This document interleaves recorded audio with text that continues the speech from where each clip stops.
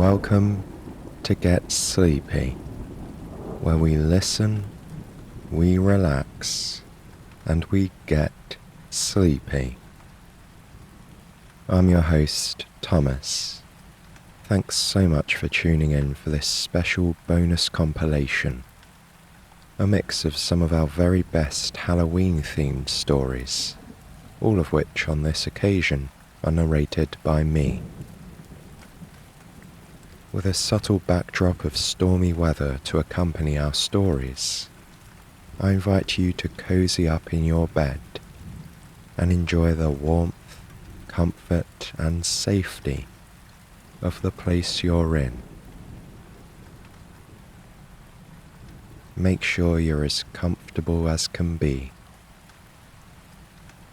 and allow any thoughts of the day to drift away. It's time to rest, and our collection of stories will accompany you for several hours tonight.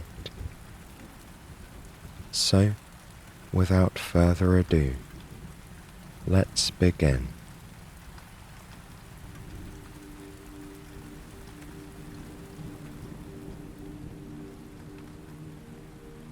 To utter the words, "once upon a time," is to foreshadow a story of magic.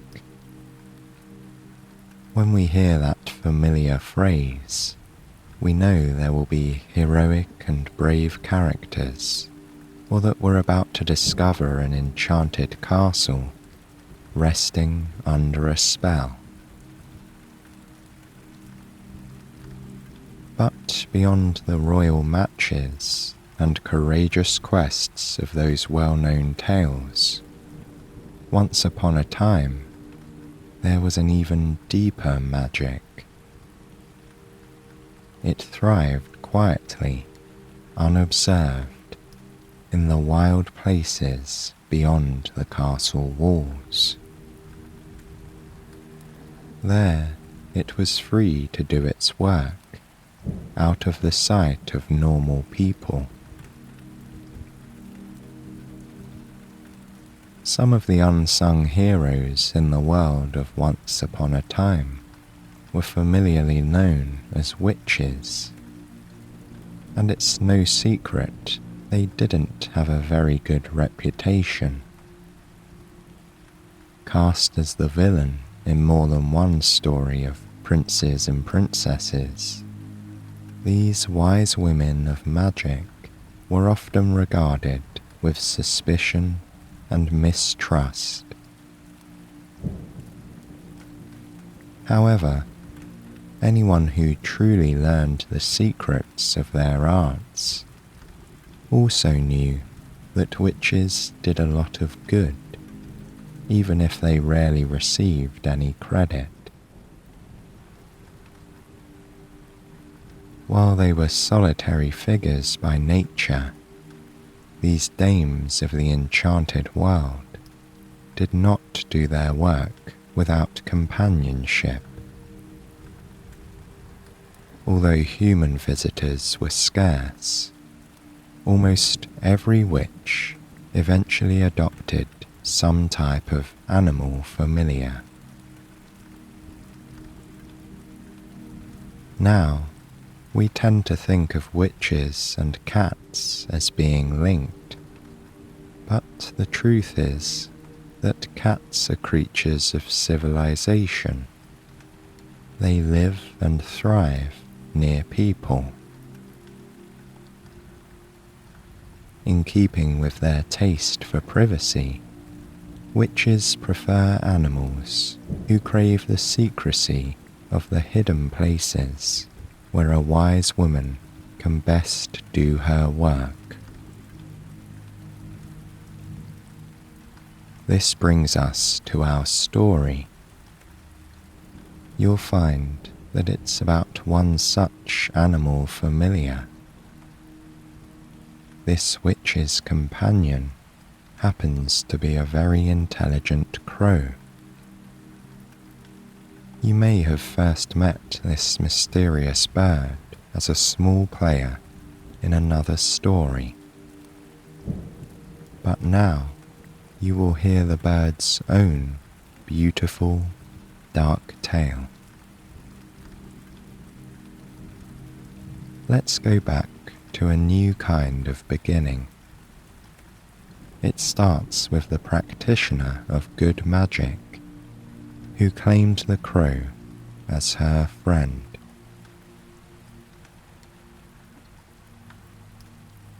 Once upon a time, in a humble part of the world of kings, queens, and castles, there was an ordinary village girl.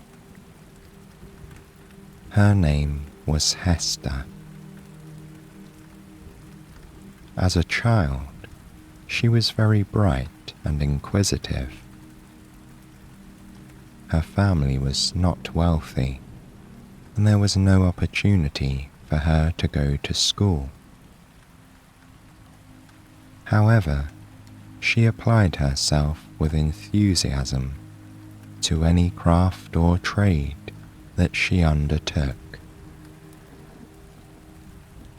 Household tasks bored her, but she could be seen asking questions of the merchants, the tradespeople, and the wandering travellers who passed through the town.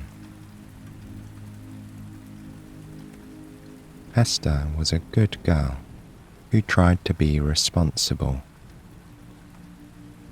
However, once in a while, she was late completing her chores when she lost track of time somewhere. There was so much to see out in the world that staying in her parents' house or in the small gardens around it felt stifling. One chore that Hester liked best was caring for the family's small flock of geese. She was quite good at it, and she seemed to be more successful than anyone at keeping the birds happy and getting them to produce lots of eggs. In general, she had a very soft spot for animals, and could often be found lingering with a neighbourhood cat or tossing crumbs to a squirrel. Unfortunately, all the curiosity in the world couldn't get a girl like Hester any big opportunities in the villages of far away and long ago. They were such provincial, isolated places. As she grew up, it became more and more obvious that her parents would soon expect her to marry. After all, she was a very pleasant young lady, and she would make a respectable housekeeper. But Hester wasn't interested in a future as a wife, tending her cottage in the same village where she was born. She had a growing curiosity about the world, and she dreamed of setting off on a dusty road out of town and seeing what lay beyond. Alas, she couldn't imagine how to do that. Everyone she had ever known lived right where they'd been born. Who among them could tell her how to see the world? It happened that one day a kindly old woman came to town. She was selling medicinal herbs in the market out of a small pushcart. As she always did, Hester lingered inquisitively around the woman, asking about the benefits of one mixture after another. The lady was very obliging, explaining them all. With each herb or remedy explained, Hester's excitement grew. How marvellous, she thought, to so deeply understand the workings of these gifts from nature. Wistfully, she reflected that she would like to learn this important art. Later, as she was tending to her geese, Hester saw the same old woman walking away from town and taking the small path into the forest. All at once, she was seized with the desire to follow her and perhaps beg the lady to teach her. Hester knew that her parents would be fine without her help around the house. She would have been getting married and leaving soon anyway. Why settle for a future as a wife when she could be a botanist and a healer? With the impulsiveness of youth, she decided to follow on the heels of the mysterious old woman. As night fell and her parents went early to bed, Hester quickly packed a little bit of food and a change of clothing in a cloth bag and slipped out the door. Taking a lantern from the front step, she hurried off in the direction of the forest path. She felt sure that with her youthful speed, she could catch up with the woman on the trail through the woods. Hester walked boldly into the embrace of the forest, the lantern casting a glow to light her way. She'd been down this path many times before and had played in the woods as a child, but it was not very long before she'd travelled further than she had ever done before.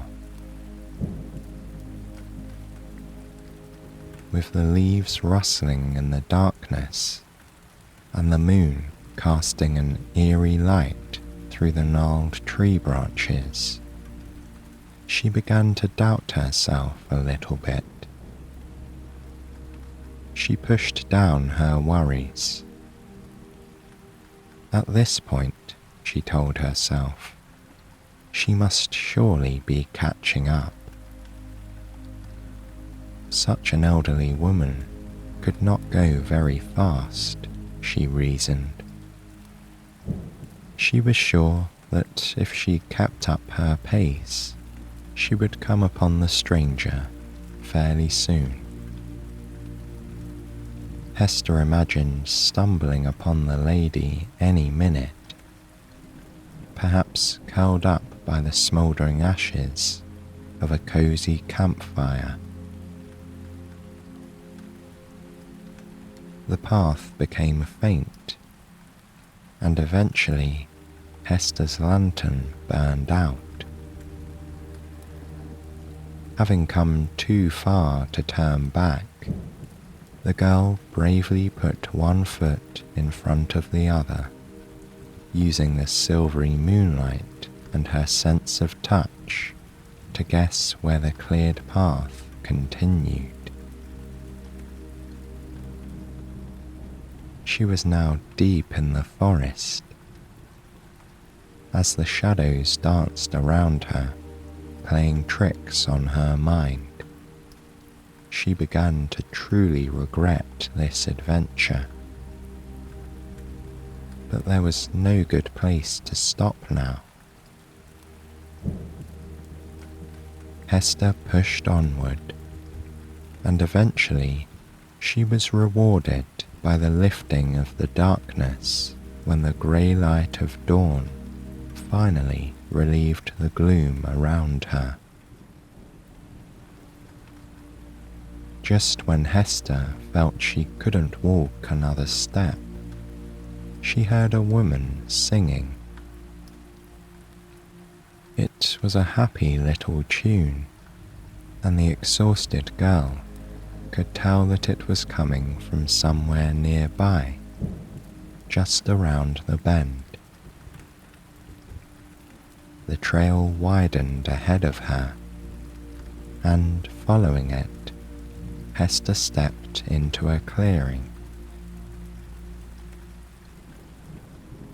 In the center, a snug little white cottage sat nestled under a shingled roof. Chickens pecked away around the garden. There was a wooden rack standing off to the side, on which bunches of herbs were hung, drying. Smoke curled from the chimney of the house, suggesting a welcoming fire was ablaze in the hearth. As she gazed upon the cosy scene, dull and tired, she felt oddly like she was suspended in a dream. Blossoms drifted lightly through the air, borne upon sweet breezes. The very trees seemed to lean closer to one another, as if sheltering a secret. From somewhere in the yard, the delicate sound of wind chimes floated towards her. Hester didn't know how long she stood there, but she was pulled from her reverie by the sight of the old woman she'd been following, who emerged from the cottage. The lady saw her and appeared oddly unsurprised to find Hester in her garden. Gazing thoughtfully, the kindly-looking lady stood drying her hands on an apron that was tied around her waist. She seemed to be considering the girl carefully. Hester didn't say a word, examining her as well. She took in the woman's long grey hair tied back loosely, and her well-worn shoes and simple clothing. More than anything, she felt her intelligent gaze appraising her from head to toe. Before Hester could formulate an explanation for her uninvited visit, the woman nodded as if satisfied. Then, behaving like it was the obvious course of action, she told Hester to come along inside and have some breakfast. This was the beginning of Hester's new life, for even she hadn't really thought deep down that she was merely following the old woman to make a short visit. A bed was made up for the new arrival, and the girl settled right into life at the cottage. In no time at all, she was sharing the daily chores and learning everything she could about herbs and medicine from her new mentor. Hester felt very at home living in the little house in the woods. Each day was an adventure, as she slowly came to understand the mysteries of the forest, the habits of the animals, the phases of the moon, and even the scents on the wind. These became important sources of information for her as she learned the ways of the wilderness and how to best harness its bounty. She and the old woman got along quite well, as they had similar temperaments, and the younger woman was able to assist her elder with many tasks that had become more difficult for her as she advanced in age. As the weeks and months went on, the wise old lady began to impart greater secrets to her young apprentice. The girl learned that her teacher could interact with nature in such a way that some would call it magic. To her, however, casting a spell was merely understanding the ways of the woods and how her feminine power tapped into her surroundings. And first and foremost, this the wise woman stressed, she always used her knowledge for good. Alongside her, Hester gradually became a benevolent, wise woman as well. Superstitious gossips might have called both of them witches, but the labels of less insightful people didn't much bother them, and they rarely appeared in town. One of the old lady's favourite daily habits was to feed the birds. Most people are suspicious of crows, accusing them of bringing bad luck, or perhaps rightly so, of stealing food. The good witch in the forest, however, was on excellent terms with an entire flock of these intelligent creatures. Each morning, she would scatter some stale bread for them, inviting them to linger in the garden. In return, they brought her small gifts of appreciation. Shiny things, colourful things. Sometimes, Hester could swear they brought her secrets that they whispered to her as she walked among them. More than once, her mentor had stood amid the crows, with one bird resting on her shoulder, and nodded as if she were having a conversation. A single crow in particular separated from its flock and stayed around the cottage all the time. Many people don't realize how sensitive these birds are, but Hester came to understand how satisfying its companionship could be. Listening, helping, or just sitting and observing, the friendly bird seemed to be a part of almost everything the wise woman did there at the little house in the woods. There was a special bond between the majestic, dark bird and the good witch.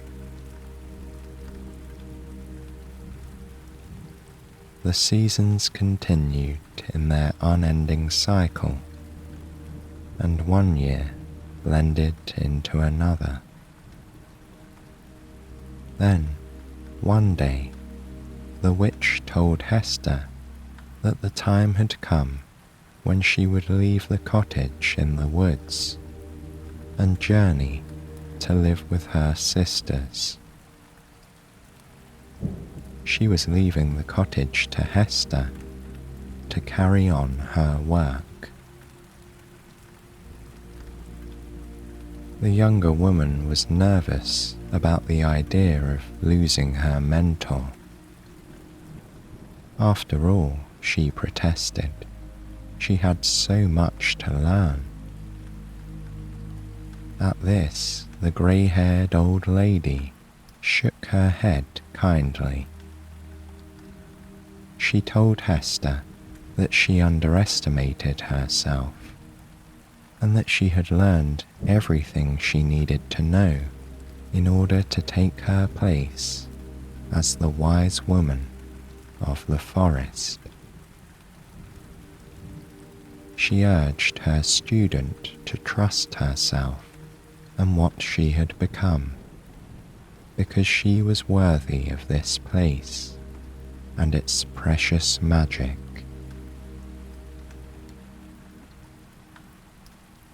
Hester woke the next morning, and the old woman was gone. The new mistress of the hidden cottage took her tea out into the garden and watched the clearing lighten as the sun rose above the forest.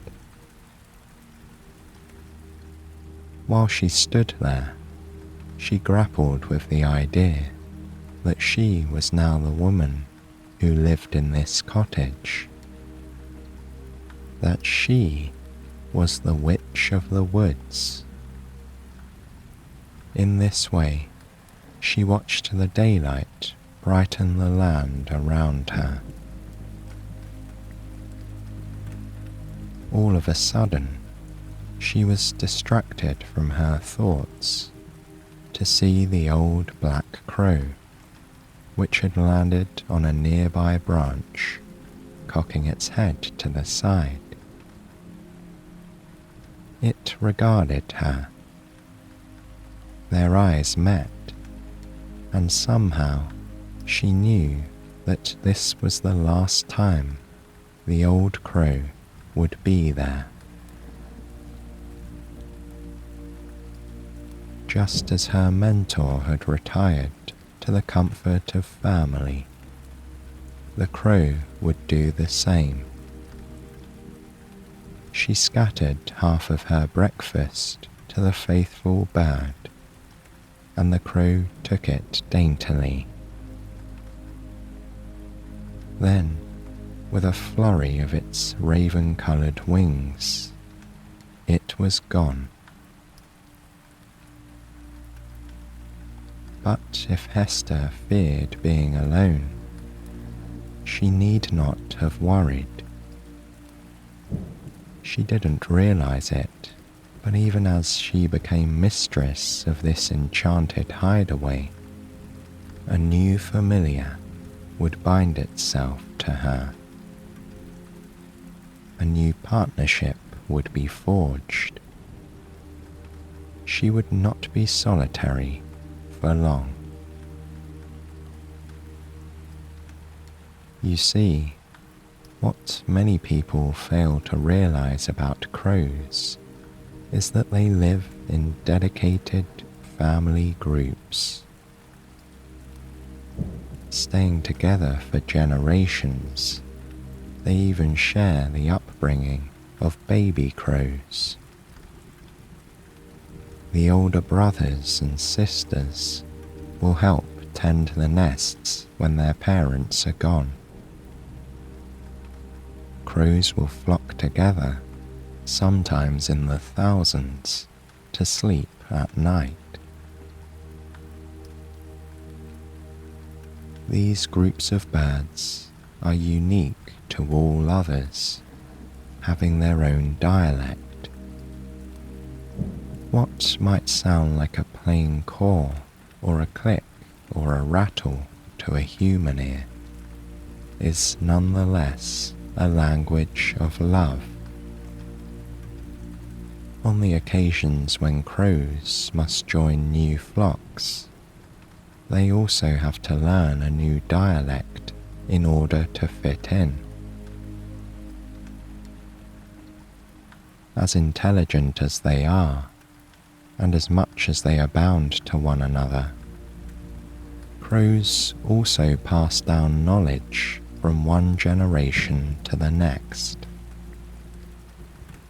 The lessons of life and the warnings of the elders benefit their children and their children's children. And that is how Hester came to have a trusty new friend. When her mentor bequeathed Hester the cottage, the elder crow returned to its flock for good. However, the retiring crow passed the witching legacy onto one of its children. One of the most intelligent, the most sensitive, and the most curious of the old crow's offspring was dispatched with the sacred duty of assisting Hester in her work.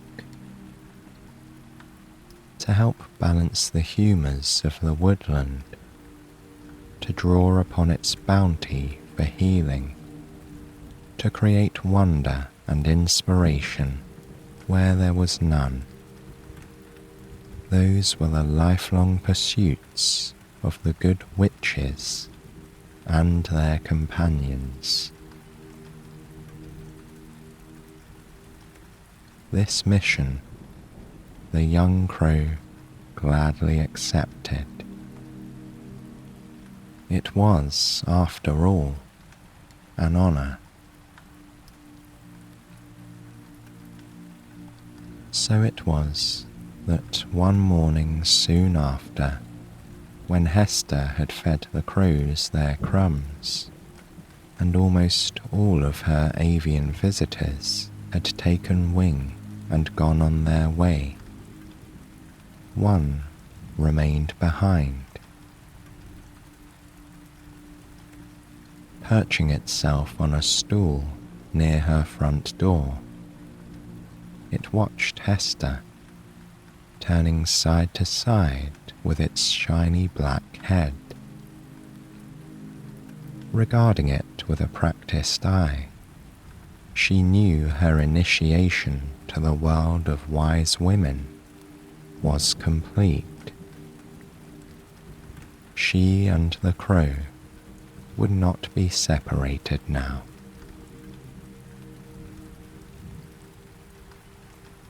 Hester and the crow grew in their wisdom and their friendship as the years went on. Just as her predecessor had noted, the younger witch was ready to claim her position as the benevolent presence of the woodland. She had learned so many important lessons from the older woman, and the most important one of all was that the forest was her best teacher. Even as Hester continued the traditions of her mentor, she made her own discoveries using secrets that she had learned from the whispering voice of nature. Here, far from the interference of humans, the ways of the old forest were at their most powerful. Hester occasionally took her remedies to town, offering relief to more than one ailing grandfather or feverish child. When people lost their direction in the forest, she found ways to silently help them find their footing again. when grieving hearts crossed her path, she tried her hardest to heal them. Through it all, she did everything in her power to protect her secret world and the animals who made it their home. In all of this, the crow was her main helpmate. It delivered messages, surveyed the land from the sky, and kept her apprised of goings-on in the forest.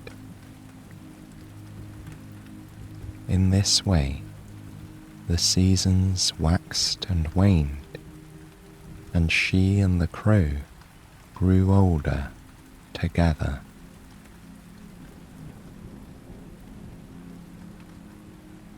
But there was one time of the year when the crow always left Hester to her own thoughts. On this evening, it would make an overnight pilgrimage to its flock, because the bird's family was its source of strength. At the time many know as All Hallows' Eve, that moment when autumn reaches its most profound stillness and humans let loose their traditions to make sense of the dark, that was the night that the crows would meet. At dusk on that day, when Hester had closed her door against the cold and sat rocking by her hearth, the crow would leave its perch and, with her blessing, vanish into the dark forest. It would caw jubilantly as it swiftly cut through the thick canopy and into the cloudy skies. Rising up above the tops of the trees, it would flap its powerful jet-black wings, soaring confidently amid the deepening gloom. Underneath it, a million orange, yellow, red and brown leaves whispered in unison. Some would be found clinging to their branches for one more hour or one more night. Others were already letting go to make their descent to the forest floor. Then, following an intuition as old as its lineage, the bird would glide to a special place where it knew its family would be found. Diving down again, slicing deftly into the woods, it would gracefully alight on the crumbling stone wall of an abandoned house. This was a place so overgrown with ivy and trees, its paths so long been obscured and erased, that it was quite forgotten by civilization. Any human memories were too long distant for it to be found by people. But the crows were still there. And what a flock they were. A convergence of many families known to each other for time out of mind. A group cemented by the great-great-great-grandparents of the birds who now gathered in this spot. Like a living manifestation of midnight, they gently descended upon the old stone ruin in an ebony blanket. Then, turning to greet each other, these crows of long acquaintance would begin exchanging their latest news. One elder of the flock might relate how she had soared high above the treetops for many miles, observing the little villages, each separated from the other like an island in a sea of trees. She would marvel at the knowledge that these people could live their entire lives within their little towns in just this manner. Humans were so limited in their scope, she might say, woefully. A younger, more daring crow would tell its brothers and sisters about the summer journey it had made to reach the edge of the forest and see the ocean. When the land-dwelling bird got there, he would have seen a vast stretch of glittering blue water and encountered many large white gulls. The gathered flock would chatter and exclaim at this wondrous story of faraway places. One very humorous member of the flock would probably tell a story of how he and some friends had alarmed people upon the road by throwing down nuts to crack upon the path at their feet.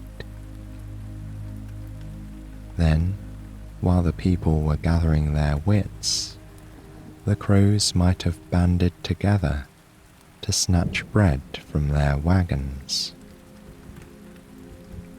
This story of foolish behavior would, of course, elicit mild disapproval from the older generation of birds who were listening in. One memorable year, Hester's crow shared the most amazing story of all. In service to its mistress, the faithful bird had tried to help a group of royal princes who had accidentally become enchanted and turned into swans. Unable to reverse the spell, Hester had asked her familiar to show their sister a method to break the enchantment. Alas, the crow related, the task she had taken on was to be a long one. The bird would have to keep watch over her for some time. In the years following, the crow would tell them how the story had ended with triumph and love. At this type of story, there was much expression of admiration among the gathered families. The role of a witch's familiar was a sacred and important one. The valiant efforts of one member of the family brought status to all the rest. When all the year's stories had been told and the greetings fully exchanged, the group always took flight together.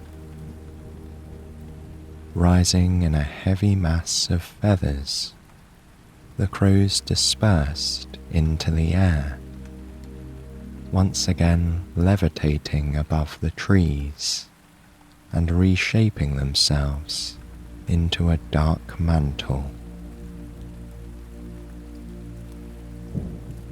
As the wispy clouds hid and then revealed the moon, the individuals in the sea of birds flapped their wild wings and headed across the thick carpet of trees, watching All Hallows Eve unfold beneath them. Within the forest, the animals were alive to the oncoming chill of winter. They scurried and climbed. They burrowed and buried. They took in the peculiar mixture of dead leaves from the ground and wood smoke from the towns. They made haste to get ready for the oncoming lean season because they sensed it in the air. Soaring over the towns, the crows could observe the strange customs of the people below. There were bright, crackling bonfires to be seen lighting up the farms and the villages.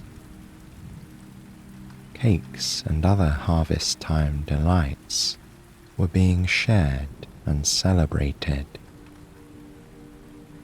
Costumes were being paraded about, partly to hide their wearers from evil spirits, and partly to entertain their neighbours.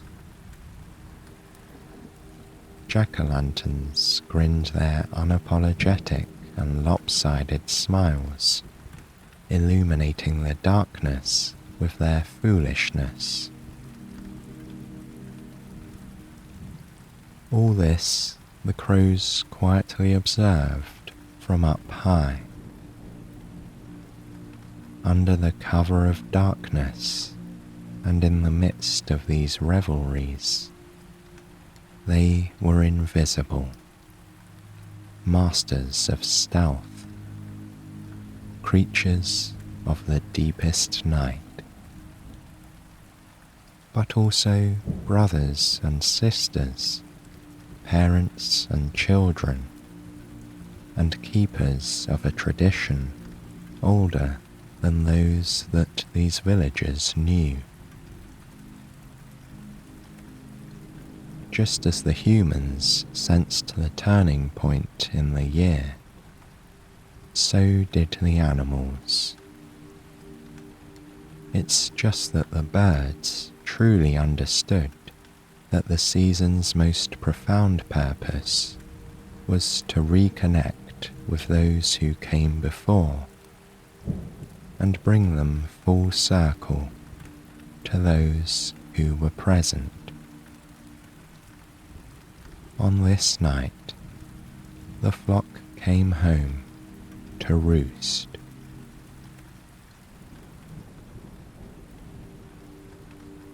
When they had surveyed their forest territory, and the night of All Hallows Eve was waning, the crows always turned and moved homeward. The night would be quiet now, as the human revellers disappeared behind their front doors. The towns extinguished their flames, and the villagers returned to their warm beds, dreaming of tricks and treats. In the forest, the nocturnal animals went about their usual tasks, hooting and scurrying, hunting and gathering. Then, some years, the clouds pulled away, and with dawn imminent, the moon appeared briefly at her finest. The luminous glow from the sky might reflect on the waterways below, creating silvery veins that twisted through the sparser areas of the landscape. Looking down upon it, the crows would have a feeling of peace. All was as it should be in the world below.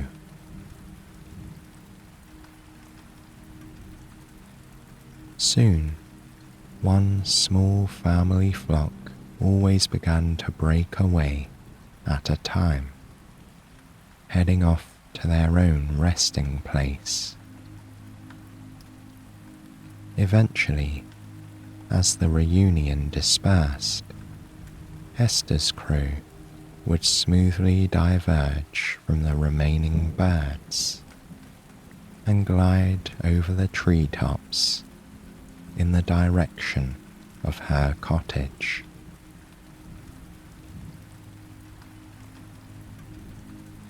When the journey ended, the bird would find the garden was still quiet.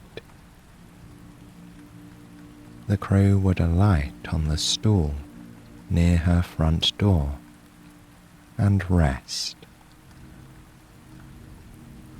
Dawn would be at the moment when the sun was just beginning to paint the sky. The crow would watch as the heavens filled with all the pastels that heralded the daylight. Blues and greys seamlessly transitioned to yellow, orange, and pink. But with the day, there was a lingering sense of melancholy. The crow always felt that with the departure of night, the most secret places of the wilderness were temporarily lost. The cover of darkness was such a good friend to magic. But Hester did her best work in the sunlight. The crow's most earnest wish was to continue to help her in manifesting the good magic that followed her wherever she went. Until this time next year, the crow would dedicate itself to that task. And now, because these wild places must remain hidden, we will leave Hester and her crow at this point in the story to live their lives in peace. You must realize, of course, that it's never really at an end. For every enchanted prince or princess, for every distant kingdom, and for every quest, there is another, deeper fairy tale underneath. The true current of magic doesn't end with a palace wedding or a broken spell. It is a river that never runs dry.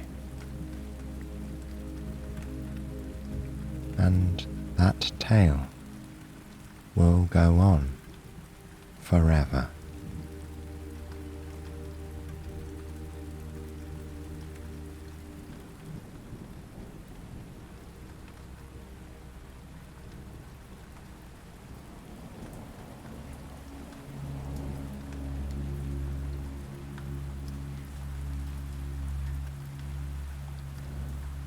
There was once a young man named Hans who never appeared to be afraid of anything.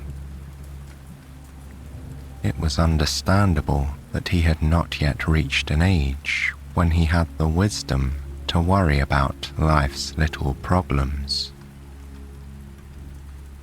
However, the lack of fear he showed for absolutely any situation situation seemed to verge on foolishness. That little shiver that a normal person would experience, the nerves that make someone pause before doing something new, or the feeling of alertness one would have from hearing a strange noise. These were experiences Hans had never had.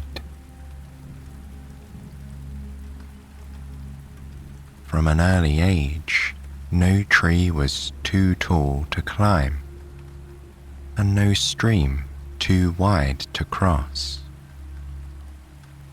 Hans simply plunged bravely into the fray. Because he also appeared to be a very lucky person, he always escaped unscathed. This made him disregard the advice of his elders that he should be more careful. Indeed, Hans seemed to live a charmed life. All the village girls thought he was awfully handsome. His generous nature and quick smile won him many friends. He was good at making jokes as well. Any local gathering was more amusing with Hans there. He was light on his feet, good with a story, and entirely likable. The fact that he was also willing to take on just about any madcap adventure or wild plan only enhanced his charms. There were things about him that his family found less charming, however. His parents had another son, his older brother Klaus. He and Klaus were as different as night and day. The elder brother was not a very humorous person. In fact, he tended toward being a bit dull. However, he was extremely responsible and was a great help to their parents in the family business. Hans, on the other hand, had no serious plans to follow in his parents' footsteps. He had big dreams that made him yearn for a life beyond his humble village. Although he would obediently sit down to complete tasks his parents set for him, he would usually be found thumbing through a favorite book or staring into space a short time later. His parents were concerned that without a useful trade and a reputation for reliability, he would not be successful in life. But, as usual, Hans was afraid of nothing.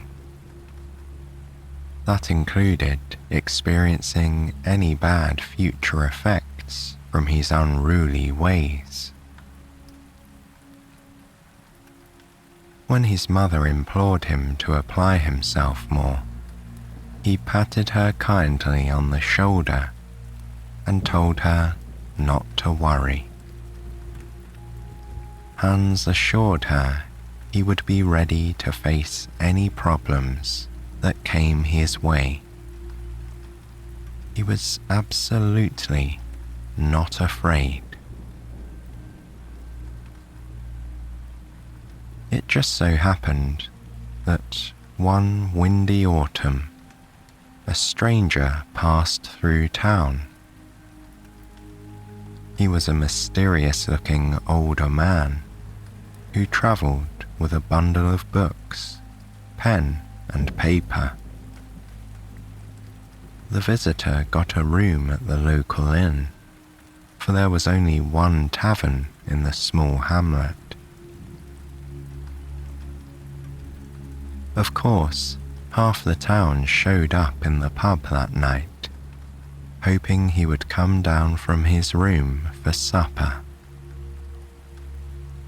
A visitor was a somewhat rare occurrence. To get a look at him would be exciting, but the idea that he brought news was even more enticing. Small villages tended to be somewhat isolated in those times. The assembled company were not disappointed, as the man did eventually emerge from his room. He was quite amiable, as it turned out. He sat himself down at one of the rough wooden tables, ordered some stew and a tankard of ale, and was quickly drawn into conversation by some eager local boys. Hans was of course among them. Klaus was there too, but he hung back in the shadows, listening. The stranger was a scribe and a storyteller, it turned out. This made him the most popular type of guest. As the wild October evening rattled the shutters of the pub, the man began to spin tales of far-off places. Too soon, the night grew late, and the number of people in the pub began to dwindle. The stranger, however, announced that he would tell one last story. He said it would be a ghost story, and that anyone with tender sensibilities should go home to their bed. The remaining folk laughed jovially. Not a single one of them would admit to being scared of a tale spun by firelight at the pub.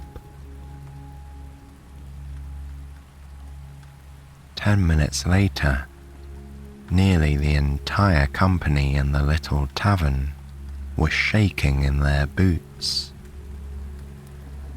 The stranger was indeed a master storyteller. He built up a dark story of suspense and thrilled every listener with its spine-tingling conclusion. Well, every listener, that is, except Hans.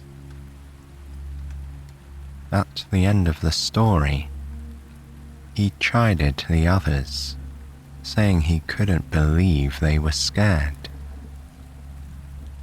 Smiling broadly, he shrugged and said he was not afraid at all.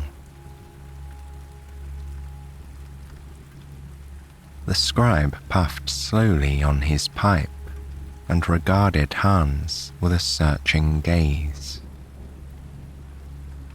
After a few moments, he said, "Young man, if you are truly this impervious to fear, I may know of a way that you can achieve greatness." At this, Klaus rolled his eyes, but Hans sat up straight and eager and urged the man to continue. A couple of days' journey from here, straight through the forest, you will come upon a grand castle, the man said. There is a king who lives there with his only child.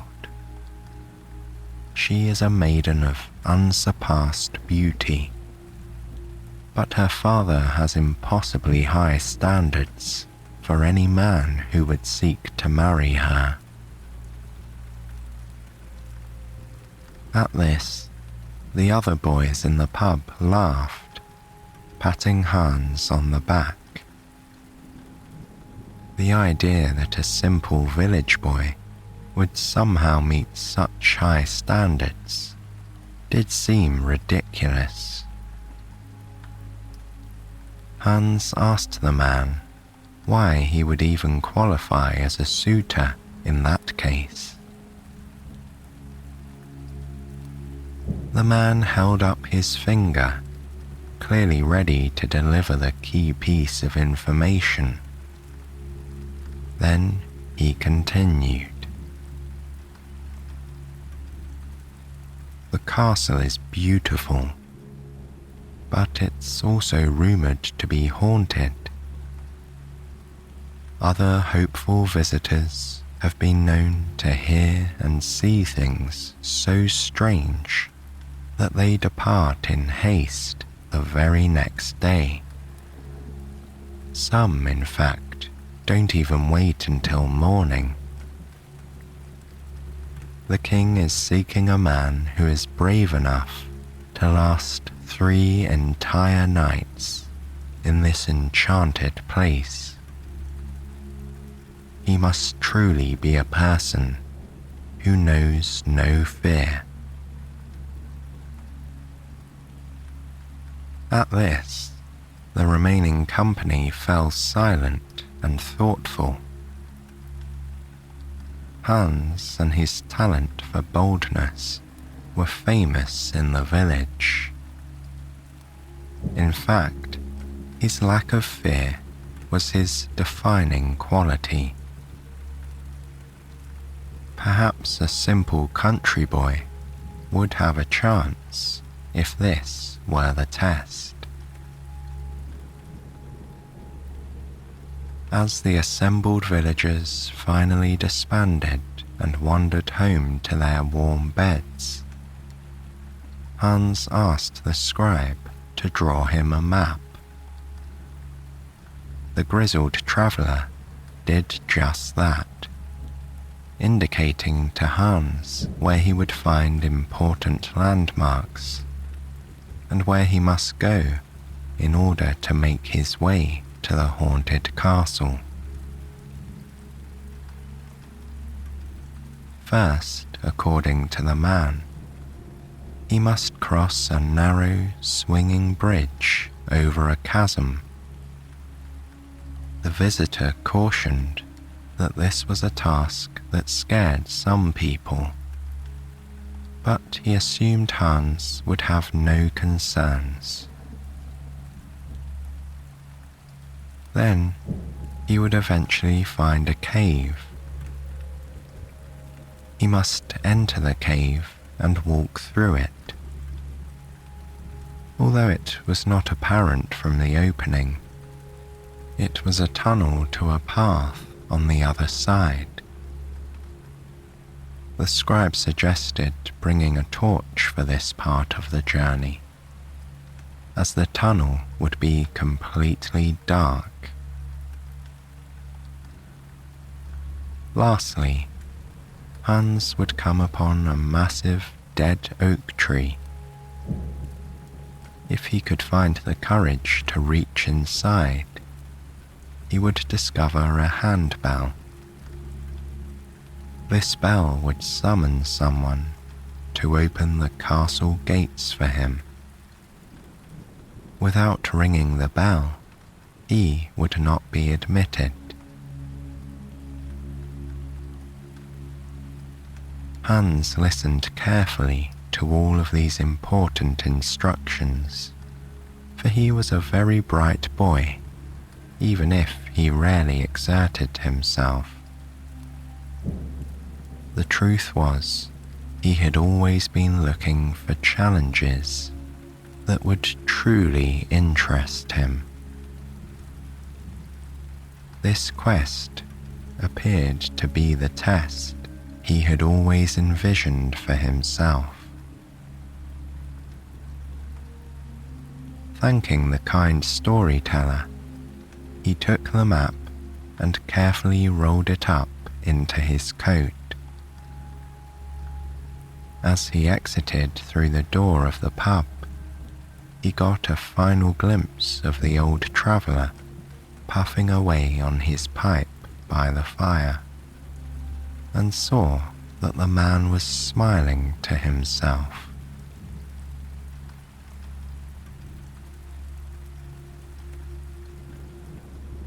The next day, despite his parents' objections, Hans could be seen trudging through the village with a knapsack of belongings over his back. As he made his way to the forest path, he waved cheerfully to his friends and neighbours, who appeared at their windows, stood in their doorways, and stopped to look at him on their way to the market. Klaus likewise watched his brother with skepticism as he disappeared into the distance.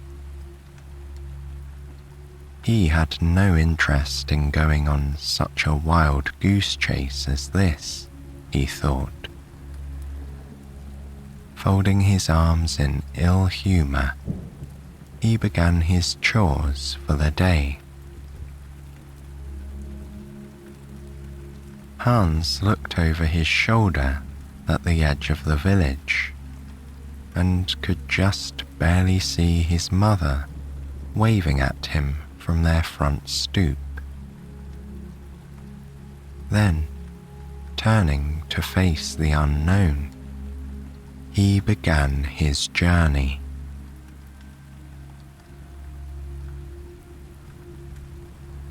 It was one of those really fine, sunny autumn days. Hans felt his spirits lift as he breathed deeply of the crisp October air. His feet made a pleasing swishing and crunching noise as he journeyed through the part of the forest he was familiar with. After all, he had been exploring these woods since he was a child, and there were areas around the village he knew quite well. The trees were ablaze with fiery colours. Every few steps he saw an orange leaf, or a red leaf, or a yellow leaf, as it spun lazily through the air and came to its resting place on the forest floor. He was surrounded by the familiar and comforting earthy smells of the season. By the time the sun was shining at its lowest angle in the sky, he was encountering unfamiliar territory. The path through the woods was still visible. He had just never walked this far before. He was beginning to get tired after travelling such a long way, and noticed he was dragging his feet more than before. The swish of his own footsteps lulled him into a rhythm. Just a little farther, he kept thinking, and then I'll stop for the night. Right when he felt he couldn't go any further, he came upon the swinging bridge the scribe had spoken of. Looking at it, he could see why some people shied away from using it. The chasm that it crossed was rather wide, and the bridge looked as if it had been there for quite some time. Hans, however, was unaffected by these observations. Eager to cross the gap and settle for the night, he grabbed both sides of the narrow bridge and confidently stepped forward. He advanced steadily from one plank to the next, undisturbed even when a bird flew beneath him. With consistent progress and good balance, he was soon on the other side. He looked back at the bridge and nodded to himself with satisfaction. Well, he thought, that wasn't bad at all. With his victory over the swinging bridge behind him, he took off his knapsack. It felt so much heavier than it had this morning. Then he collected a bit of firewood and built himself a cheerful blaze in a clearing off to the side of the forest path. After enjoying a dinner of bread and cheese, he rolled himself up in his wool blanket and fell into a deep sleep almost instantly. After all, there really wasn't anything in these woods he was afraid of.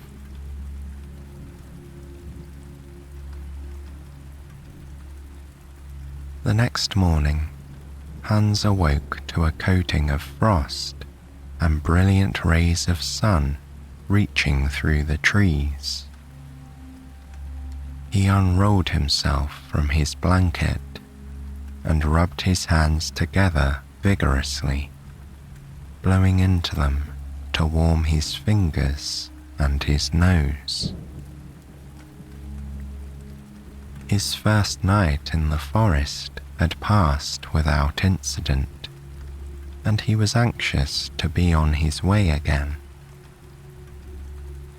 Without bothering to light a fire, he simply packed up and went on his way, eating some leftover bread as he walked. He was so confident that there was nothing lying ahead that he couldn't handle. Hans trekked all morning without encountering a single person, although he certainly saw many a squirrel or bird along his way.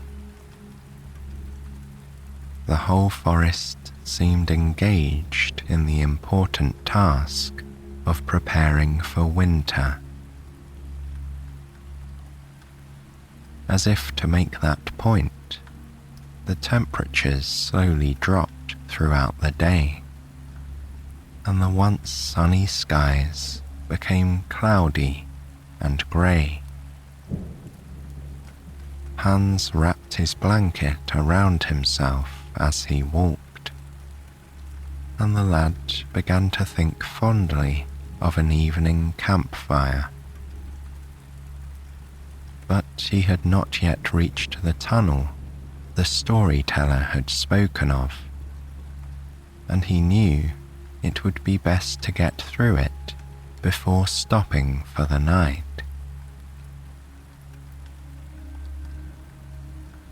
The skies were too overcast for him to see a sunset, but he sensed twilight was approaching. Luckily, just when he was beginning to think he might not get there, he finally reached the mouth of the tunnel. He'd made it just in time to pass through before the day's end. As he fumbled in his backpack for the torch he had brought, he heard a light whining noise. Looking off to the side, he saw a little brown dog sitting by the mouth of the cave.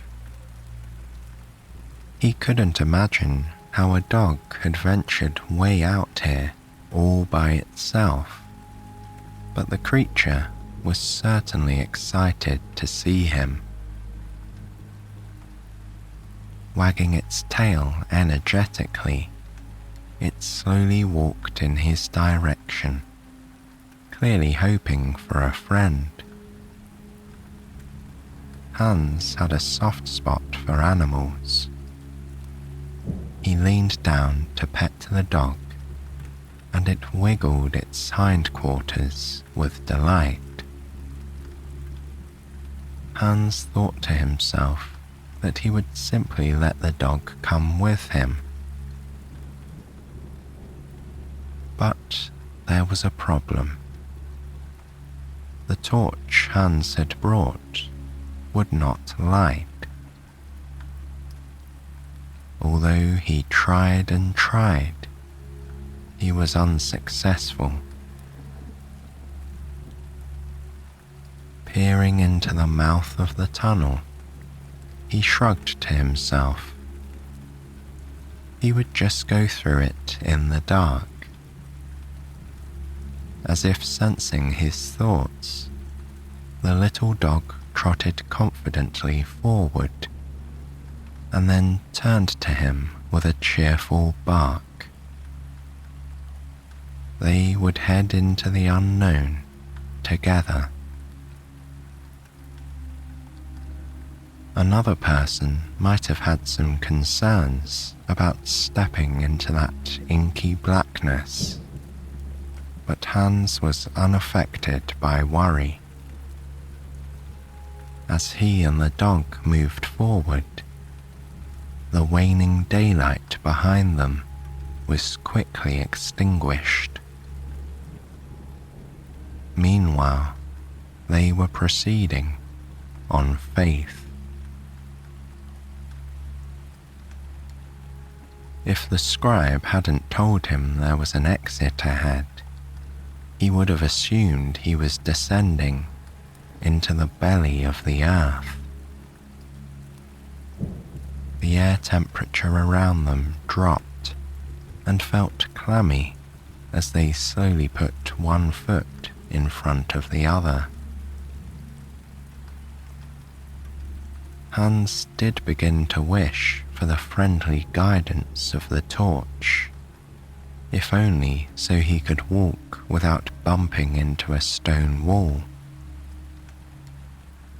Reaching out with his hands, he could feel the dripping rocks to his right and left. The passage was not wide. If he ever thought of losing his footing, however, the friendly little dog was there for him. Walking just in front of Hans, but close by, his trusty new companion didn't allow him to make a mistake. Together, the two persisted until they saw a weak light streaming towards them. Then, all at once, the trial was past, and they had emerged into the forest again. Hans patted the faithful pup on the head and looked around him. The woods had a different feel on this side of the tunnel. The trees were the same, but there was an intangible energy surrounding them. He couldn't put his finger on it, but he felt as if he had emerged in a new place. First and foremost, however, he needed to start a fire. He and his new sidekick were going to need a little light and warmth to get them through this cold night. After sharing the last of his provisions, he and the dog snuggled into the blanket together. The temperature was lower even than the night before, and the dead leaves gusted in the breeze, making little whirling spirals around them. But they kept each other comfortable and managed to sleep through the night.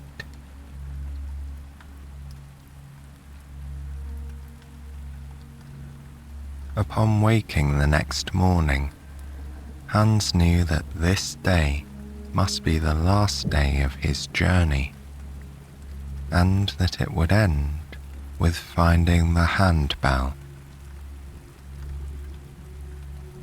As he set off, he smiled at the dog, which was striding importantly by his side. His new best friend needed a name. He pondered what it should be. Spot? No. Brownie? No. That was too obvious. As if reading his thoughts, the dog peered up at him, eyes twinkling. His funny, whiskered face reminded Hans of a man named Fritz, who frequented the pub at home. He grinned broadly. Fritzy. That was perfect. Fritzy it was.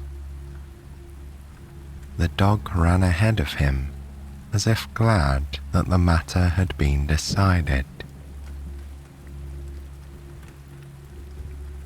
Unlike the previous mornings, this one was dark and moody. Hans pulled the blanket closer around him as he walked. Looking up at the sky, he thought there might be a storm coming.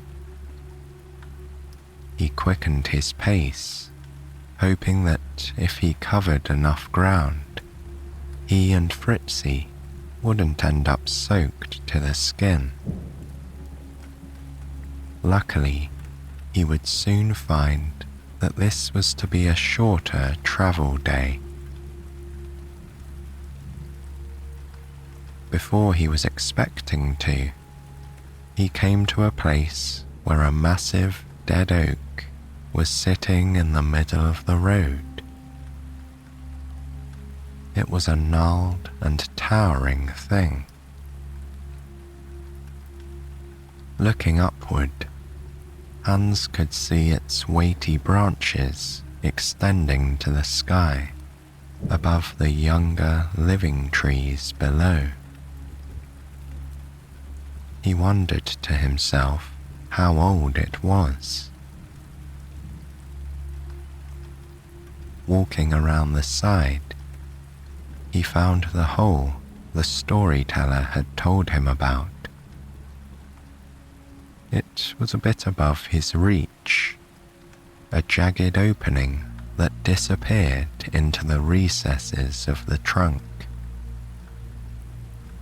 He would have to climb part way up and then reach his hand above his head and put it in the hole without seeing what was inside. Fritzy sat calmly nearby. Hans put down his knapsack and prepared to find a foothold. There was no time to waste if he wanted to reach the castle before the storm broke. 1, 2, 3, he hoisted himself up high enough and fearlessly inserted his hand into the mysterious gap in the tree trunk. At first, he thought there was nothing there, but feeling around a bit, his palm made contact with a very cold, very smooth surface. Then, a wooden handle worn with use. Teetering on his perch, he grabbed the handle and slipped back down the trunk to the ground. Then he turned and brightly displayed a brass handbell to Fritzy. The dog barked in congratulations and wagged its stumpy tail with excitement. It was the final piece of the puzzle. Hans was filled with a sense of purpose. Pulling the blanket back over his shoulders, he told Fritzy to look lively. They had a castle to find. Just a few minutes on, the road parted. The main branch continued straight into the darkening forest. It twisted ahead, leading to places unknown. He spared himself just a moment of curiosity, thinking about those far-off places. But his destination was clearly at the end of the smaller trail to his left. Peering around the curve in the path, he could just spy a mouldering old stone wall. This had to be the castle, he reasoned. His discovery of the handbell must surely be an indication of that.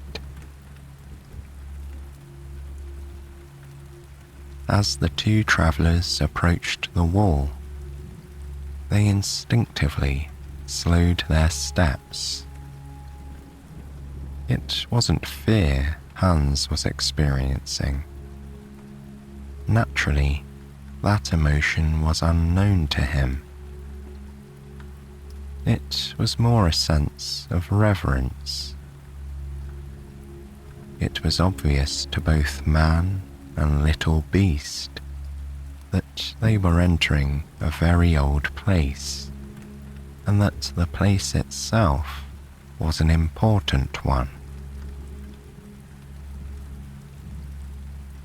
Following the path along the ivy-covered wall, they couldn't see inside at all. Hans assumed he would eventually reach an entry, and he was right.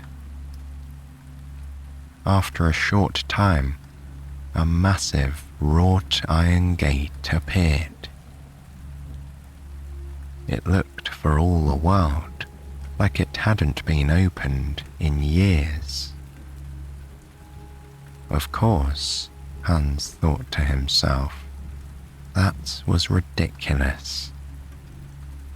Even the storyteller had said that many visitors had been coming to the castle to win the princess. Mustering his dignity and trying not to feel silly, he began to loudly ring the handbell. It resonated starkly in the silence of the forest, its vibrating tones rippling through the natural sounds of the autumn woods. Fritzy sat nearby, his ears alive to this unusual music. He was poised for action. But nothing happened. Just as Hans was about to raise the bell and try again, for what else could he do? The voice of an old man came echoing from inside. "Do not ring that bell again," the cranky person called. "Give a fellow a minute, would you?" Hans and Fritzy gaped at each other. Then their attention turned to the inside of the gate. A very small, grey-haired man in an old-fashioned manservant uniform appeared. Pulling with all his might, he forced the gate to open just enough so that Hans and Fritzy could squeeze through. Once the two travellers had entered, he stood with ill temper and put out his hand. Hans looked at him with confusion. Impatiently, he said, "Well, give me the instrument then. If I never hear that handbell again, it'll be too soon." Hans hastily proffered the offending item, and the man took it. Then, without a word, the gentleman turned and lurched towards a castle that lay ahead, waving his hand that the visitors should follow. Hans tried not to openly gawk as they made their way through the beautiful castle grounds. Belying its ancient-looking wall, the interior was well cared for and very welcoming. Although the trees and the gardens were clearly ready for winter, it was obvious how many charming spots there were for quiet conversation, contemplation of a fountain, or a shady nap. This was a treasured place, and it was clear that someone in the castle made sure it stayed that way. The castle itself was no less charming. It was not overly large or ostentatious. However, there were multiple towers and sections that hinted at twisting corridors and mysterious round rooms. It was easy to see that a person could find a nook in which to sketch pictures or lose oneself in a book on a rainy afternoon. Hans thought to himself that this castle didn't seem at all haunted or forbidding. Trotting jauntily at his side, Fritzy appeared to share his opinion. When they reached the formidable front doors of the dwelling, the grouchy little man pulled the portal open by tugging with all his might. Hans had an impulse to help him, but he held back. He had a feeling that his assistance would be an insult to the older man, who didn't seem the type to want a boost while doing his job.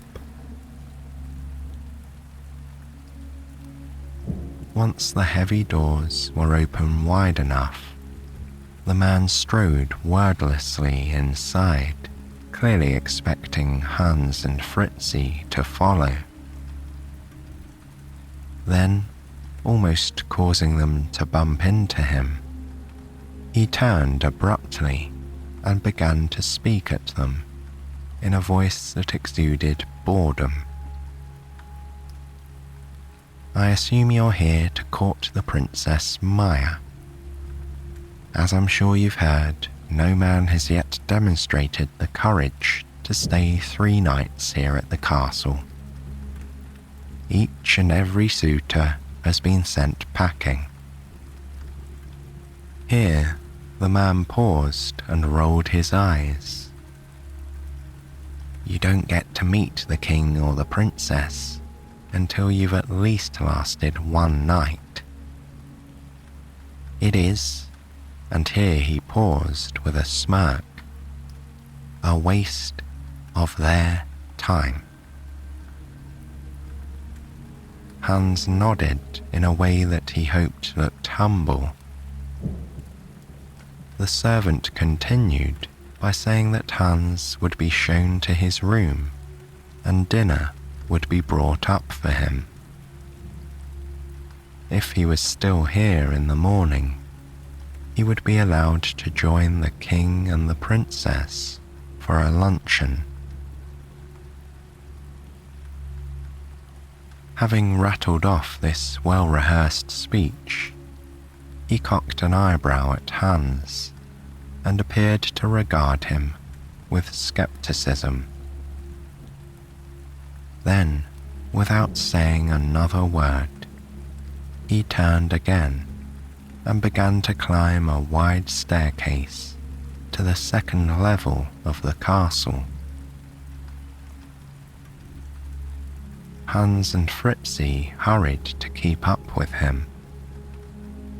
His heels made echoing sounds as he led them down a long corridor filled with portraits.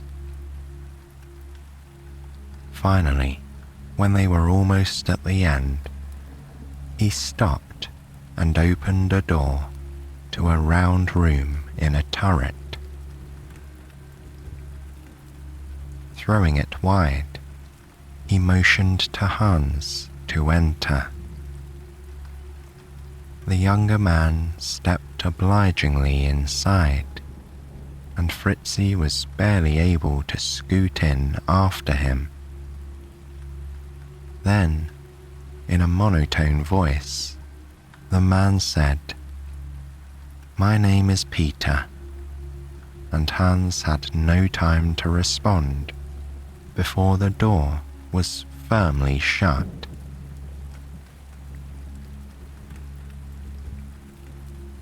The simple village lad looked around him. The tower was quite spacious. In the middle, there was a canopied bed with curtains that could be drawn around it. Hans knew that this was to protect against the draftiness of old stone buildings. Against one windowless portion of the wall near the door, there was a large wooden wardrobe. The other half of the room boasted multiple windows, giving him a lovely view of the gardens. A writing desk stood under one of the windows. What a nice place to compose a letter, he thought. It was a simple chamber, but the nicest one he'd ever seen. It seemed the tired travellers had reached the castle in the nick of time. Even as Hans was setting down his knapsack and gladly taking off his shoes, the cold rain overtook the world outside. Darkness descended upon the gardens the trees leaned away from the wind, waving their branches against the deepening twilight. A hard pattering hit all the windows at once, and Hans was soon surrounded by the acoustics of the storm as it whipped against the castle. He lit a candle that was sitting on the desk, and then lay back on the large, soft bed, suddenly feeling very exhausted. Just as he was beginning to doze off, there was a knock on his door. Jumping up, he opened the chamber to find a tray lying on the floor outside. There was no indication of who had put it there, but he gladly took the plate of bread, cheese, and wine inside. Finding himself ravenously hungry, he shared some with the dog, and then ate every remaining crumb. Now, with a comfortable warmth in his belly, he felt drowsy and happy. He lay back on the bed once again, pulling the cover over himself. Fritzy jumped up on the mattress too, turning several times before curling up next to him. Without even realizing it, and with the torrential downpour intensifying around him, he fell into a deep sleep.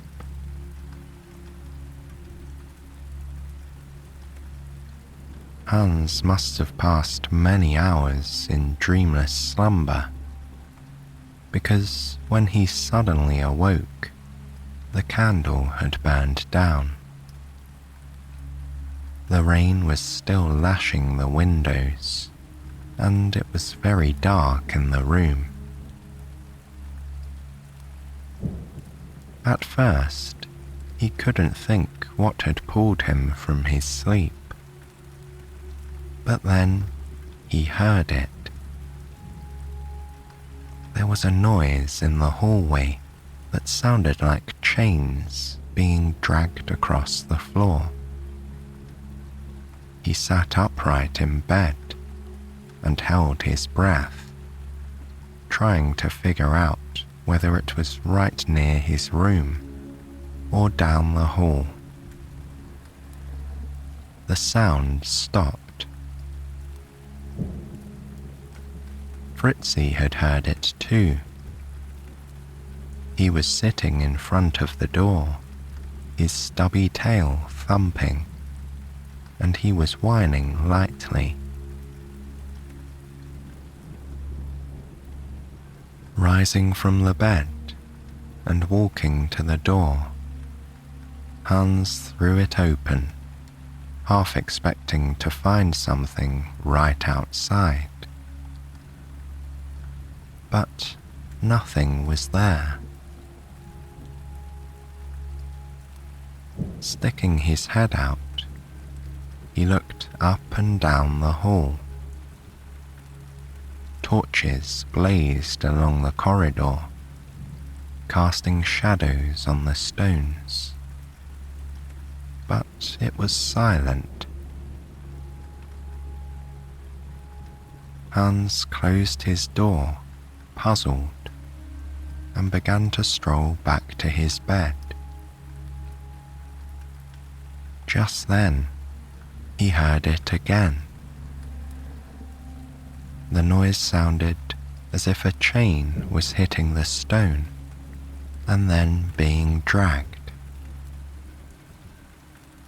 Hans once again threw the door open to find nothing there. This is how Hans spent much of the rest of the night. Just when he thought the noise had gone away, it would begin again. But, truth be told, he was not afraid. After all, what was this noise going to do to him? He was lodging in a luxurious castle room with a heavy door, and whoever or whatever made the noise was invisible. He had no plan to be scared off from his nice luncheon with the king tomorrow.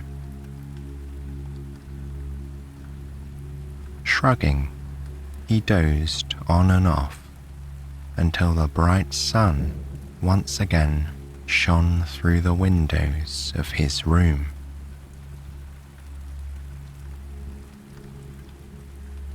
He opened his door with a plan of taking a morning stroll in the garden with Fritzi. Outside his room, on a fresh tray in the hallway, he found a nice plate with a pastry and a steaming cup of hot coffee. There was also a biscuit for Fritzi.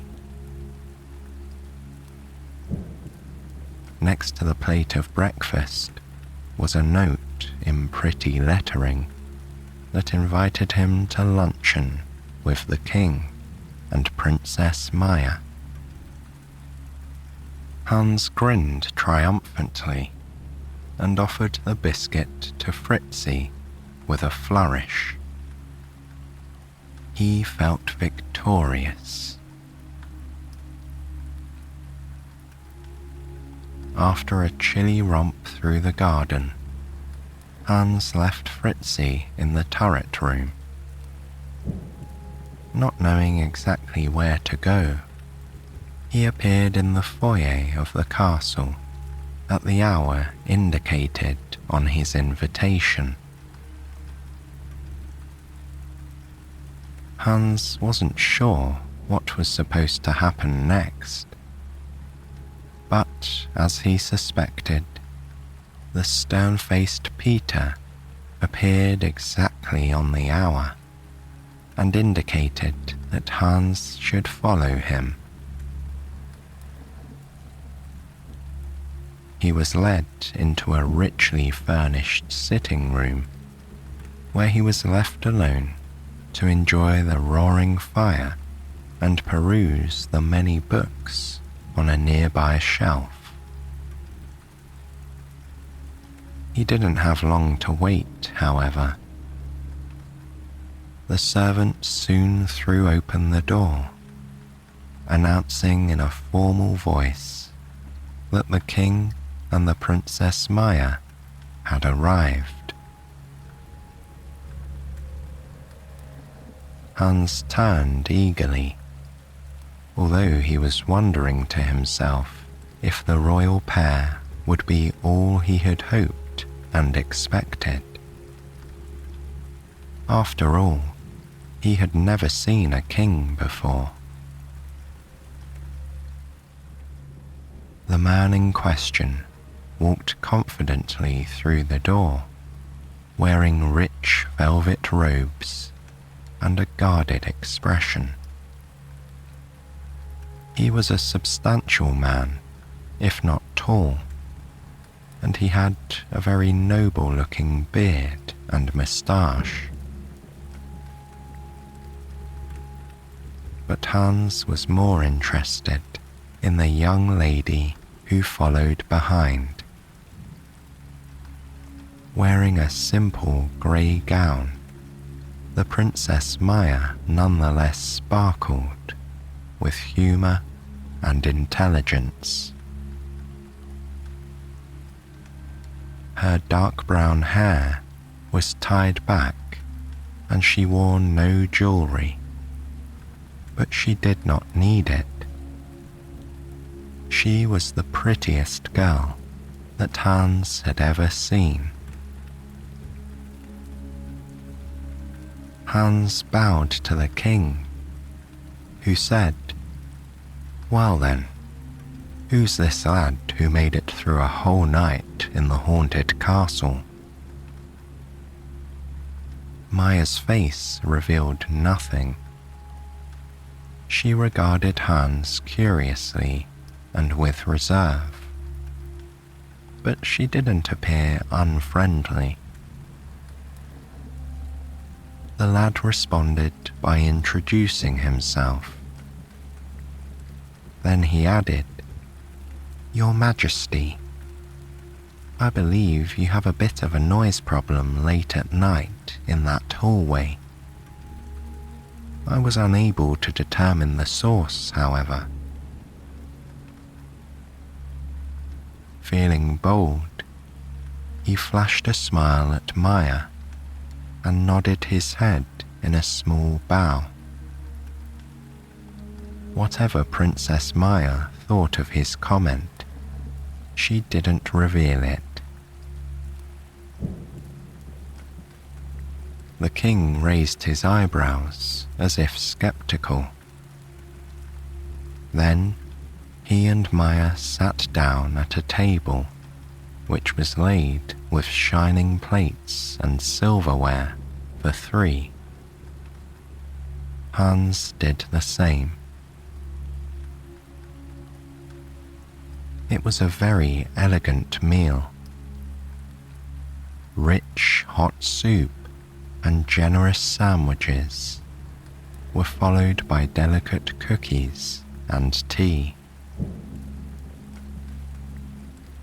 As they ate, the king asked Hans a series of questions. Where was he from? What type of occupation did his family undertake? How did he hear about the opportunity to win his daughter's hand? These were very normal questions for any father to ask of a man seeking to court his daughter. Meanwhile, Maya merely appeared to listen with interest, although she always had the look of a person who was guarding her own thoughts. At the conclusion of the meal, the king stood, causing Maya and Hans to rise as well. He looked at Hans one more time and tilted his head to the side, as if pondering exactly what to say. After a long pause, he asked one more question. "What are you afraid of?" he said to the lad. Hans was taken aback, but almost without thinking, he responded, "So far, I've been afraid of nothing." Then, seeing his answer might appear like boasting, he added, "It does give my mother some concern. She wonders if I need to give more care." The king shook his head, as if he also thought Hans might be a little foolish. Then he told Maya he was going to withdraw, and Riley wished Hans a night of good fortune. "If you are still here tomorrow," he added, "which I do not think you will be, you shall come to dinner." Then he strode out of the room, leaving Maya and Hans alone. Maya looked at the closed door before turning back to her guest. Then she asked Hans if he'd like a tour of the gardens. He said he would, very much, and the two of them ventured outside. He and the princess spent a lovely hour together after that. Clearly, Maya was a great lover of the castle grounds, and it was obvious to him that she had personally overseen the construction of all the clever pergolas and reading spots. The plants and trees were entering dormancy now, but she spoke with animation about what they would look like when they came back to life next year. As they strolled about, their conversation also turned to books, to likes and dislikes, and even to a few childhood stories. His time with Maya went by quickly. It was over too soon, and by the time she left him to his own devices, he was sure she was the most lovely and agreeable young woman he had ever met. He was quite smitten. When he returned to his room, there was a bowl of food outside that had been left for Fritzy. Hans thought this was an awfully kind gesture. For all his grouchiness, Peter, the manservant, seemed to like dogs. The daylight waned early, in keeping with the advancing autumn season. Hans found himself spending a cozy evening in his room, reading a book Maya had lent him at the end of lunch. Apparently, she knew there was nothing else for him to do in the turret room that evening. It struck him that she may have seen a suitor go through this process before him. But was he afraid of what lay ahead in the night? Quite simply, he was not. For Hans had still never known fear. Dinner was delivered on a tray at the proper hour, once again with food for Fritzy. Nothing else remarkable occurred that evening.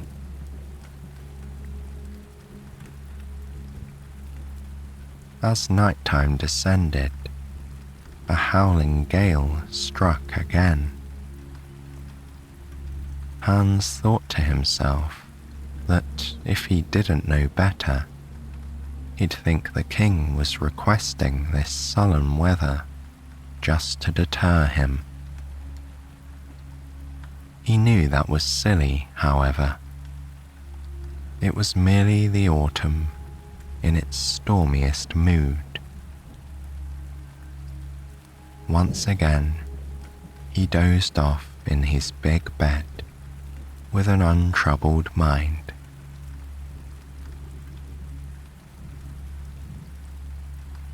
It seemed like the wee hours of the morning when he was awakened to find the window wide open. The wind was howling into his room, whipping at the curtains around the bed. Jumping up, he pushed the window shut. He was surprised that this had happened. After all, the glass was very heavy, and it didn't seem likely that even this weather could push it inward. Shrugging to himself, he got back in bed and went right back to sleep. But he wasn't that way for long. In what seemed like a minute, he was again pulled from his dreams by what sounded like laughter. Sitting upright in bed, he looked around the room. The door to the hallway was wide open, revealing only darkness beyond. He quickly walked over and looked out. He saw nothing but flickering torches. Nobody was there. He closed the door again. But further dreams were out of reach. Alas, a banging noise once again interrupted his slumber, paired with another bout of howling wind. The window was open again, and this time so was the wardrobe. As he once more closed doors and windows, he swore he heard laughing again in the hallway. However, Hans was wise enough not to bother looking this time. He knew he wouldn't find anything.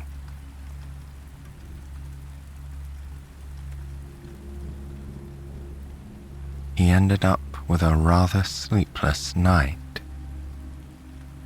It seemed every time he was once again peacefully slumbering, a door or a window would bump open. The hall, the cupboard, the window. The hall, the cupboard, the window. And there was always that faint laughing that almost seemed like a dream. Despite his lack of fear, he was rather dishevelled in the morning. He found that he was glad he didn't have an engagement until dinner time, and he slept much of the day away in his turret room, rising only to accept food deliveries and to take Fritzy out briefly into the gardens.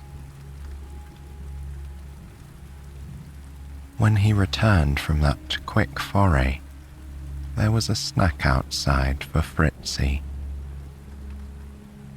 Next to it, he found another nicely lettered note inviting him to dine at 6 p.m. After donning the only clean shirt he had remaining, he left the dog napping in the turret room. Then he proceeded down to the foyer once again.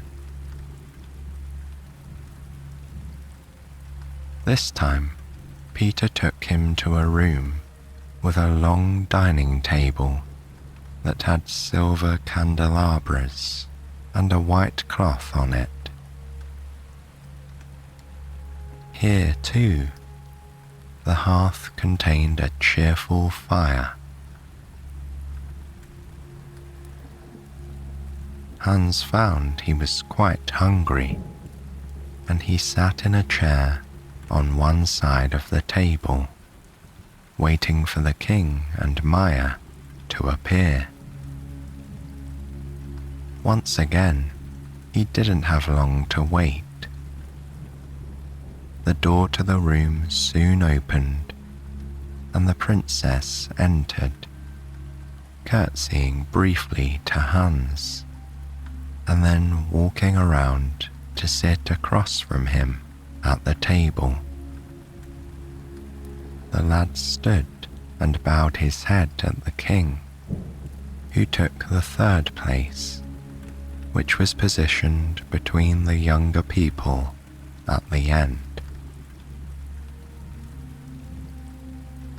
As Hans was taking in Maya's stunning emerald dress, her sparkling eyes, and her beautiful smile, the king gestured for the food to be brought in. Oh, and what a feast it was for Hans. Roasted meats, cheeses, fruit, and bread were placed on the table in abundance. Hans put on his best table manners and waited patiently until they were all served and the king started eating. Then, wordlessly, he tucked into his own plate.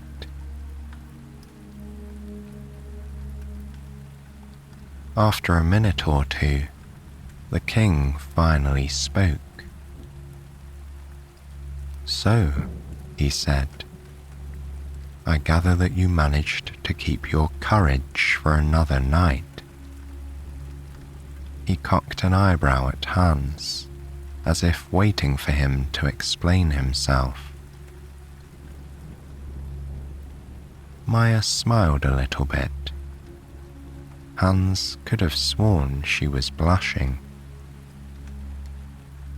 "Yes, Your Majesty," he answered in a serious voice. "The wind was quite something, wasn't it? I found my windows and doors would not stay shut. Do you often have such a gale here?" The king peered at Hans from below bushy eyebrows and took another bite of food. Then he said, "Why, yes, it has happened before. Just ask any of the former disappointed suitors who departed in fear." This felt like a bit of a challenge to Hans, but he wisely held his tongue. Then he said carefully, "I look forward to facing whatever surprise may show itself tonight." The three of them all turned their attention to their meals, each one obviously thinking their own thoughts. At the end of dinner, a gorgeous tray of tarts and small cakes was brought in. The king, Maya, and Hans all sat around the table contentedly, feeling full and sipping on some tea. After a long silence, the king put his napkin on the table and said, "Well, Hans, if you are still here in the morning, which I doubt you will be, we'll have an appointment to discuss the possibility of you courting Maya. In the end, the selection of any suitor is truly up to her. Showing your bravery here in the castle for 3 nights was just my first requirement as her father." Maya offered no commentary and did not appear surprised. She merely sipped her tea and stole a sly glance at Hans from under her eyelashes. Then, inviting no further conversation, the king stood, bid them both a good night, and exited the room. Maya too put her napkin on the table and took the last sip from her cup, indicating she was about to leave as well. Wanting to prolong the moment with her as much as possible, Hans asked the only question that popped into his head. He said, "Princess, if it is up to you to choose, what are you looking for in a suitor?" The young woman smiled and narrowed her eyes slightly, as if deciding whether or not to tell him. Then she said, "Well, I suppose I'd like it if he were handsome." She paused as if to allow him a moment to absorb this. Then she continued, "And he must like animals, and long strolls in the garden, and books, of course." Hans nodded, secretly wondering if he met all those requirements adequately. "But most of all," she added with emphasis, "any man who wishes to court me must understand that I will choose my future husband, and that simply passing my father's tests alone will not gain him the stronghold of my heart." At this pronouncement, Hans felt oddly clumsy and speechless. The declaration of autonomy was not something commonly expected of princesses. All at once, he realized two things. First, he had come unprepared for the glorious frankness of Princess Maya. Second, she was the most intriguing woman he had ever met. While Hans was processing this moment, Maya rose, wished him a successful night, and departed. When the lad returned to his room, he felt oddly unsettled.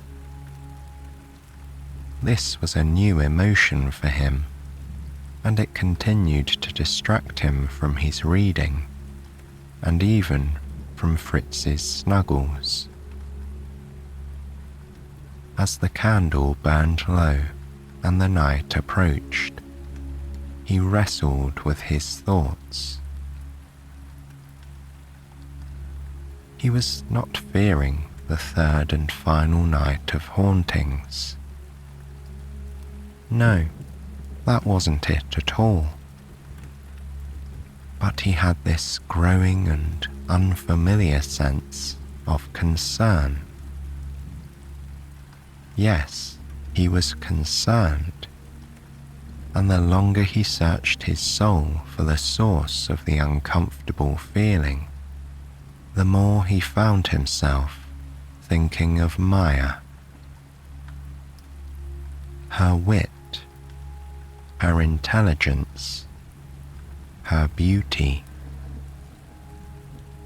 And the more he lost himself in thoughts about the princess, the more he realized that she had something to do with the source of his concern. Hans arrived here, assuming that all he had to do was be unafraid of ghosts for 3 nights, and he would win the heart of a princess. As a concept, it had seemed agreeable. But the reality of Princess Maya was so much more wonderful than he could have possibly anticipated. And now he was finding out that she might well reject him after everything he'd accomplished. This realization did not make Hans happy at all. Feeling out of sorts, he blew out his candle, pulled up the covers, and allowed himself to drift off into a fitful sleep.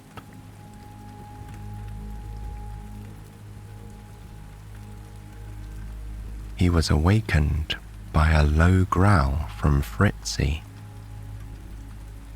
The room around him was drenched in an inky darkness, since the overcast autumn skies outside had allowed for no moonlight at all. Trying to make out where Fritzy was in the room, Hans followed the dog's little voice and saw that he was crouched by the door. Just when Hans was about to call to the pup, the lad saw a light flash by in the crack at the bottom. It was moving very fast. Hans leapt out of bed and threw the door open. The torches of the wall were unlit for some reason. Nonetheless, even in the darkness, Hans was pretty sure nobody was there. He knew better than to tell the dog nobody was outside and expect that to settle him. Somebody or something was moving about the castle. However, as with previous nights, he shrugged his shoulders and got back into bed, hoping to get some sleep before morning.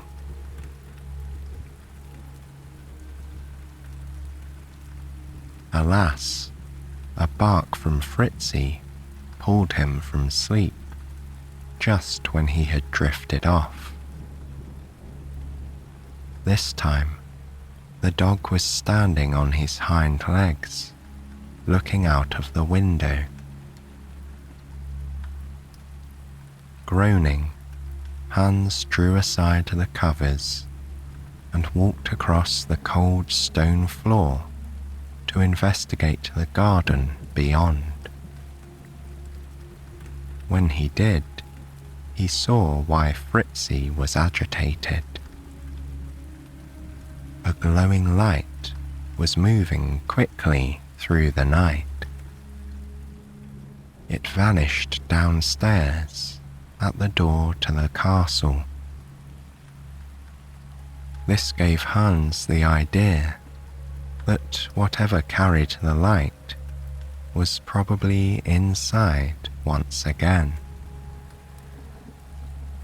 Whatever the case, Hans felt the only course of action was to get back in bed.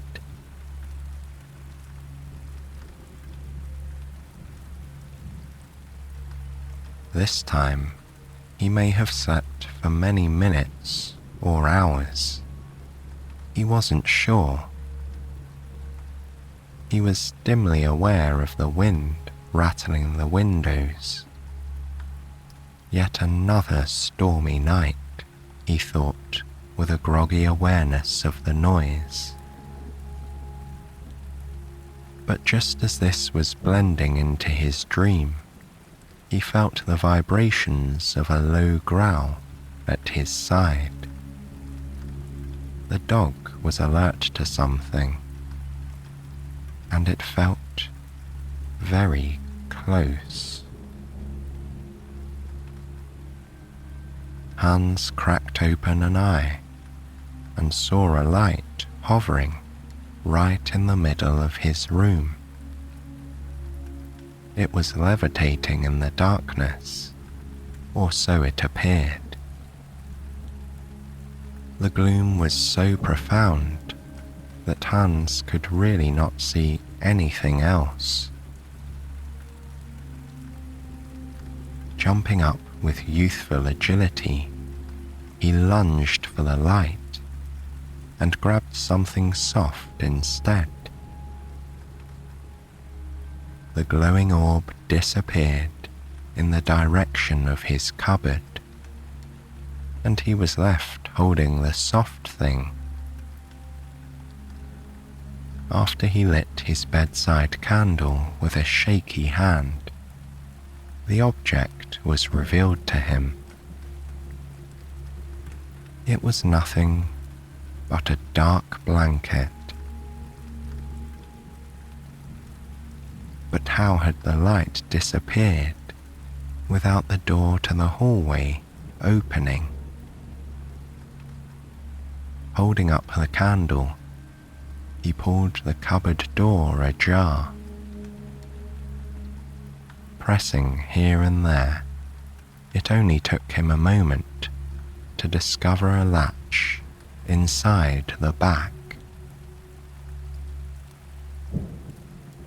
Lo and behold, a secret door swung open, revealing a very tight stone staircase that disappeared straight downward.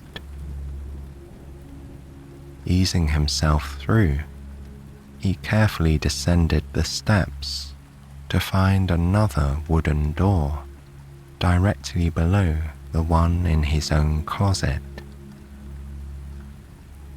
Pushing the panel open, he stepped into another turret room and was amazed by what he saw.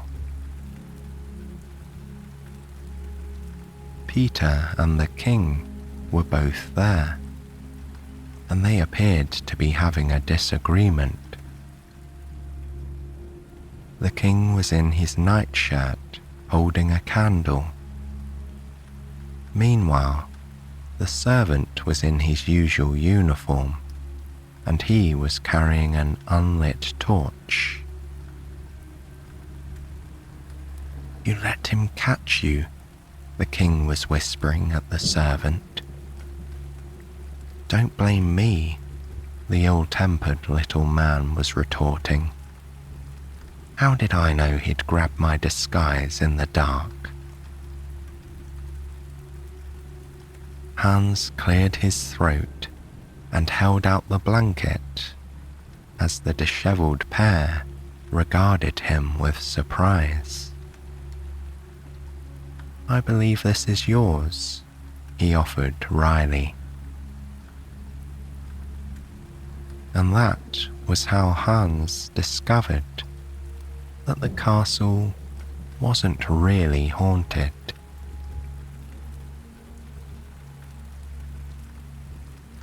Excited about all the uproar, Fritzy began barking and jumping.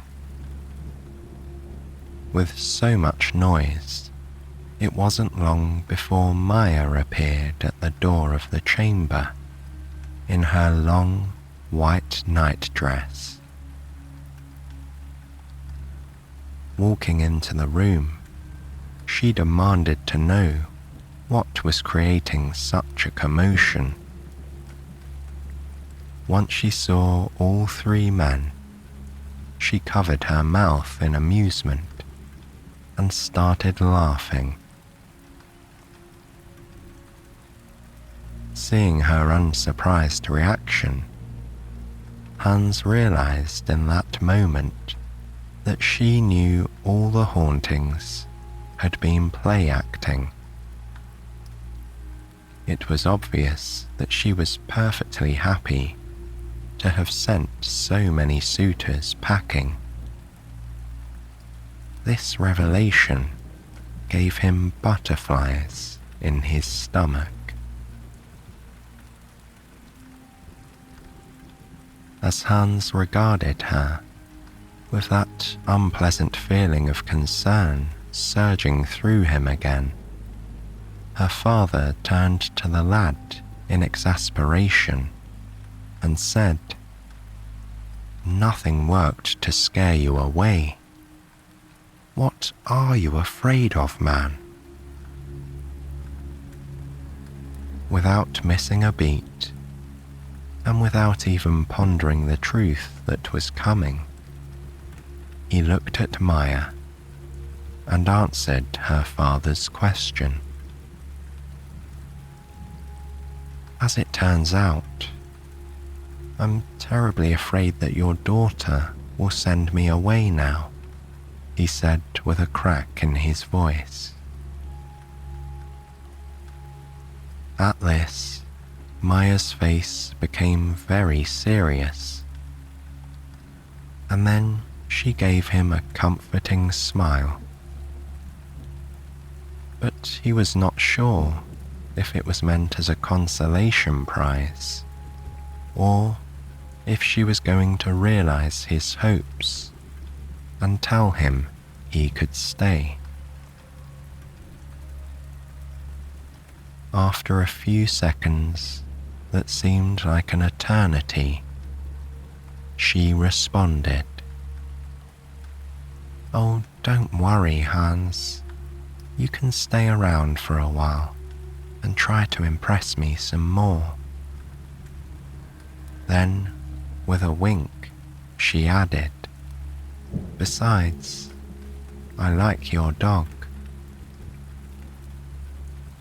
Everyone in the room laughed, even Peter. And because it was ridiculous to try to go back to bed, they all went to the morning room and had warm milk and cookies.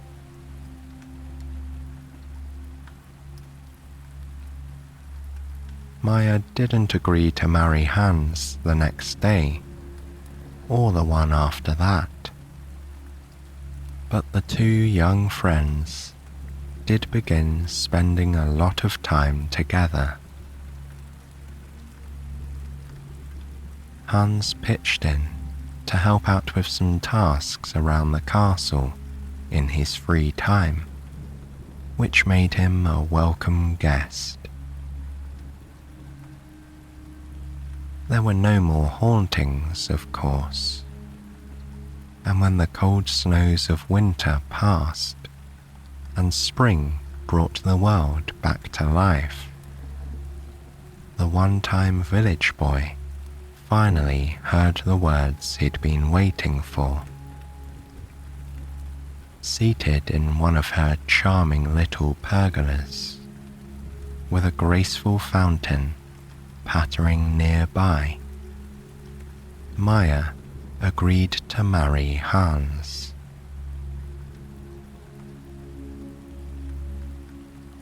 They sent word through the forest to his family that they were invited to a wedding. Of course, they made sure that the dark little cave was well lit for their guest's journey, and they built a much better bridge so that the incoming travellers would not be afraid to make the trip.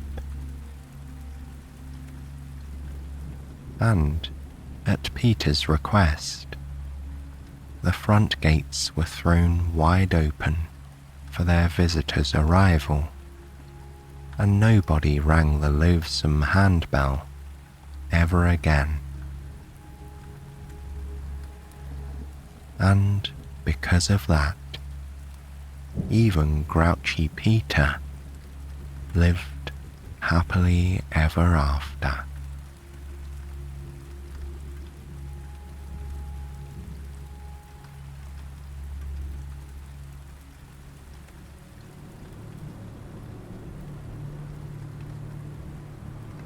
You're in the car, following the road to the outskirts of town.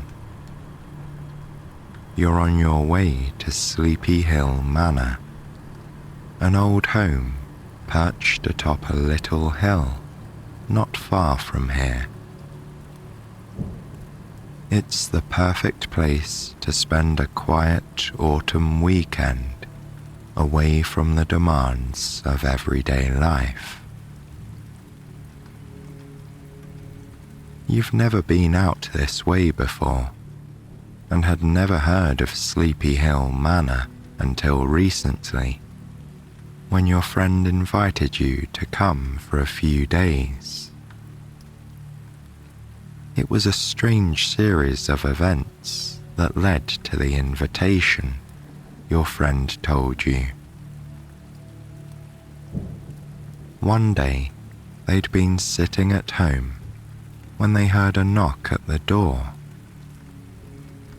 A man in a suit was on the doorstep, with a small wooden box in his hands. When asked, the man explained that your friend was the apparent heir of an old Victorian home located on a sprawling hilltop estate. It had been left by a very distant relative, someone your friend had never met. Inside the box was a heavy, ornate bronze key, the key to Sleepy Hill Manor. Your friend and the man agreed the key would be held in the care of the resident groundskeeper, and your friend would be welcome to visit the property whenever they'd like. It did, after all, belong to them now. So they got in touch and asked if you'd like to join them for an autumnal getaway to Sleepy Hill Manor. It didn't take much to persuade you, and before you knew it, you'd packed your bags and were on the road.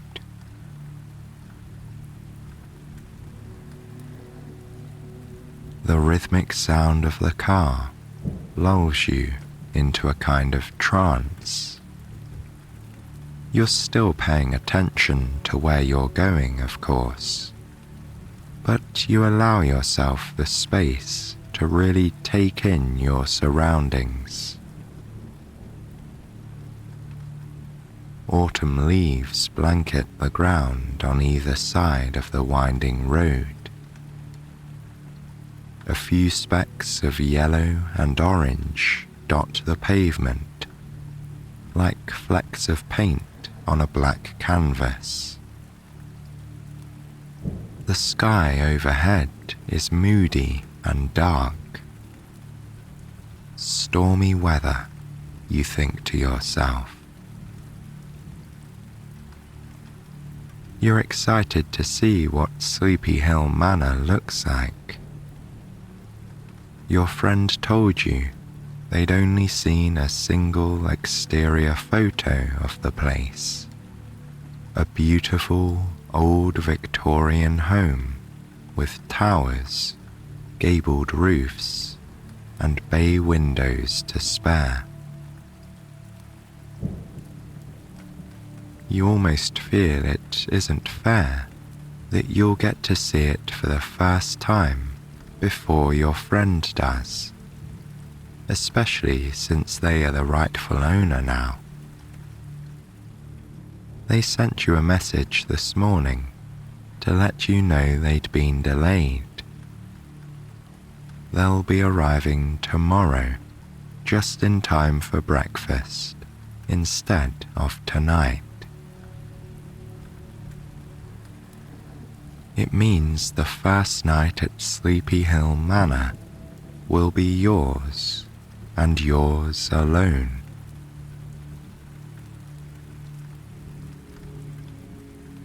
The road before you narrows, becoming more of a country lane.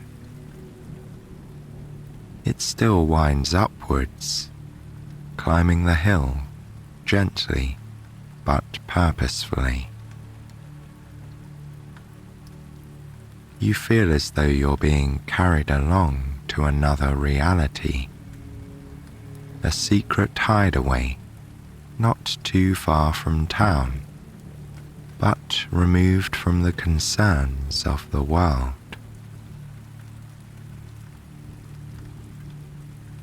Soon, you arrive at a wrought iron gate. Opening the car window, you spot a small button attached to what looks like a speaker. You press it and hear a faint crackling in reply. Almost instantly, the gate swings open. I suppose that means I'm in the right place, you think to yourself. Slowly, you inch the car forwards, through the gate and into a gravel parking area. Your tires crunch to a halt as you pull the car into a space beneath the golden-leafed boughs of a jacaranda tree. If it was spring or summer, you know the tree above you would be bursting with purple flowers, nestled among bright green leaves. But autumn has brought its dusky palette to the grounds of Sleepy Hill Manor. Stepping out of the car with your bag, you notice a few of the jacaranda's fern-like clusters of leaves on the ground. You pick one up, gently brushing your fingertips along the rib, similar to a stem, feeling the tiny leaves fan beneath your skin. It's similar to running your fingers up a feather or along the side of a zipper. Moving your fingers back to the bottom of the rib, you hold them in place and pull the rib quickly downwards. The leaves detach, remaining pinched between your fingertips in a tiny bouquet. You drop the now barren rib to the ground and then release the rice grain leaves, watching as they flutter delicately down to join it. Like tiny performers spinning and leaping their way off stage at the end of a ballet, before coming to rest in the quiet darkness behind the curtains.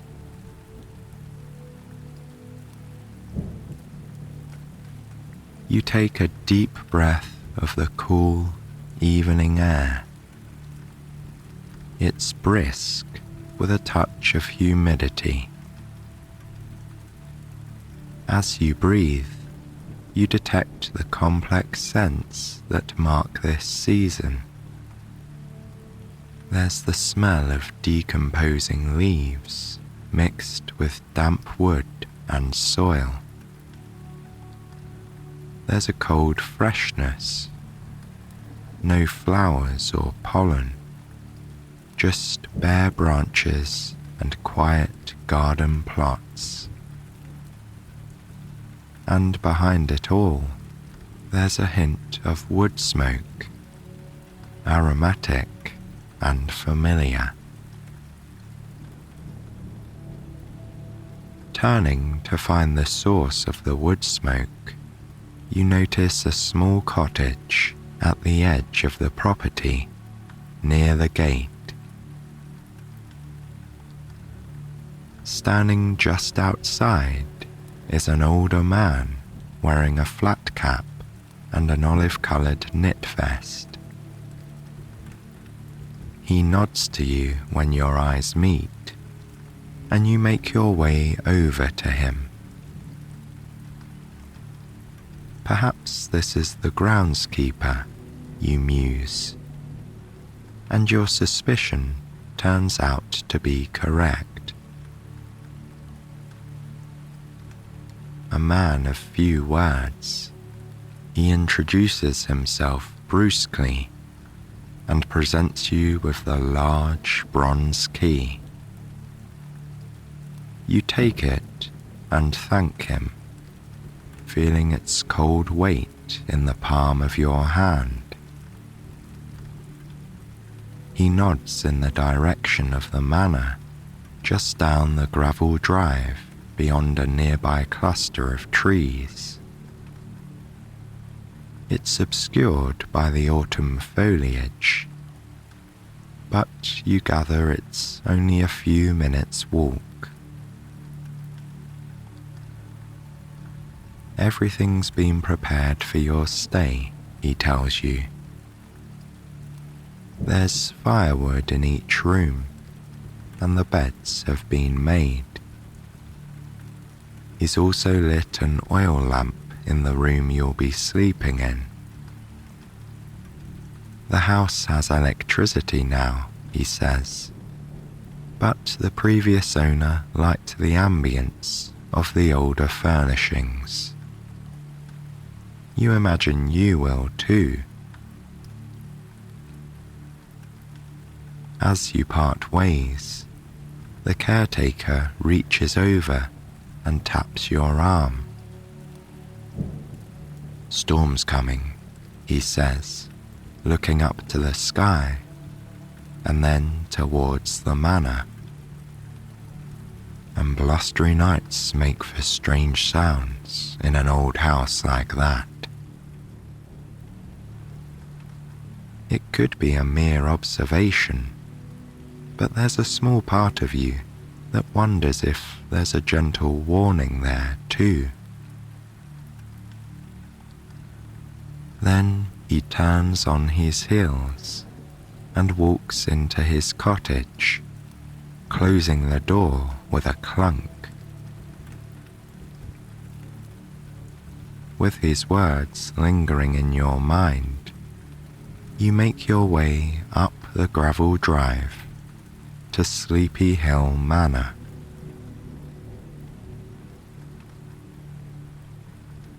Just ahead of the caretaker's cottage, the drive curves sharply to the right. You pass beneath the hanging boughs of a large, scraggly tree. As you step into its shadow, the temperature seems to drop. You pull your jacket more tightly around you and move quickly back into the dimming light.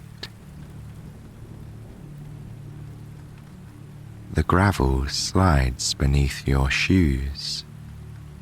It's a satisfying sound that makes you think of those sweeping Gothic tales set in large old houses, not unlike this one.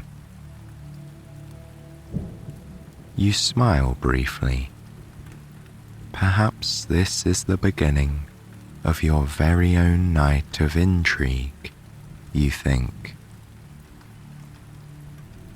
As you walk the last few steps up to the house, you begin composing the story in your head. Of course, it begins with, "It was a dark and stormy night." You hear a rumble of thunder in the distance, as though the weather has been tasked with adding a soundtrack to your musings. You continue. A solitary traveller walks up the long and lonesome drive to the house where it all began. As you finish that thought, Sleepy Hill Manor appears in your view for the very first time, right on cue. The rest of your imagined story flutters from your mind as you take it in with awe, the sight before you.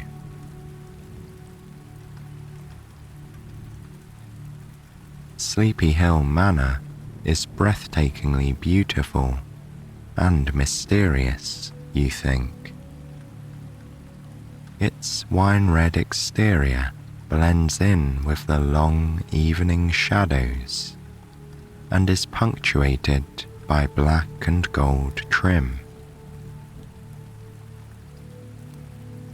Rounded turrets and angular towers jut up from various corners of the house, complemented by enormous bay windows and countless smaller windows that dot the exterior.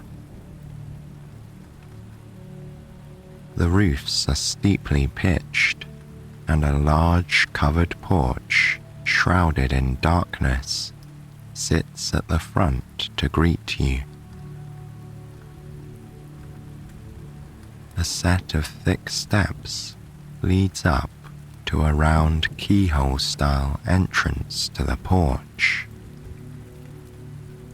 Beyond the round entry, tones of cherry and slate fade to black near the door. Above this, on the second floor, you see a light flickering behind the sheer curtains in a round window. Perhaps it's the lamp the caretaker mentioned, you think. Sitting here in the evening gloom, the house feels old, enchanting, and quite formidable. Looking down, you see you've been holding on to the key quite firmly. It leaves a slight imprint on your palm as you loosen your grip. "It's just you and me tonight," you whisper to the house. Then you make your way up to the door, insert the key, and step inside, just as the first drops of rain begin to fall.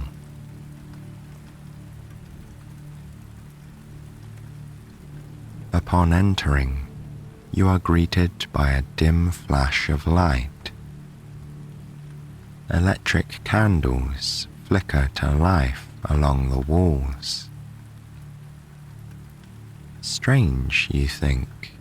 You didn't flip a light switch, and the entry hall seemed to be dark when you were standing outside.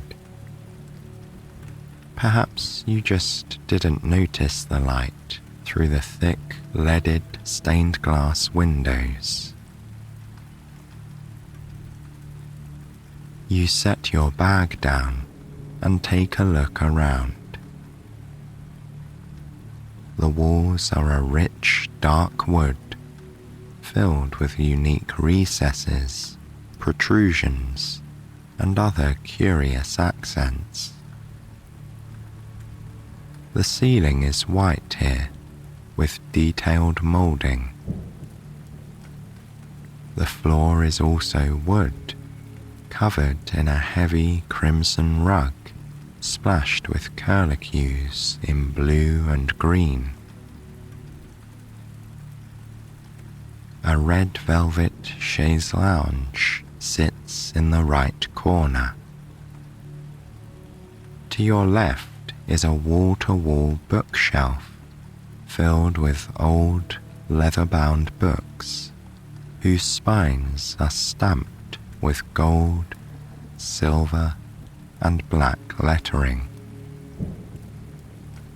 Their aging paper and binding gives off a particular scent, not quite dusty or mildewy, but a familiar, old smell.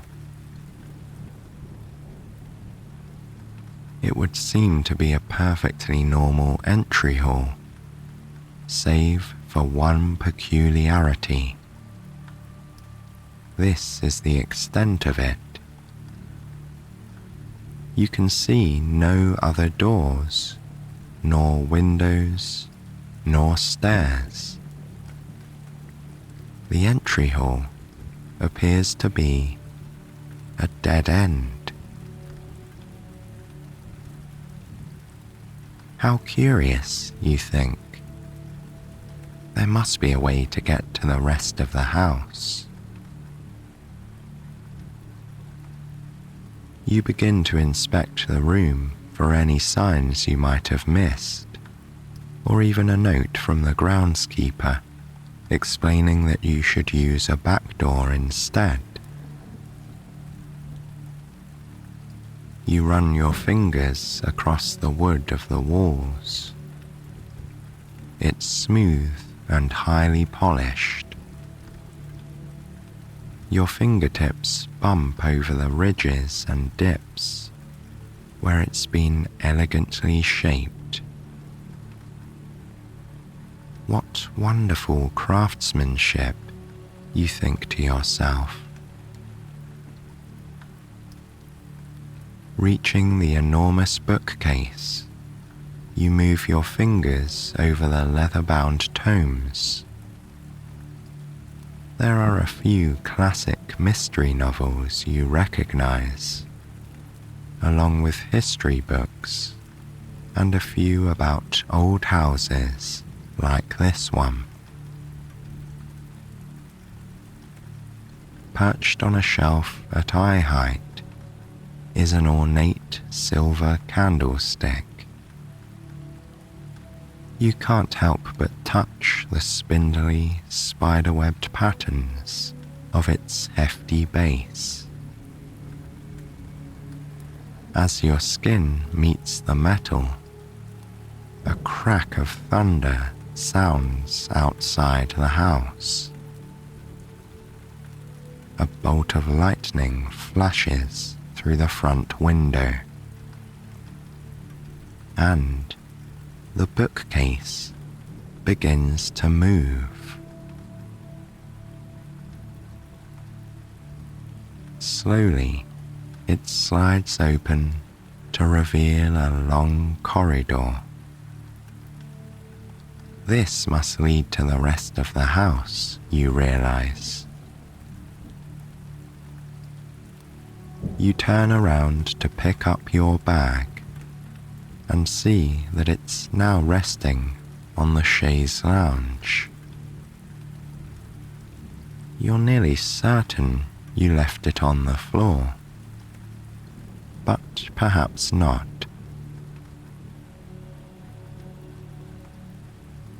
With your bag in hand, you step through the opening in the bookcase. The same wooden floors are here, lined with elegant crimson rugs. The thick material masks your footsteps. The house is silent. The only thing you hear is the muffled sound of the rain pattering against the windows and roof, accompanied by furtive rumbles of thunder and quick flashes of lightning. Making your way down the corridor, you see a few portraits hanging on the walls.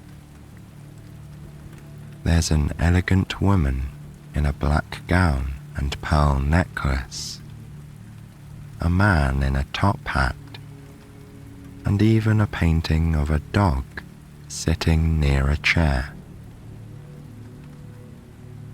As you pass by each portrait, you notice the people's eyes seem to follow you. Pausing, you step backwards and then forwards, backwards and forwards. The portraits appear to observe your strange movements. It must be an optical illusion, you realize.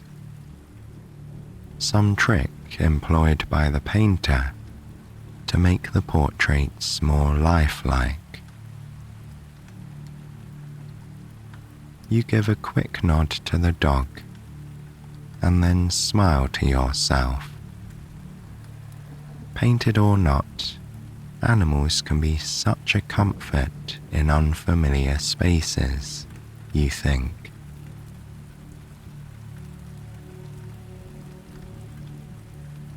When you reach the end of the corridor, you find yourself in an odd sort of central space.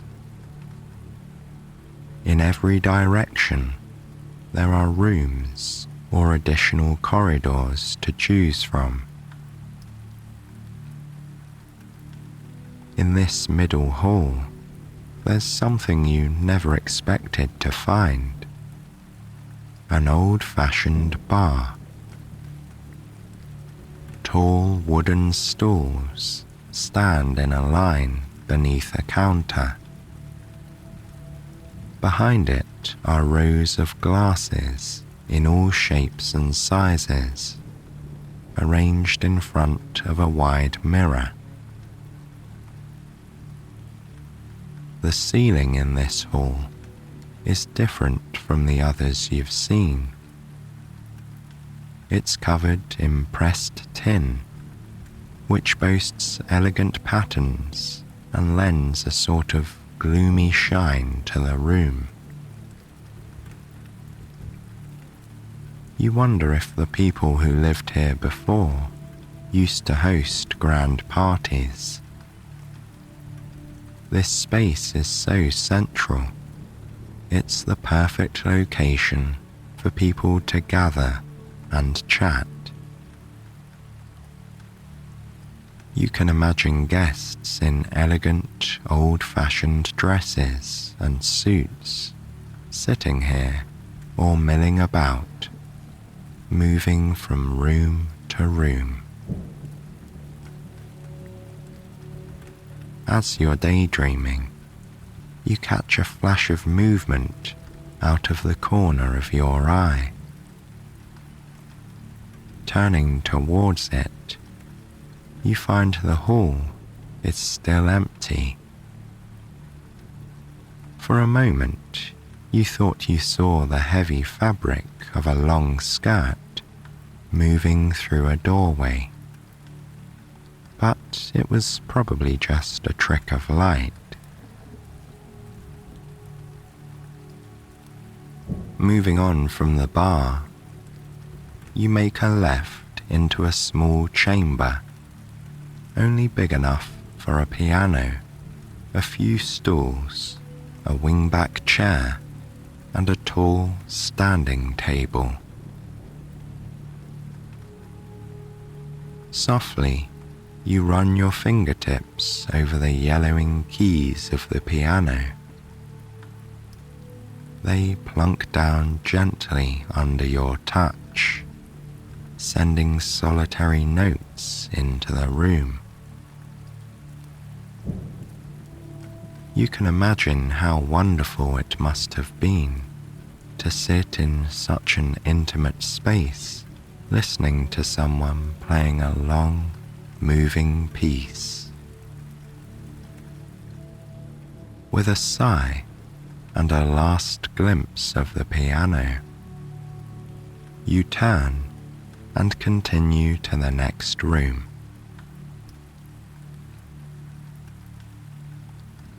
Here, you find a treasure trove of books, countless volumes bound in red, green, and blue, standing at attention on wall-to-wall bookshelves. Their pages are yellowing, and some of their spines have cracked, but they are beautiful nonetheless. You find books on geography and history, along with famous novels. In one corner of the bookshelf, You spot a heavy tome with a black spine and shiny silver lettering. Victorian Ghost Stories, the title reads. Outside, a boom of thunder rattles the windows. It's followed by a bolt of lightning that illuminates the white curtains. Even though it's a pleasant temperature in the house, you feel the urge to pull your jacket around yourself once again. Having seen all there is to see here, you leave the library and head back into the central hall.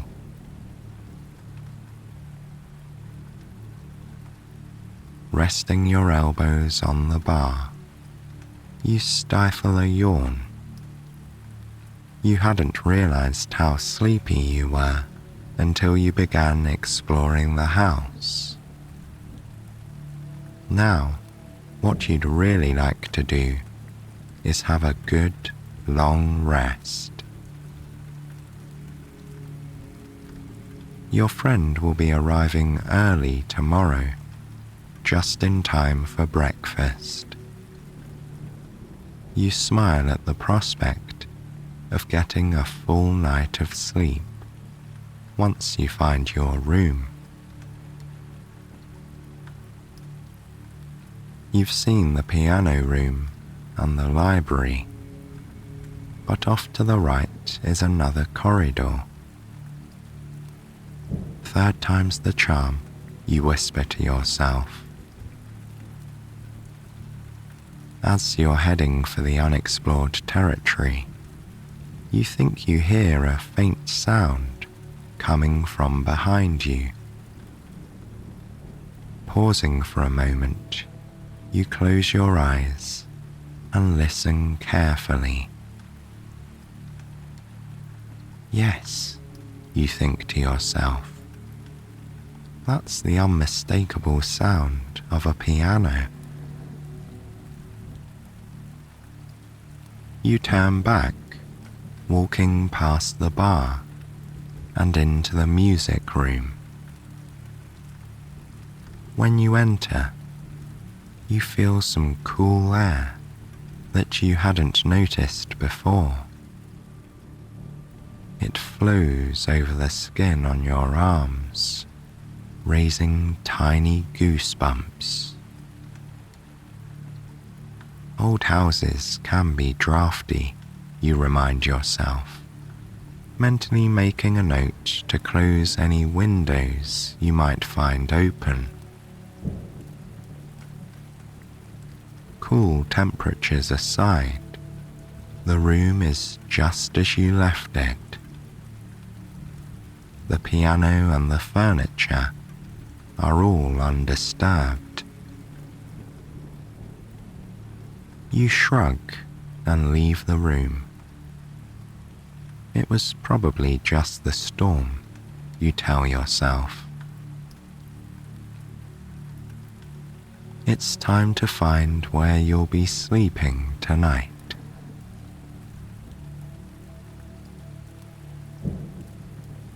Crossing the central hall, you soon reach the second corridor.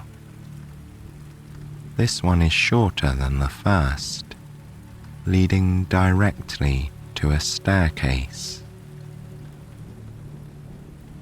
With your bag now slung over your shoulder, you begin to climb the red carpet-covered stairs. It feels regal, exploring this vast and strange house alone. Part of you wishes your friend was here, but you're enjoying having the manor all to yourself tonight too. At the top of the stairs, you realize you've reached the living quarters. There are 5 rooms all roughly the same size, arranged in a semicircle around the same kind of central hall. Just then, you recall the flickering of the light you'd seen through the window outside. You're nearly positive that once you find that oil lamp, you'll find your bed for the night. You peer into the first room and see it's been done up for a child. There's a tiny bed, much smaller than those for adults, a few toys, and a little white wooden rocking horse. Somehow, the same draft that found you downstairs has made its way up here. A hint of cool air moves around the room, and the small wooden horse rocks ever so slightly. You smile, thinking of what a perfect room this would be for any lucky child. Moving on to the next room, you find it nearly empty. There are no furnishings here, just a built-in bookcase that's been left bare. The walls are painted the same white as downstairs, and the ceiling has ornate moulding. The only object in the room is a large, dark painting hanging above the unlit fireplace. You hear a rumble of thunder in the distance. Soon it's followed by a flash of lightning. The flash illuminates the whole room in an instant, allowing you to see even the smallest details of the painting in stark relief. You realize the painting is of this very house, Sleepy Hill Manor, on a dark and stormy night just like this one. The details are so fine, you can make out individual raindrops pounding on the windows, as they are at this very moment. Once the brilliance of the flash subsides, you're left standing in the half-dark room. There's something about the painting that leaves you feeling strange. Maybe it's too large for the wall it's on, or perhaps the details are a little too realistic. Or maybe it's that even once the flash of light was gone, you still thought you could see the flickering of a single light in one of the upstairs rooms.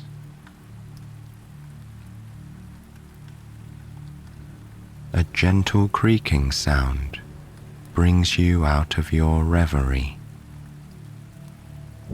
At first, you think it's footsteps on the stairs, but you soon realize it's just the sound of a tree branch scratching at a window with every gust of wind. Taking your bag, you hope the next room will be yours. You cross the broad central hall and make your way into a large bedroom overlooking the front of the house.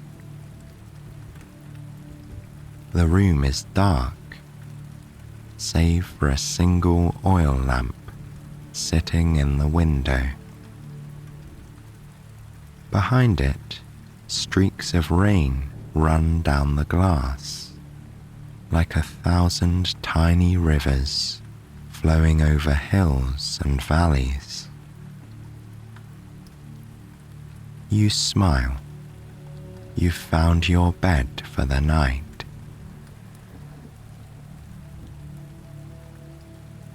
You flick on the electric light switch, flooding the room with a soft yellow glow.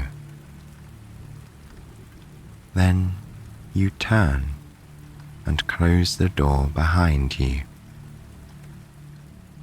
There's a small silver key in the lock, and you turn it until you hear a gentle click.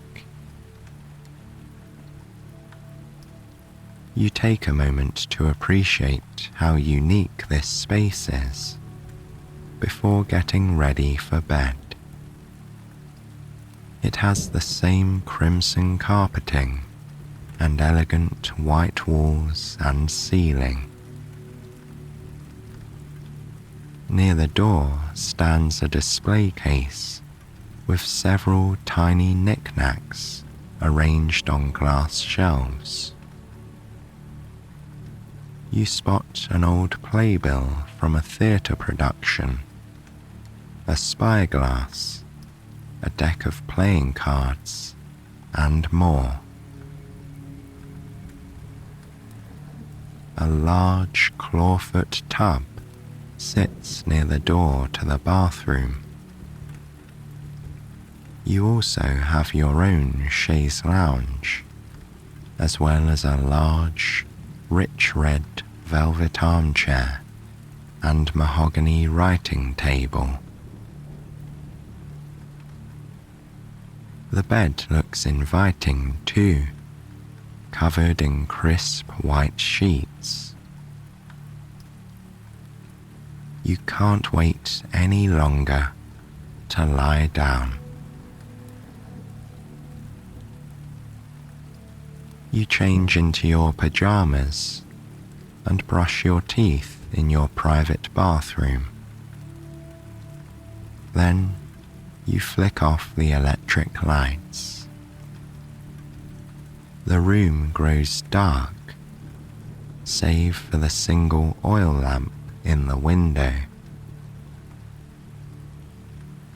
You carefully walk over to it and extinguish it as well. Then you draw the curtains and slide into bed. The cool sheets envelop your body. At first, they feel chilly, but soon you're nice and warm and cozy. What a strange and fascinating old place this is, you think to yourself. You're excited your friend will be arriving in the morning. There's so much more to explore, both in the house and on the grounds.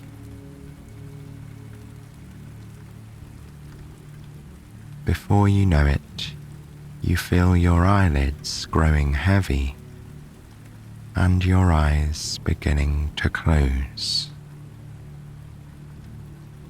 The rain patters against the windows. Every so often, a rumble of thunder sounds in the distance.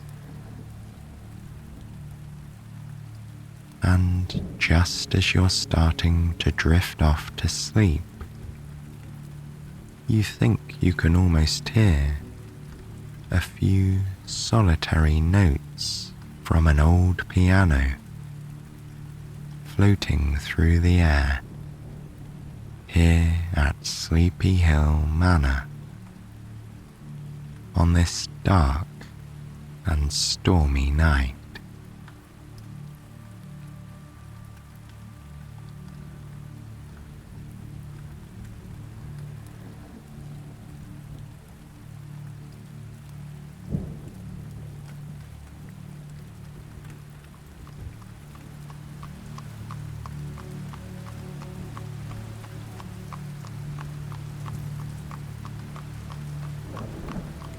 A bolt of lightning paints a jagged streak across the dark night sky. Moments later, a crack of thunder sounds overhead. Heavy rain patters against the roof of the carriage, drowning out the clip-clopping of the horses' hooves. The carriage wheels rumble over the hard-packed road, which winds its way up the steep mountainside. The carriage rocks steadily back and forth as you're transported deeper and deeper into the Alps. You are cozy in your warm layers, and a soft throw lays gently over your legs. A bit of moisture has crept into the carriage, fogging the windows and making the fabric interior slightly damp. But in spite of this, you are quite comfortable. It's a luxury, after all, to travel in this manner, instead of on foot. You're on your way to the residence of someone you've never met before. He is a cousin of an acquaintance from back home. It's a loose connection, but you're glad to have it on an evening like this one.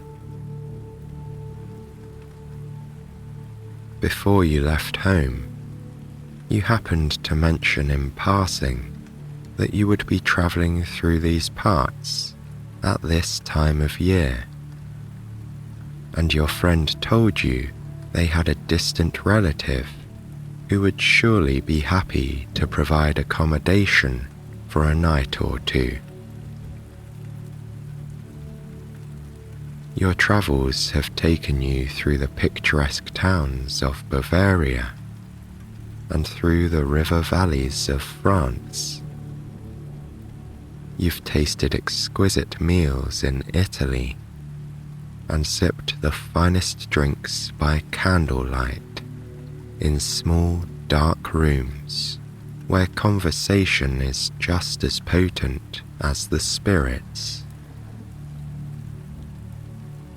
And now, you find yourself amongst some of the greatest mountains you've ever seen here in Switzerland. Earlier today, before beginning your journey to your accommodations for tonight, you watched evening fall in this breathtaking landscape. The high, rocky peaks were bathed in rose and violet light as the sun made its descent. You stood at the confluence of two crystal-clear streams. A herd of sheep ambled lazily around you. The lush green valley spread out before you, nestled between the majestic mountains. You had never seen a shade of green so rich as that of the wild grasses there, or a palette of stone grey so gloomy, yet changeable. When it was time to leave, you met the carriage at the local tavern. It was waiting outside, its driver shrouded in a black cloak, only his mouth visible beneath a wide-brimmed hat.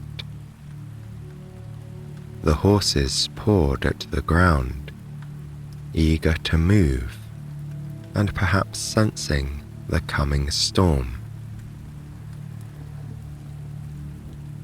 As you began your journey in the moody twilight, you watched little homesteads and quiet villages flash by. But since nightfall, all you've been able to see are the jagged peaks that loom over the valleys below like silent sentinels. In the darkness, without a single light to break the gloom, save for the lantern on the front of the carriage, the mountains are immense and daunting. They cast shadows as long as rivers and as deep and dark as the caves that dot their steep slopes. After only an hour or so on the road, you heard the first pitter-patter of raindrops on the roof of your carriage. It began as a quiet pebbling, but quickly rose in volume to a steady downpour. The horses pushed on, confident on these mountain roads, and the driver made no sound. He gave no indication at all that he'd noticed the change in the weather, despite the river of water cascading down the brim of his hat. You sat warm and dry inside the conveyance, watching the shadowed landscape slipping by behind the rain. As the carriage rocks back and forth, bumping over the uneven ground, you consider what lies ahead on your journey. You have very little information about your host, whose name is Ambrose Adelstein. You only know he is a distant cousin of your friend, and that he is generous enough to provide a bed and a warm meal to a relative stranger. Your friend wrote a letter to this cousin some time before you departed, and received a swift reply delivered by courier. He would be happy to entertain a guest for a few nights, so long as the guest didn't mind if he was occupied in his laboratory most of the time. He was working on something that could change the future of medical science and the understanding of the nature of life itself, he said. It was a bold proclamation, you thought, reading the letter your friend handed to you. You noticed the cramped handwriting and errant blobs of ink that had trickled onto the paper. The writing seemed hurried, though the words were not unfriendly. Your friend told you that this particular cousin has always been a little different, keeping more or less to himself. He is a doctor and a man of science, dedicated to his work and study above all else. Every now and then, he travels to Prague or Munich to attend a conference where innovations in the field of anatomy, experimental physiology, chemistry, and philosophy are shared breathlessly by his fellow scholars. You wonder what the character of such a learned man will be.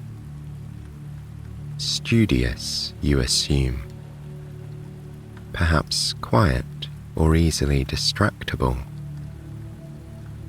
In any case, you are eager to meet him and hear more about these fascinating concepts that fill his thoughts and his days. As the carriage wheels rattle and crunch over the ground, the gentle swaying lulls you into a kind of reverie. Mountains and streams blur together in a streak of inky black as sounds and sights begin to fade.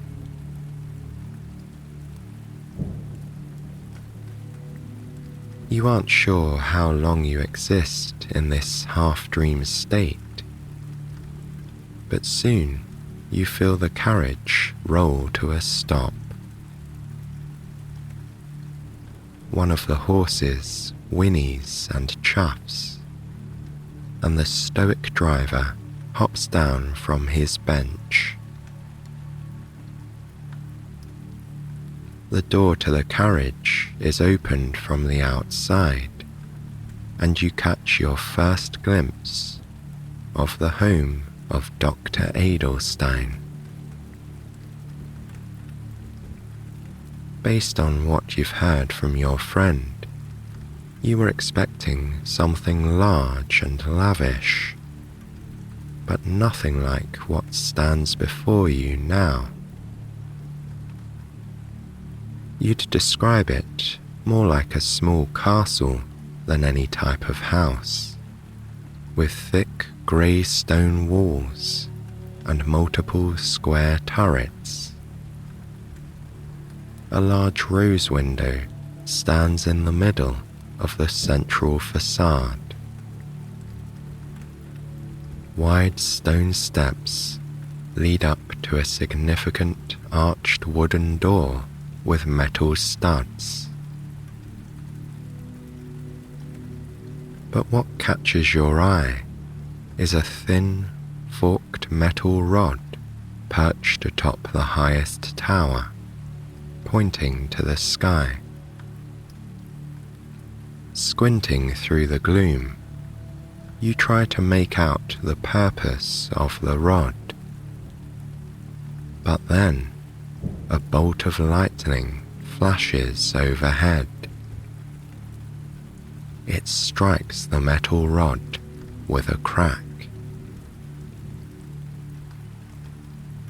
This must be a component of one of Dr. Edelstein's experiments with electricity, you realize.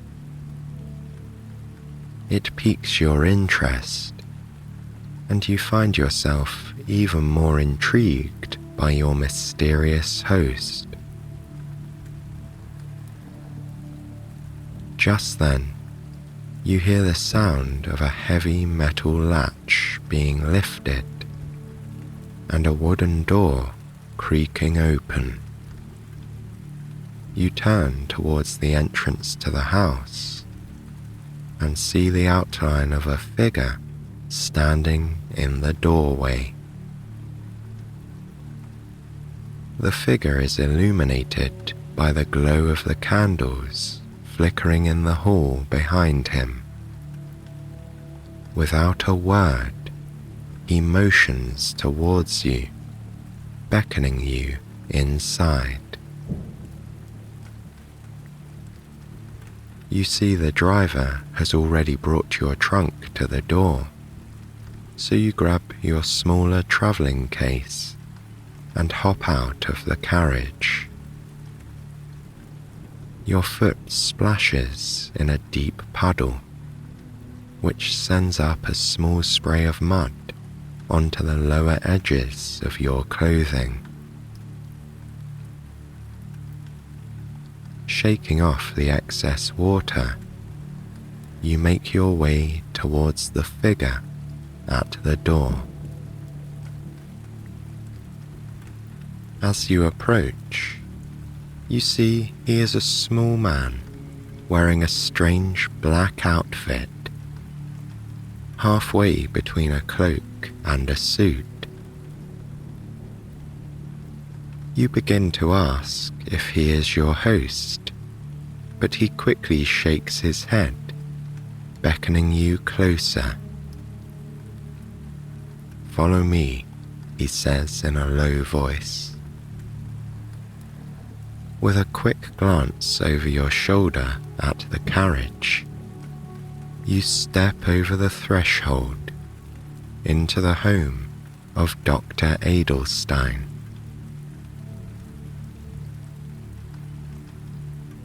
Candle flames flicker wildly in the draught from the door.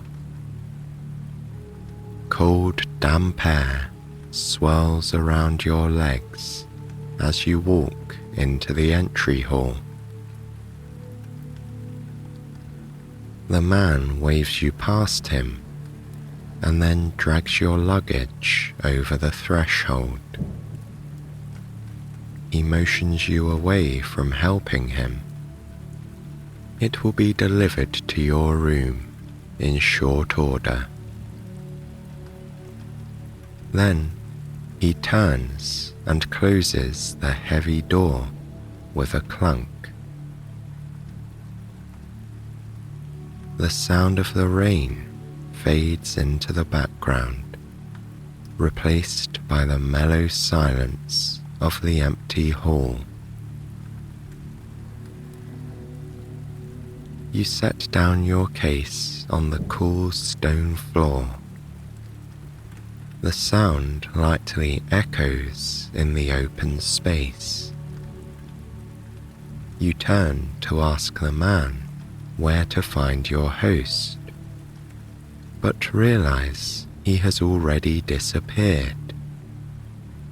Perhaps he's gone to locate him, you think. Biding your time, you begin to explore the entry hall, which leads into a large, formal sitting room. Your footsteps sound softly on the walls and floor, like pebbles tumbling onto a rocky beach. From somewhere deep inside the house, you hear a faint clanging of metal, but quickly dismiss it. It's likely something being blown about by the storm. The sitting room is filled with heavy wooden furniture, upholstered in red, blue, and green velvet and brocade.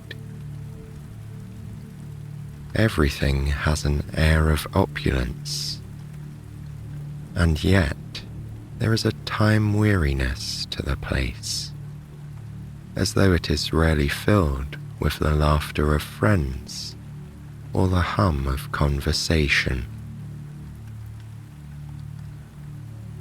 The closer you look, the more you notice how a kind of absent-minded neglect has marked the space. A fine layer of dust covers the mantelpiece and the tables, and the rich fabrics are smudged in places with dirt. It's not in poor condition by any means, but could do with some regular attention. In the far corner, above a solid oak writing desk, is a display case. Walking closer, you see that it houses dozens of pinned specimens, insects for the most part, with their scientific names carefully noted below. The writing matches the cramped hand on the letter your friend received. This must be the personal collection of your host, you realize.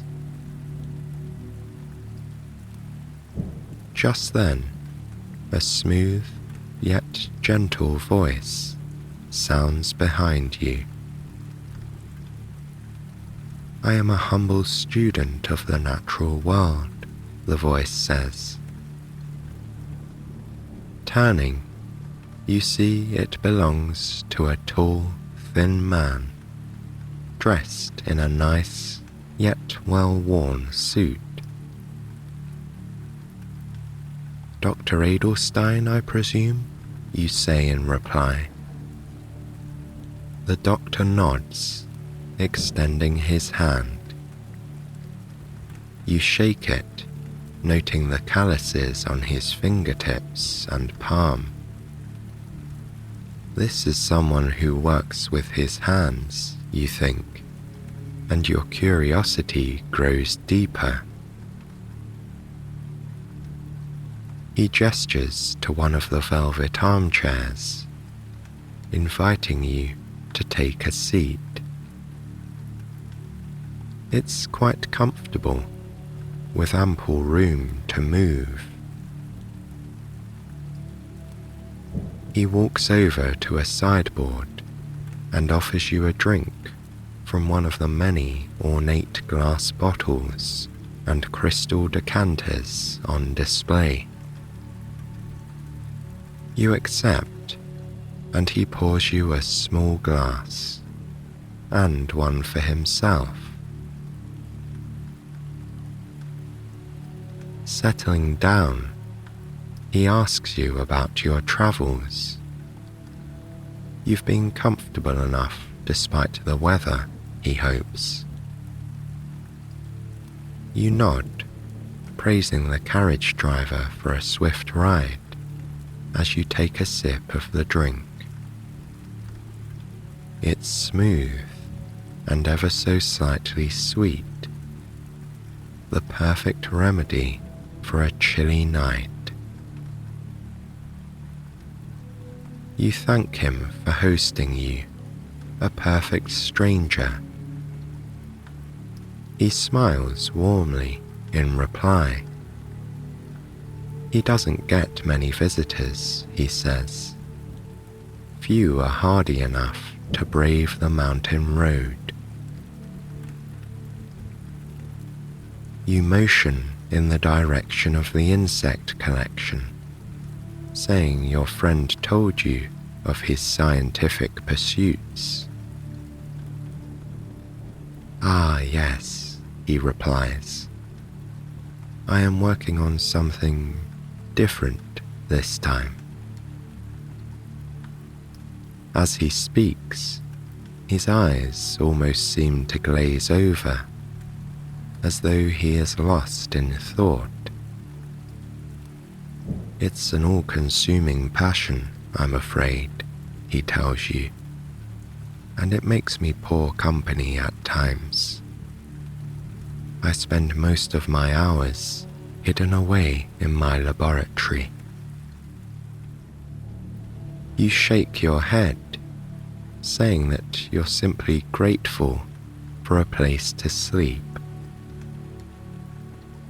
"But perhaps you might also take a look at his library while you're here," you ask. He smiles again, happy, it seems, to have another scientifically minded soul in the house. You are welcome to explore all his home has to offer, he tells you. There are many scientific journals and books on psychology and anatomy that you might find interesting. You thank him again and say you'll have a look around later, perhaps after you've freshened up a bit from your journey. "Of course," he says quietly. "Supper will be brought to your room this evening, if you don't mind," he says. "Tomorrow you may dine together." But for now, he's in the midst of sorting out a particularly confounding part of his experiment. With that, he stands, placing his glass on a side table. He nods briefly in your direction, but is already lost in thought as he turns and makes his way out of the room. As he disappears, you catch a few words mumbled under his breath. "But if I succeed," he says, "it will change everything."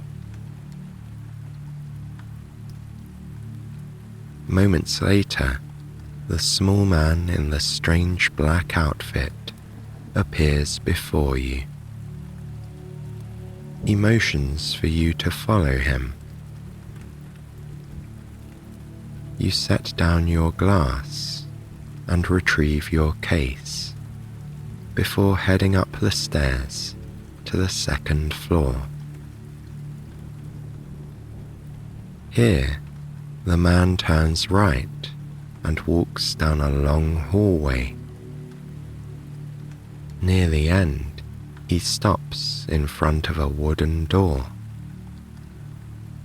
Pulling a key from his pocket, he unlocks the door and gestures for you to go inside. You thank him, but he has already turned, making his way back to the stairs. Your room is large and comfortably furnished. A sturdy four-poster bed stands against the back wall. Heavy curtains are draped around it, which you think will help block out the light from any lamps you might leave on. A leaded glass window overlooks a small courtyard. The glass is streaked with rain. Flashes of lightning illuminate the grounds, which are dotted with craggy black trees. Peering out of the window, you see the man in black crossing the courtyard, an old shovel in his hands. You wonder what he could possibly be doing with a shovel at this time of night and in these conditions. But he seems a strange sort of fellow, so perhaps he has his reasons. Turning away from the glass, you see your luggage has been set in the corner of the room. You place your travelling case beside it. A bowl of water and a cloth sit in the adjacent washroom. You splash some water on your face and pat it dry. Then you change out of your muddy clothes and into something fresh and clean. It feels good to be out of your travelling attire and into more comfortable garments. Glancing at your pocket watch, you see there is still quite a bit of time until supper. Perhaps you'll explore the house a bit before settling in for the night. As you place your hand on the door to open it, you hear the same metallic clanging sound coming from somewhere in the house. This time, it's followed by what almost sounds like an animal. You've never heard a lion roar or a bear growl, but you imagine it might sound something like that. But if there were exotic animals in the house, you're quite sure that your friend or your host would have mentioned it. Come to think of it, the roar sounded a little more human than you first thought. It must be the howling of the wind, you think, brushing the memory of the sound from your thoughts. The storm is still raging outside, and these old homes are drafty. Heading out into the hall, you walk towards the staircase, but instead of going back down to the ground floor, you decide to explore the third floor. The stairs are smooth and solid beneath your feet. It feels good to walk up them, your muscles tightening with every step. When you reach the third floor, you find it looks quite similar to the second. A hallway with several doors stretching out before you. You try your hand on the first door and find it locked. The same thing happens with the second and third doors. Perhaps this is another floor for guests, and the doors will not be opened until they're needed. Returning to the stairs, you make your way up to the fourth floor. Here, the first door is unlocked. You walk inside to find a large library filled with old and dusty tomes. Stacks of scientific journals stand haphazardly on reading tables, and a few gas lamps flicker quietly on the walls. You trace your fingertips across the first books and papers you find. An exploration of the anatomy of man, the mechanics of a static electric charge, understanding the mind, life and death, the possibility. What a strange and varied collection your host has. He truly is a student of the natural world. But the lighting here is quite dim, so even though it is a library, you don't think it would be the best place to sit and read. You pick up a volume on experimental physiology and tuck it under your arm.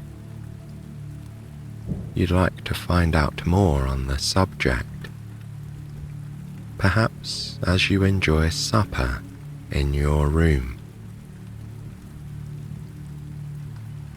Leaving the library behind, you head to the stairs. But this time, instead of continuing with your exploration, you decide to go back to your room. You deposit the book on your bedside table and then make your way up to the topmost floor. You recall the metal rod on the roof of the house and think it must be attached to something here for the doctor's experiments. Upon reaching the landing at the top of the final stairwell, you find yourself in a long hall with rooms branching off on either side. This part of the house is darker than the rest, and quite a bit draftier. A cool breeze ruffles your clothing, possibly from the open door at the end of the hall. The door, you can see, leads out to a landing, a kind of balcony overlooking the courtyard far below. A few lamps flicker on the walls here, casting golden pools of light on the ground. But there are large patches of darkness between them, beyond the reach of the lamplight. You walk down the hallway, pausing at the first door. Pressing your ear against the wood, you hear a kind of electric buzzing sound. At least that's what you think it must be, given that you aren't a student of electricity yourself and have had limited experience with such things. You push the door open with care, and for the first time, you see the laboratory of Dr. Edelstein. The laboratory occupies a cavernous room. A vaulted ceiling reaches for the heavens, narrowing until it becomes the interior of the central square turret. Thick ropes hang from the ceiling in places, attached to strange chairs and metal tables. You realize the ropes are for moving the furniture, allowing a single person to swing a table in another direction, or turn a chair to face a different way. The walls are lined with wooden shelves filled with every shape and size of jar and canister. Many of the thick glass jars contain murky fluid whose opacity hides the details of the bulbous shapes floating within. Microscopes and curved glass lenses are scattered about on long, rough work tables. All manner of scientific equipment you cannot even begin to identify fills every open space. As you are surveying your surroundings, thunder booms outside, rattling the glass and metal in the room. A loud bang accompanies the thunder somewhere in the recesses of the laboratory. Not expecting the sound, you turn quickly, but then realize it must have been the storm. A single wire dangles through the air at the back of the room, behind shelves of jars and books. A flash of lightning brightens the room, and a streak of light travels down the wire. You hear the same buzzing sound, followed by a heavy thud on metal. This must be the experiment Dr. Edelstein has been working on. The one that, as he said, will change everything. You aren't sure if the good doctor would want you to see what he is working on, but your curiosity gets the better of you. Slowly, you begin to make your way towards the single wire. From here, you can see that it's connected to something laid out on a large metal table. The thing on the table is covered in a heavy white sheet. For a moment, you think the thing has an almost human shape. But before you can get any closer, Dr. Adelstein steps out from behind a bookshelf. "I see you found my laboratory," he says.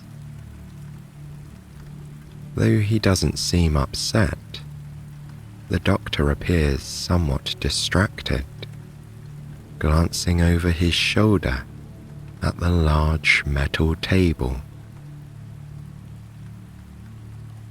You smile, explaining that you are just exploring the house.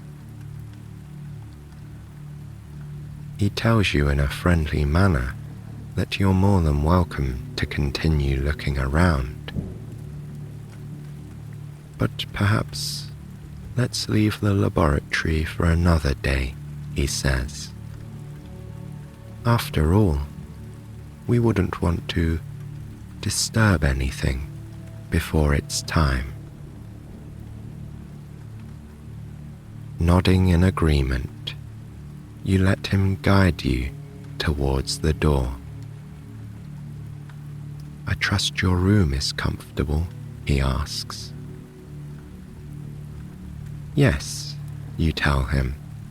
You're very happy with your accommodations and are looking forward to a hot supper later on. Glancing at your pocket watch, you realize how much time has passed. Your supper is likely waiting for you back downstairs. He's happy to hear it. After all, he reminds you, he really doesn't have many guests, especially not ones so interested in the sciences as he is. Tomorrow, he'll gladly tell you more about his work, but perhaps it's best to turn in for the night. You agree, and, suppressing a yawn, you realize you are quite tired from your journey. A hot meal and an early night in bed will be ideal. And so, you bid Dr. Adelstein good evening, leaving him, his laboratory, and the secrets it holds to the veil of night.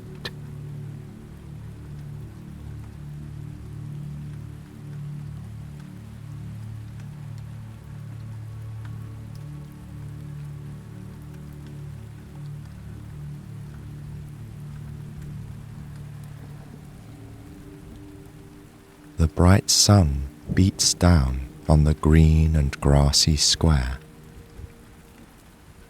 You raise your hand to your forehead, shading your eyes. Around you, people are preparing for the long night ahead. When the sun sets, Noche de Muertos, or Night of the Dead, begins. This night is part of the larger celebration of Dia de los Muertos, also called Dia de Muertos, or Day of the Dead, when some people believe the spirits of those who have passed on return to eat, drink, and visit the places they walked in life. It's a time when families come together to remember their loved ones and celebrate their lives. Here in the area around Lake Pátzcuaro, the festivities begin weeks in advance. The lake is in Michoacán, a state on the Pacific coast west of Mexico City, and it is home to some of the most well-known Day of the Dead events. The first stop on your journey was the secluded mountain town of Capula. It's a village known for its fine pottery and artwork. 2 weeks before the holiday, Capula begins its popular Feria Artesanal de la Catrina. This festival celebrates the rich history of the figure known as La Catrina. Even outside of Mexico, La Catrina has come to be one of the most famous symbols of the Day of the Dead. She is often depicted as a skeleton wearing an old-fashioned dress and wide-brimmed hat. In Capula, women of the area dress up as La Catrina and walk through the city streets. They are resplendent in their shiny satin gowns of rich purple and midnight black, trimmed in delicate folds of lace. Their eyes are hooded beneath the brims of the hats. Some keep their faces obscured behind the black veils, but you can always see their signature makeup: white collarbones, hollow eyes, and skeletal teeth. During the festival, one of these women is crowned Queen of the Dead. But to you, they all stand out as heralds of the night. La Catrina traces her roots to the illustrator named José Guadalupe Posada. He was born in Mexico in 1852 and was known for using his art to make social commentary. He made engravings and lithographs which critiqued the major social and political issues of his time. His works of satire were often published in newspapers and pamphlets. Perhaps his most famous creation was La Calavera Gabancera. It critiqued the leader at the time for his intense fascination with European high society. That leader was later overthrown during the Mexican Revolution.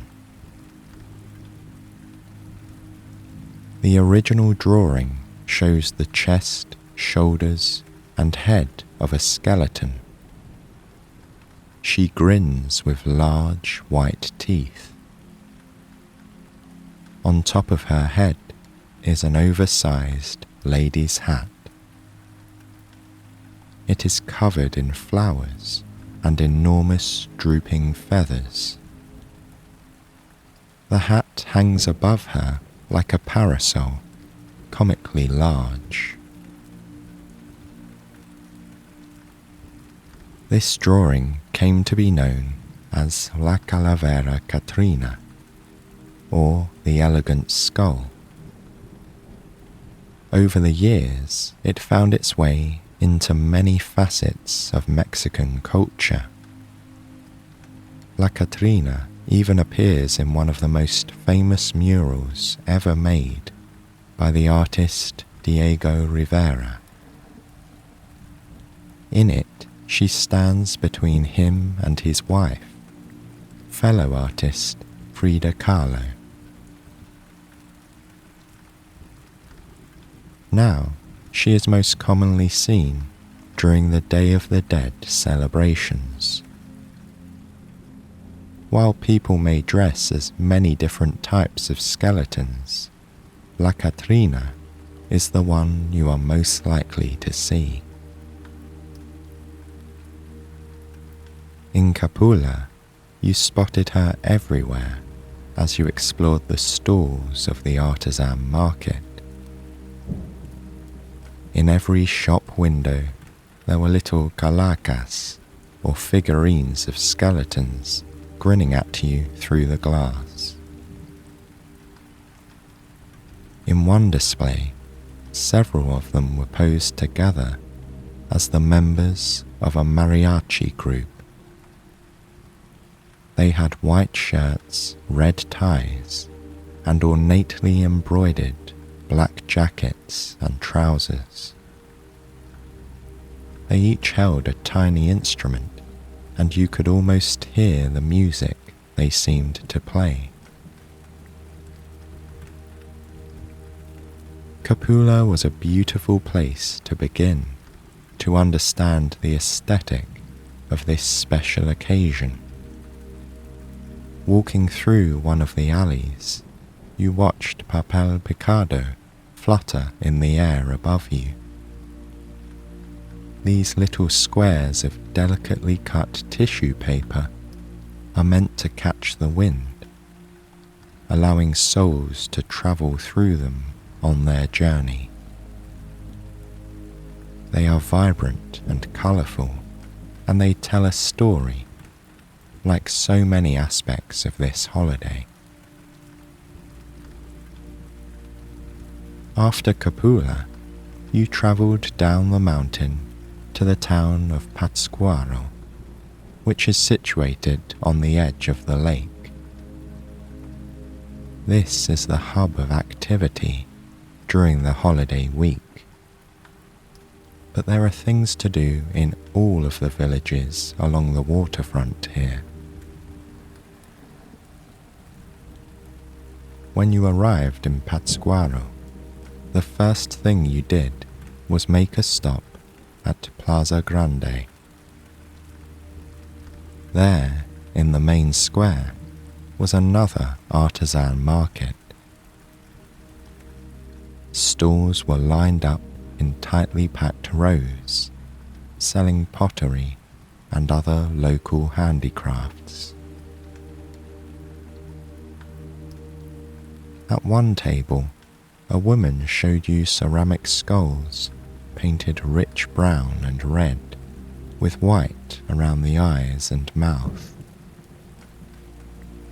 She also had pieces of the famous Ocumicho pottery. They come from a town of the same name in Michoacán and show vibrant scenes of mind-bending fantasy. With their mermaids and gods, strange animals, and diablitos, or little devils, they reminded you of something out of a dream. Nearby, a man had rows of white sugar skulls with jeweled eyes that danced in the light. No names of loved ones were written yet upon their foreheads. That would come later, at home, to dedicate these offerings to ones who have passed. The market was brimming with activity and anticipation as people hurried to prepare for the holiday ahead. Children laughed, running between the stalls, and adults smiled and greeted one another as they passed. Although this holiday is one of the dead, it carries with it a sense of joy and humour. Life is something to be celebrated, and the richness of family ties is felt deeply at this time of year. You find it easy to get caught up in the feelings of remembrance and love that seem to infuse the very air around you in this place. After a day at the market, you went back to your room in one of the historic buildings in town. You laid down on the bed and closed your eyes. It felt good to rest after the excitement of the day. While the moon was high in the sky, visions of fairy tale creatures and grinning calaveras danced in your mind.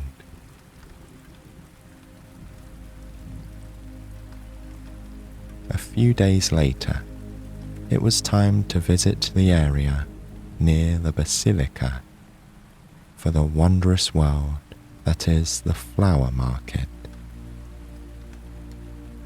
There, your senses were overtaken by the dazzling colour and sweet aroma of cempasúchiles, or Mexican marigolds. This large yellow and orange bloom is often called flor de muerto, or flower of the dead. It is said the aroma entices the souls to the altars on which they are placed. You smelled the stunning piles of flowers before you saw them. From several streets away, the alluring scent called you to the market. You followed your nose around corners and through alleys until you reached the beautiful display. There, vendors sold the flowers by the armful. Mothers and fathers, and children too, carried as many stems as they could fit in outstretched hands and bent elbows.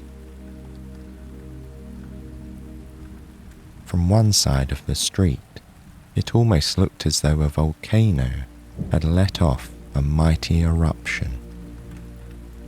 But instead of lava, these breathtaking flowers had fallen upon the town, dusting it in gold.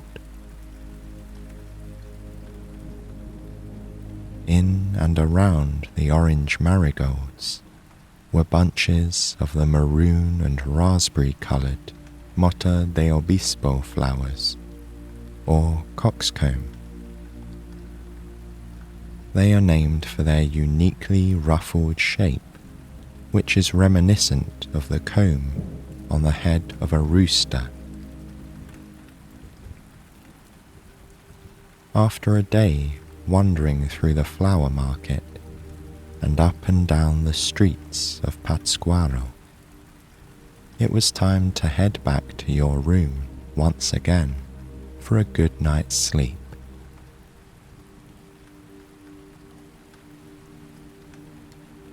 You woke up this morning feeling refreshed.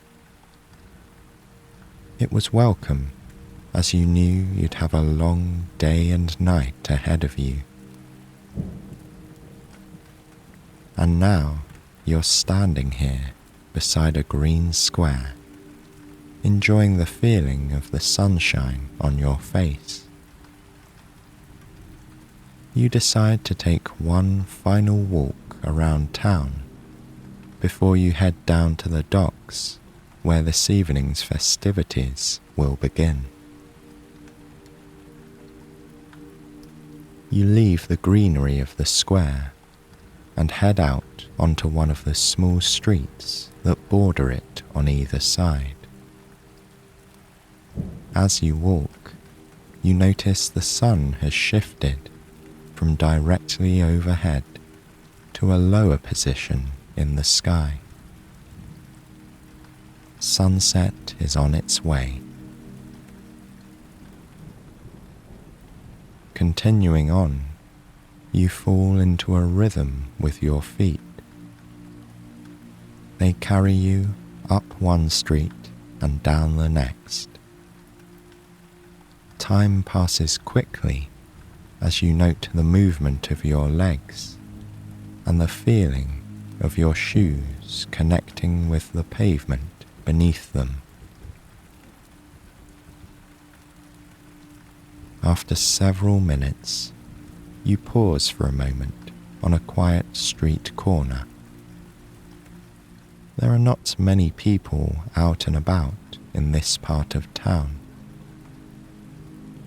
It seems unusual to you now, after so many days spent in busy market squares with countless others. Looking up, you see you are standing across from an open courtyard. There, beside a small fountain, is an elaborate ofrenda. Homemade altars hold offerings for loved ones who have passed away. This one is made of a small table covered in a colourful cloth. Bright blue, red, orange and green stand out against a white background. Cheerful tassels hang down the sides of the table, like a rainbow reaching for the ground. On the table, you see a picture of the person the altar is for. It's small and encased in a shiny gold frame. Around it are bright clusters of marigolds. They also decorate a large tiered frame that stands up vertically behind the main table, adding an extra touch of decoration and splendor. Next to the photograph is a small white sugar skull. Across the forehead, someone has written the person's name. The skull is decorated with purple and blue icing and has ruby red jewels for eyes. It faces outward, welcoming passers-by to gaze back at it in admiration. Several small tea lights are tucked away among the flowers. They flicker in the light breeze and illuminate the many colors of the ofrenda. Finally, next to the candles, there are a few loaves of pan de muerto, or bread of the dead, and a selection of the person's favorite drinks. These will nourish the soul when it returns. Standing here, you can see how these offerings honor this person's unique life and journey. You can feel the love and care that went into building it and setting out the perfect items to welcome them now. With a final glance at this special altar, you continue on down the road.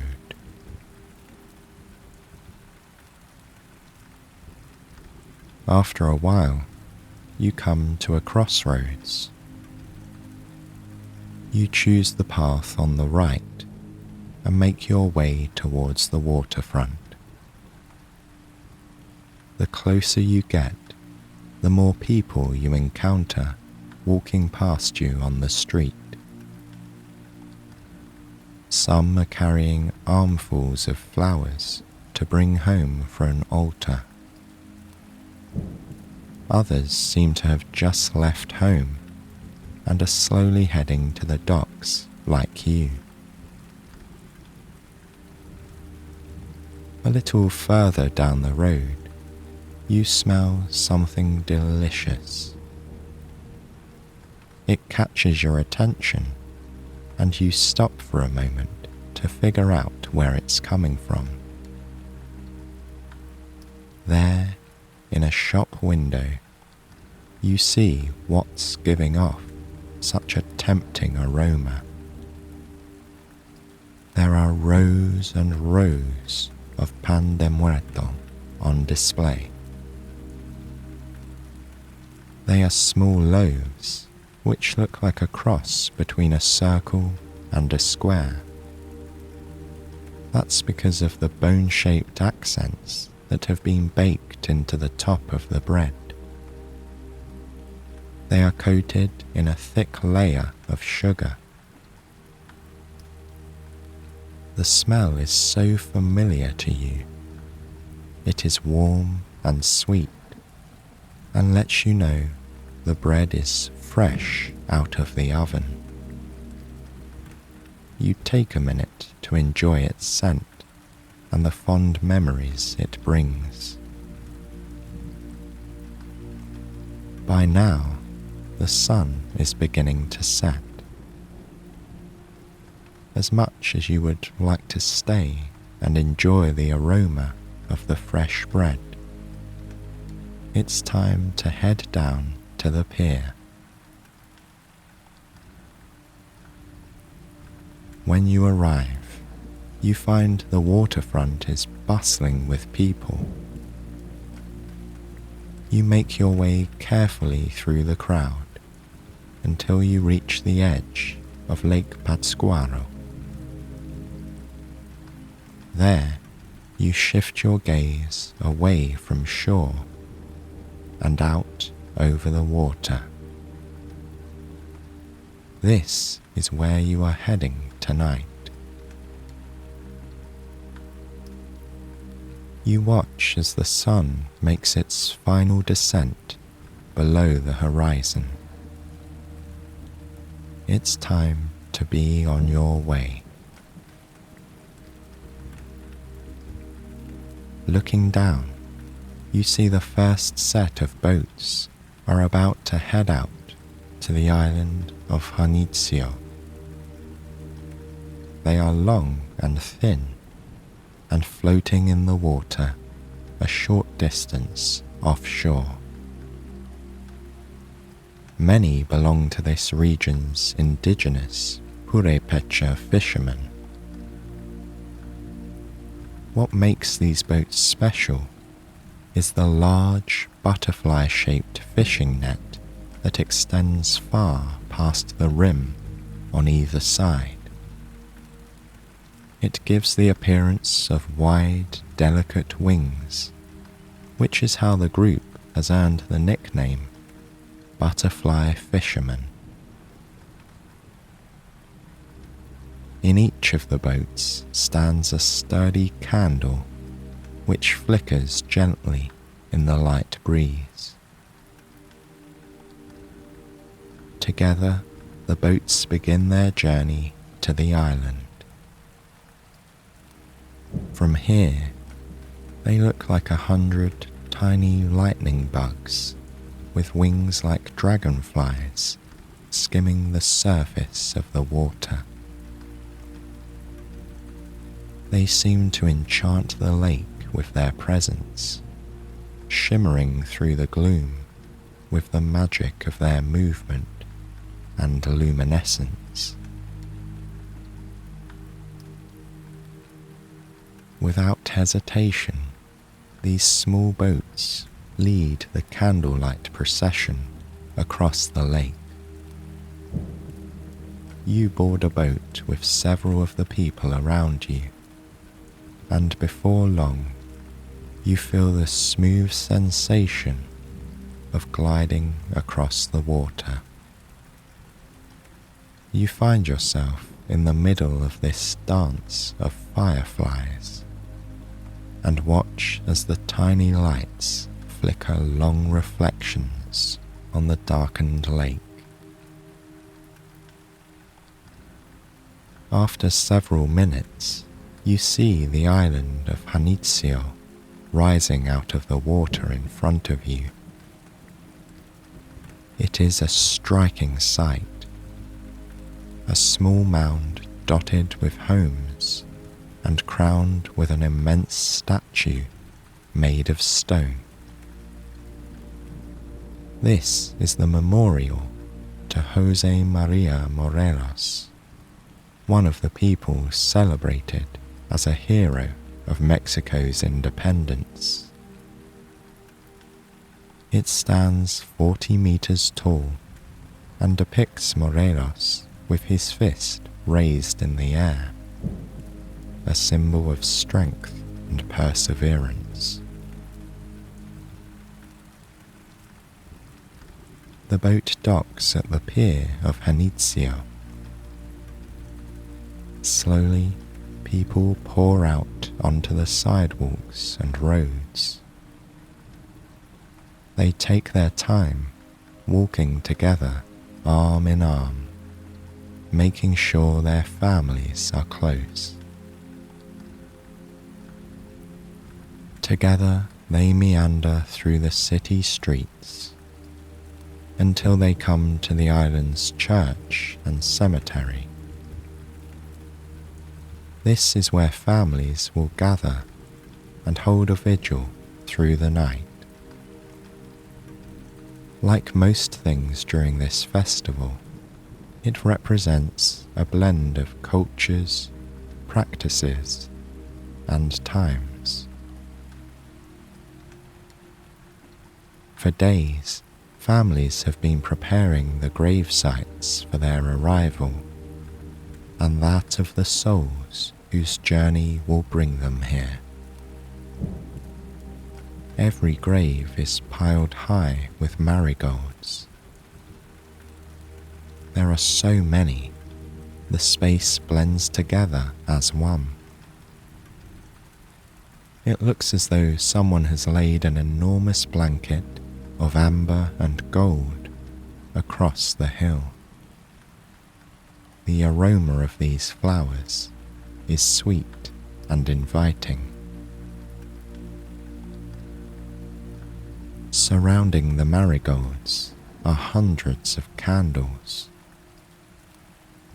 Although it is night and the sky above is dark, the cemetery is awash in the warm glow of candlelight. Standing back at a distance, it looks like a garden of light, with flowers and flames playing off one another in a fantastical and awe-inspiring way.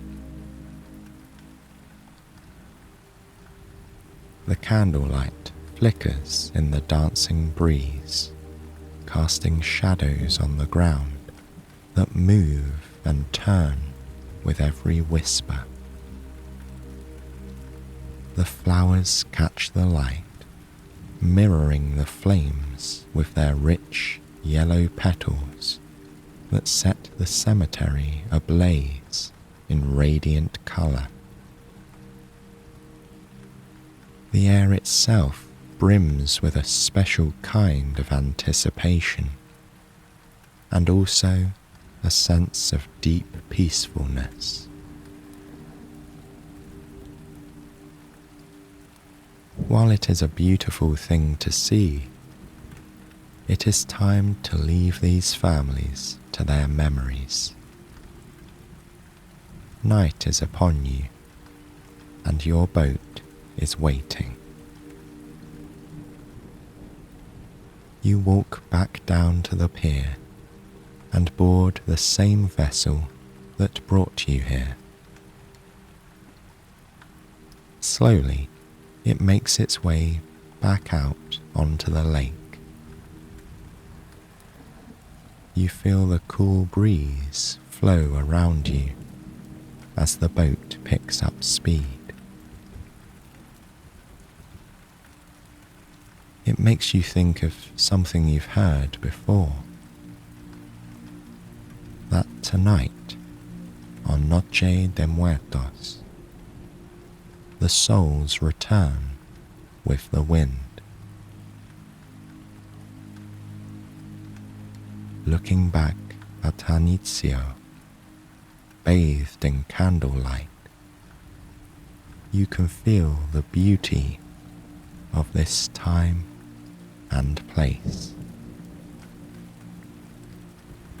It's for all those who have passed on, and also for the living to remember and to celebrate the wonders of life.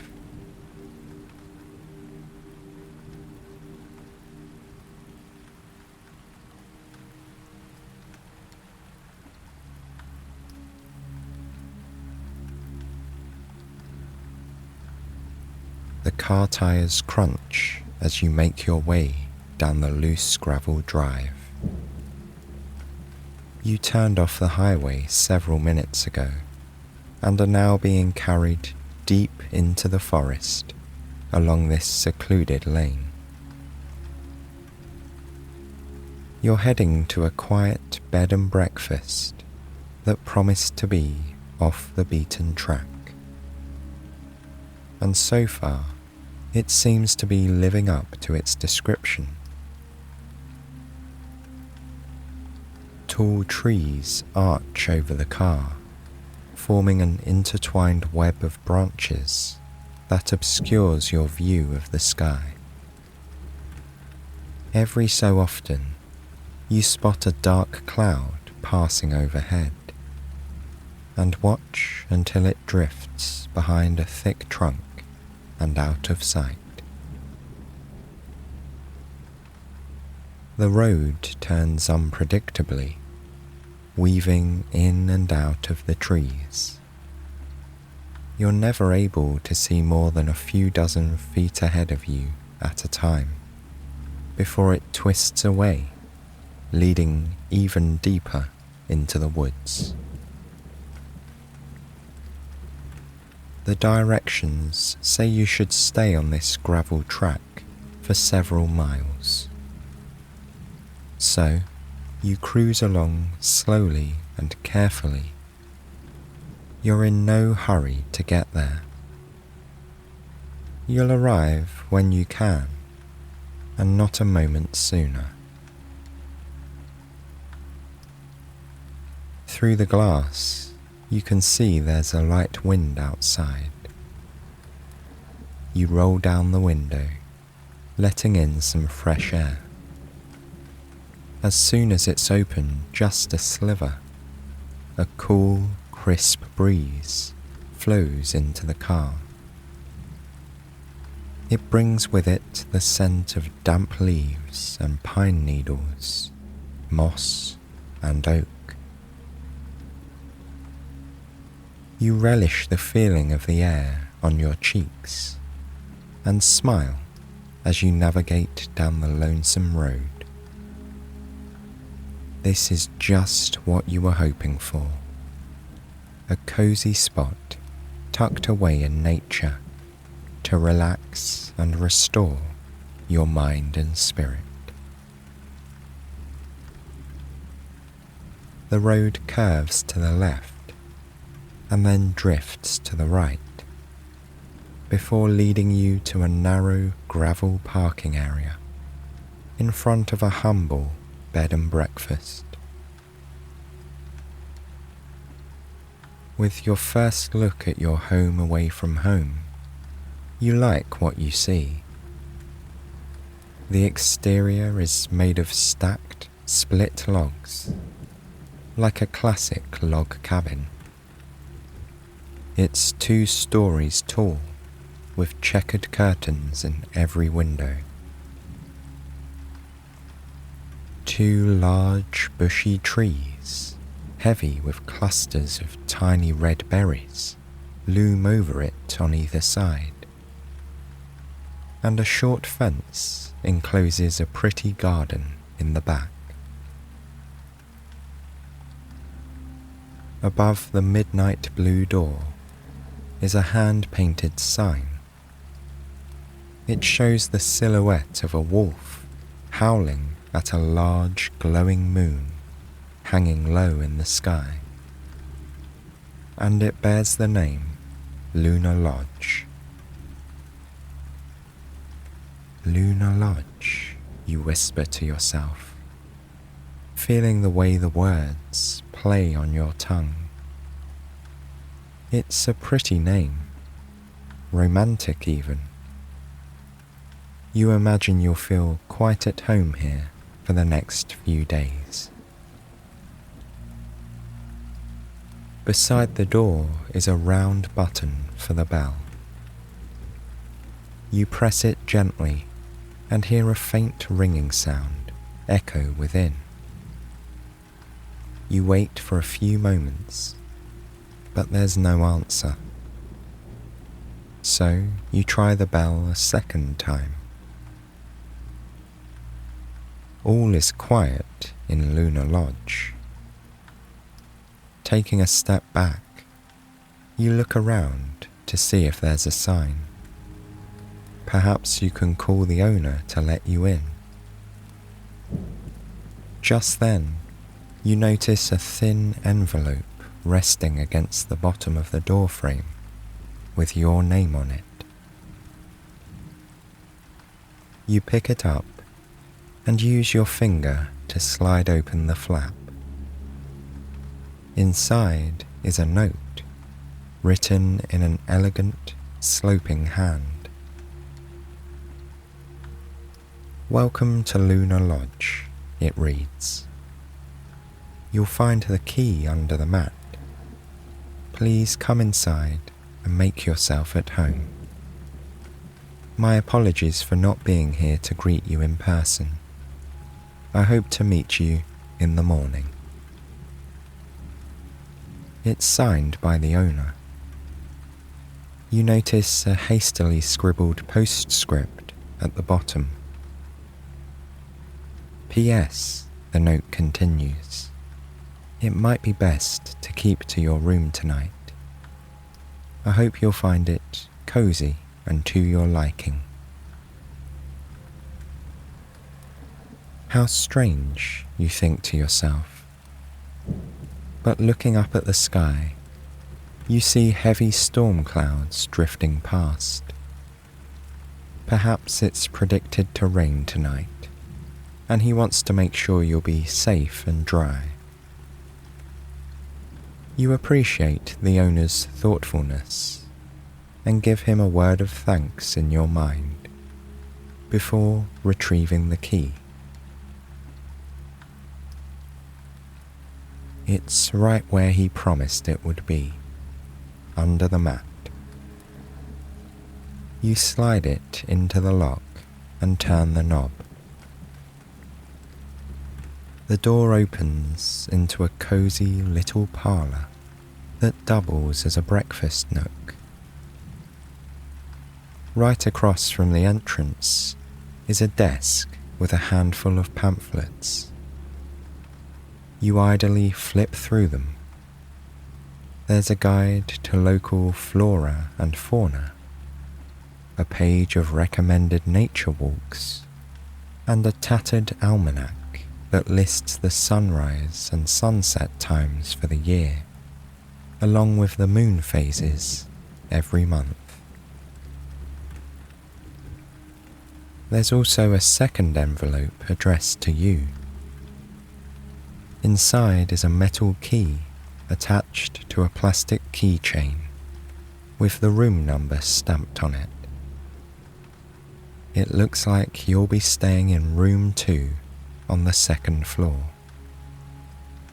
You slip the key into your pocket and continue surveying the entryway. To the right is a modest grouping of wooden tables and chairs. They all look as though they've been roughly carved by hand and polished.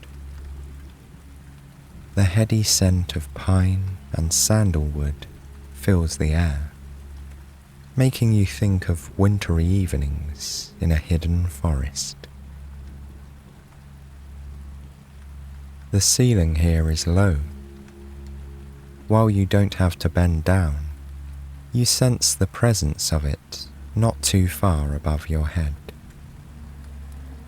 But rather than feeling cramped, it makes the room seem quaint and welcoming, like someone's living room. This is the kind of place that makes you think of home. But now, it seems as though you're the only guest. That's fine by you, as it will give you a bit more space and privacy to relax, which is just what you need. You're looking forward to having a few days without the pressing demands of everyday life. No deadlines, no work, nothing to do but enjoy a cup of hot tea and a good book by the fireplace. With a smile, you carry your bag over to the carpeted stairs and begin to climb. Every other step seems to creak with the weight, but your footfalls are padded by the thick emerald green carpet. The interior of the lodge looks like something from another age. It's as though it's been frozen in time, tucked away in the forest, removed from the influence of passing years. The wood-panelled walls reflect the sounds of your shoes on the floor and the rustling of your bag against your body. Paired with the carpet, it makes the environment feel close and secure, like someone's private home. You reach the second floor landing and glance around until your eyes settle on room number 2.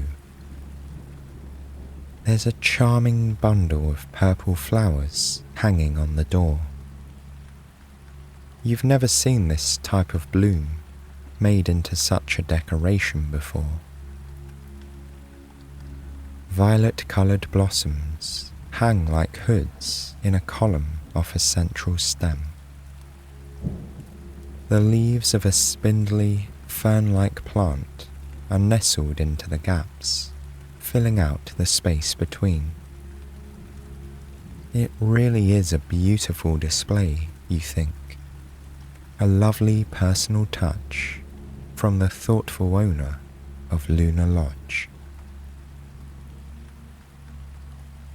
You pull out the key from your pocket and go to insert it in the lock when something unusual catches your eye.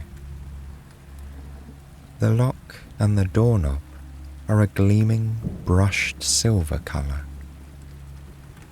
But all the other doors down the hall have standard brass knobs, which are much older by the look of it. Perhaps your door was being tricky and needed new hardware, you muse. Either way, the key fits.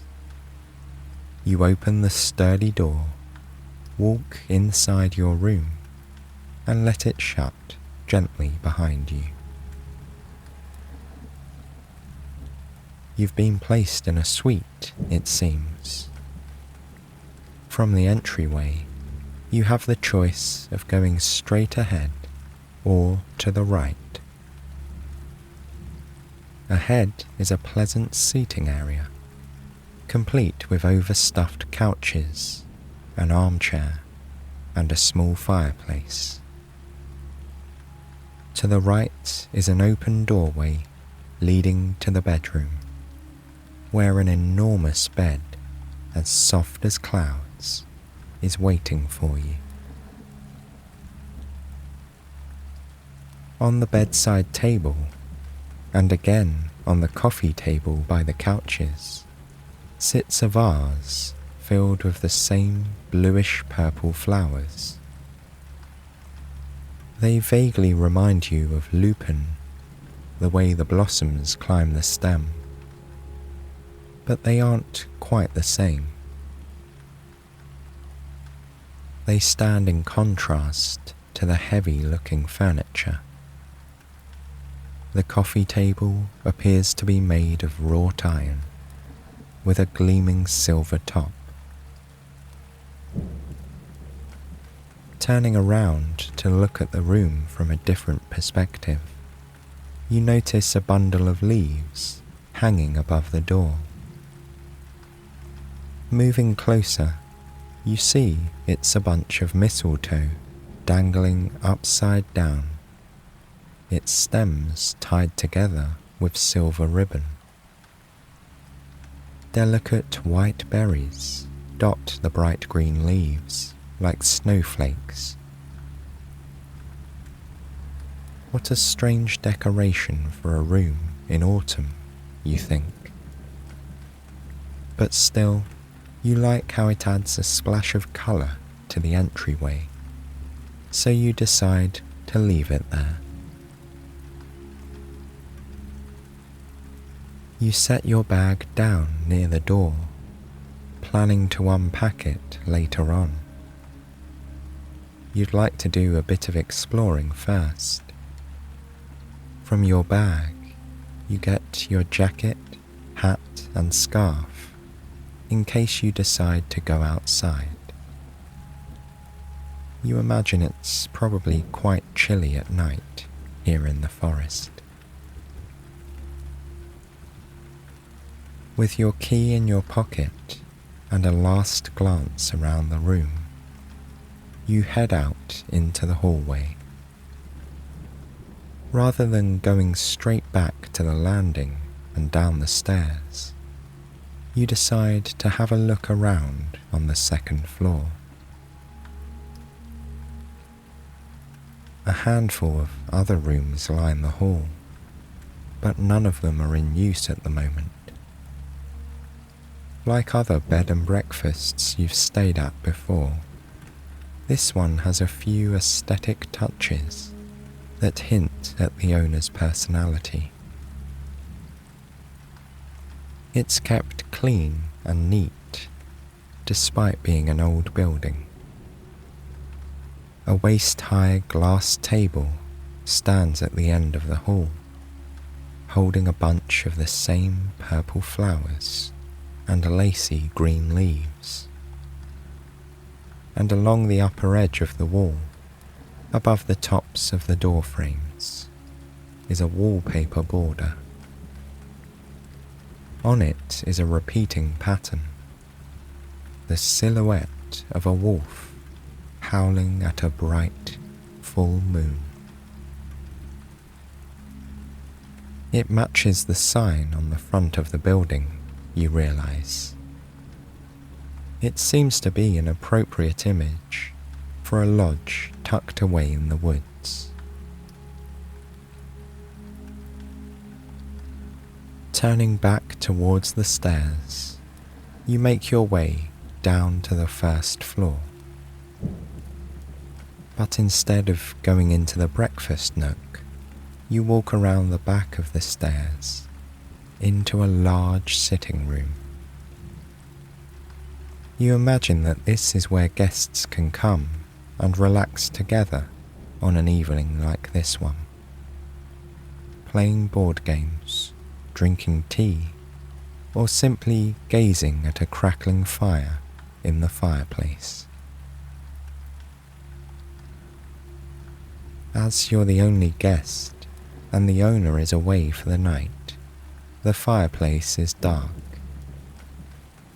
It would be quite pretty, you think, with the flames reflecting off the cranberry red walls and emerald carpet.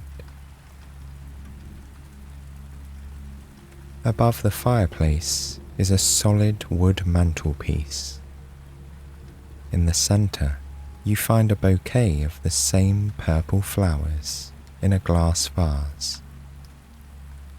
It's nestled between two bunches of mistletoe and an array of the lacy leaves.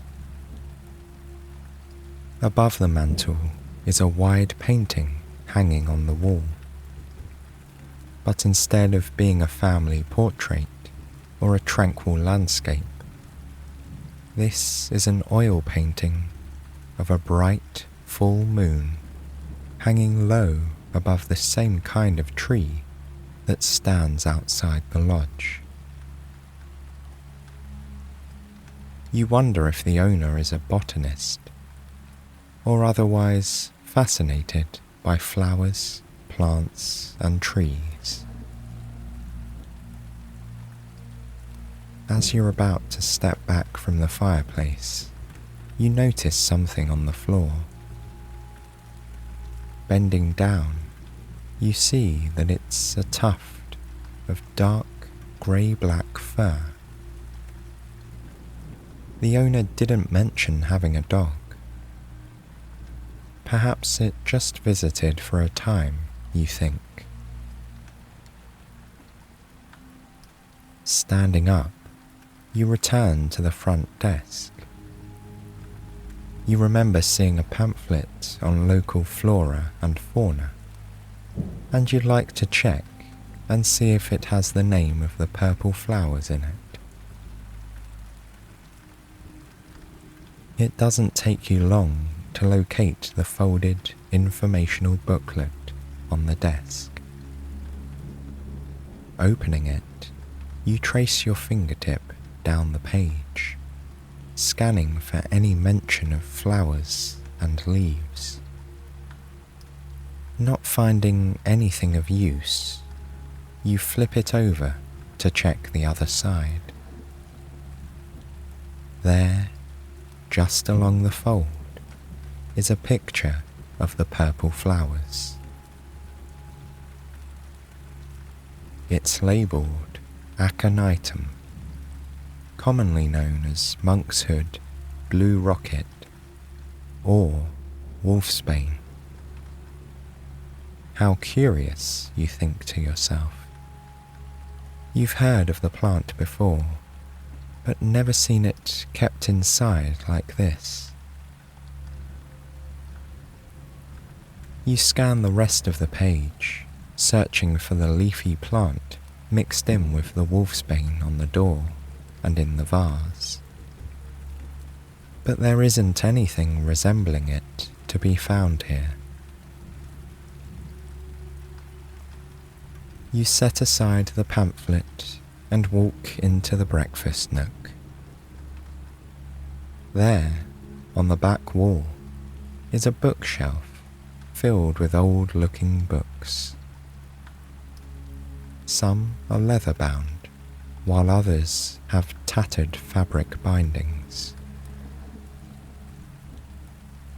Scanning the shelves, you soon find that your intuition was right. There's a volume dedicated to local plant lore. Its weathered green cover has seen better days, but all the pages seem to be intact. You open the book, inhaling deeply the comforting scent of musty, old pages. Turning them one by one, you soon come to the section you're looking for. About a quarter of the way through, you find an image of the leafy plant. It's labelled Artemisia, or common wormwood. Further down the page is a sketch of mistletoe hanging in a bundle, and of a mountain ash tree, also known as rowan, with its clusters of red berries standing beside a house. Below that, where the section on lore about the users of these plants is supposed to be, the page is torn. The bottom half is missing. only a tattered edge of old paper remaining. With a sigh, you place the book on the shelf. You'll have to look it up elsewhere once you're back in town. Just then, you feel a yawn rising up through your chest. You stretch your arms out and blink slowly. It's nearing bedtime, and you're quite tired, especially after a long day of driving. But before heading off to sleep, there's one more thing you'd like to do. You recall seeing a garden behind the lodge. Even if it's just for a few minutes, you'd like to step outside, get some fresh air, and walk around a bit before climbing into bed. You're happy you remembered to bring your jacket, scarf, and hat. Putting them on, you open the front door of Lunar Lodge and step out into the brisk night air. The sky overhead is dark and overcast. Stars twinkle brightly between the tree branches whenever there's a gap in the thin, wispy clouds.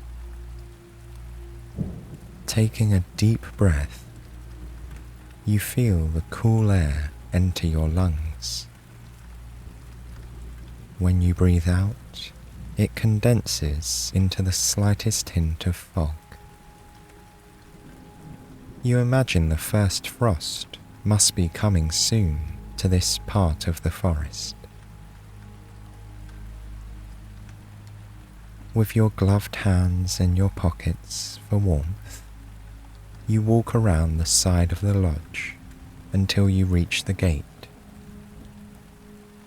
It only stands at about knee height and is more ornamental than anything. You lift the latch and step inside the garden. This place must have been beautiful in summer. You can see traces of leafy bushes and tangled vines. But now, all that remains are the bare tendrils and stems of autumn as the plants prepare for the winter months. You've come here during a time of change and transformation, you see.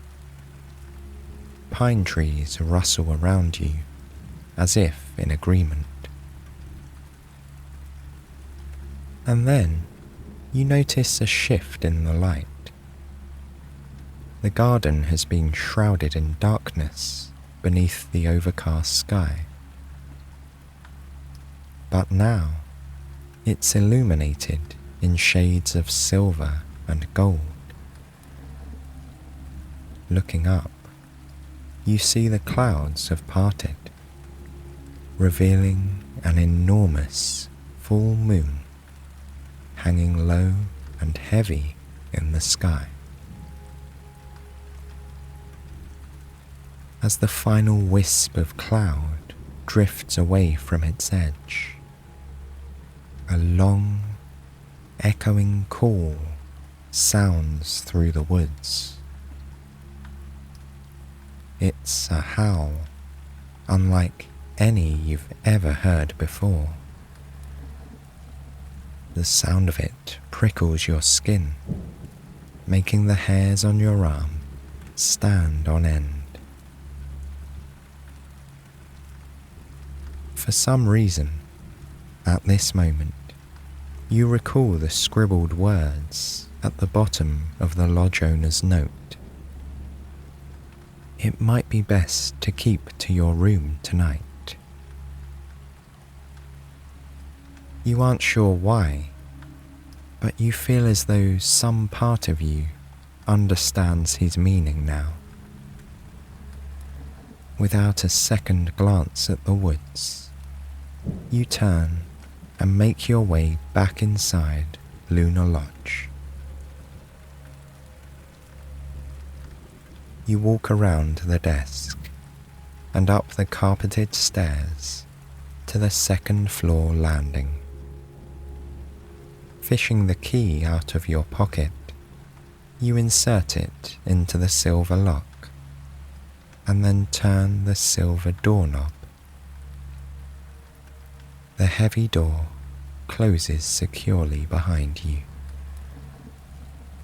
All around your room, you see the purple flowers, wolfsbane, in their vases.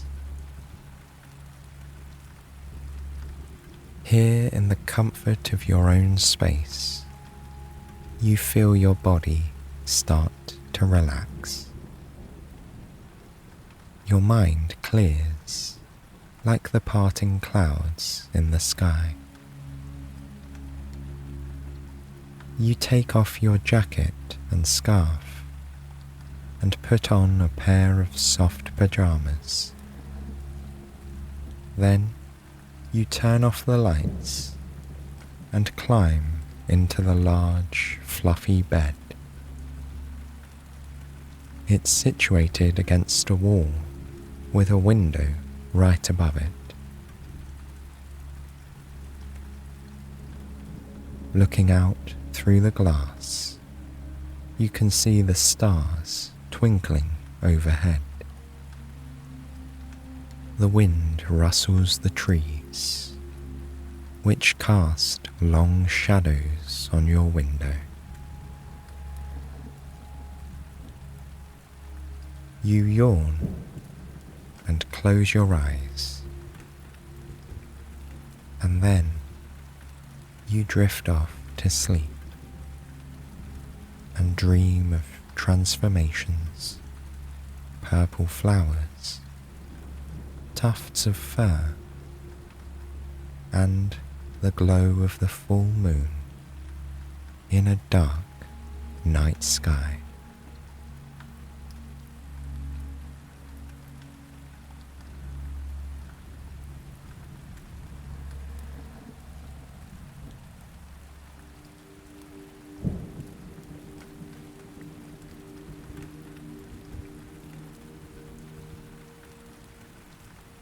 The road is bathed in the muted purple of twilight. A few heavy clouds hang in the sky, evidence of the late afternoon rainstorm that left puddles on the pavement. A small walking path follows the road to one side. Occasionally, your shoes brush against wet grass as you make your way down it. As the rain has passed, and there's no more in the forecast, it's the perfect evening for a walk. A chilly breeze rustles the last of the golden brown leaves that cling to the tree branches overhead. You're grateful for the familiar warmth of your coat tonight. As the thought crosses your mind, a gust of wind picks up a bunch of damp leaves and tosses them end over end down the road. You watch them tumble and float, cartwheeling across the dark surface like flecks of gold in a pot of ink. Autumn is a beautiful season, you think, a time of transition and transformation, when the last vestiges of bright summer depart to make room for the cold hush of winter. There's also always a bit of mystery in the air at this time of year.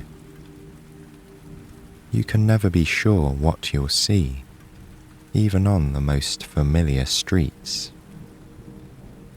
Just as the trees change a little every day so does the world around them in autumn.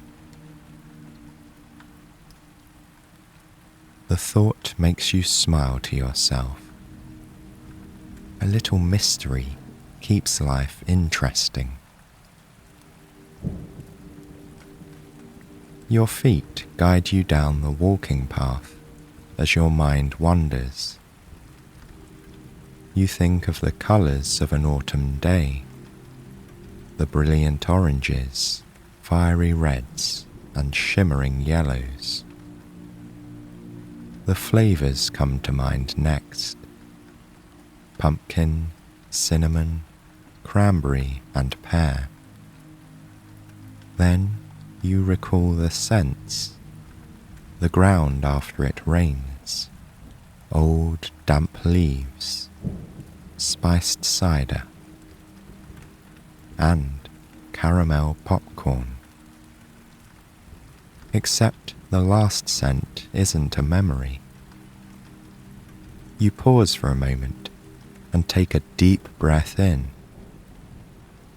There's the distinct aroma of sweet and salty caramel popcorn on the breeze. Looking around, you can't see anything or anyone who might be responsible for it. It's just you out here on this lonely path tonight. Not even a single car has passed by for as long as you've been on your walk. You turn slowly in a circle, and as you do, the scent grows stronger. It brings to mind visions of days at the fair or at an amusement park. You can picture the sticky mounds of toffee-covered popcorn and can almost taste the sweetness on your tongue. Just then, you hear the unmistakable strains of calliope music in the distance. The tune hops and skips through the air, as though seeking you out to lead you to its source. Your thought from earlier replays in your mind. A little mystery keeps life interesting. So, you turn off the walking path and follow the music and the enticing scent into the trees.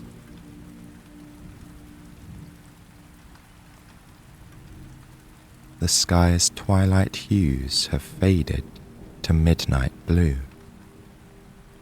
The moon is visible when the clouds part, and it casts a pearly glow on the ghostly white trunks of the birch and aspen trees all around you. In daylight, the trees glisten and shine in their autumn splendor. At night, they seem bare, standing straight, tall, and imposing. And yet, they're still beautiful, you think. They just look and feel larger at night, their colours overtaken by a stark palette of blacks, whites, and greys. As you make your way through the moonlit woods, you find yourself wondering where you're going. What could be out here on a night like this? Your curiosity pulls you along, one step at a time. For a moment, you consider turning back. After all, you could return home and curl up under a blanket for a lazy evening of reading, drinking hot cocoa, or listening to music. Or you could even carve that pumpkin you've been keeping on the windowsill. Many of the other houses, apartments, and shops have their jack-o'-lanterns displayed, but yours is still just a pumpkin. As if on cue, the inviting scent of the popcorn grows stronger. The calliope music intensifies as well, its steam whistle notes dancing through the trees. You breathe in deeply, relishing the warm, sumptuous aroma. And then you continue walking deeper into the woods. As you stroll along, you listen to the sounds of the dry leaves crunching underfoot, and the breeze whispering through the leaves still attached to the branches. It's a soothing, rushing sound that fills you with a sense of ease. Before long, you come to the edge of a large clearing. The trees give way to a flat area where the ground has been compacted by recent activity. It's the kind of open space you could see being used as a fairground, especially as the far end is bordered by an expansive cornfield which provides a natural barrier. You half expected this to be the origin of the music and the smell, but now you can see there's nothing here. It's just you, the falling leaves, and the cool, whispering breeze. But then, out of the corner of your eye, you see a small booth. It's a bright cherry red on all sides and is covered by a slanted jet black roof. The booth is only big enough for a single person to stand inside. You walk over to it, hoping to find someone to ask about the strange music. But you find the booth is empty. The counter is chest high and boasts an old-fashioned machine with hand-painted gold lettering and a large gold button.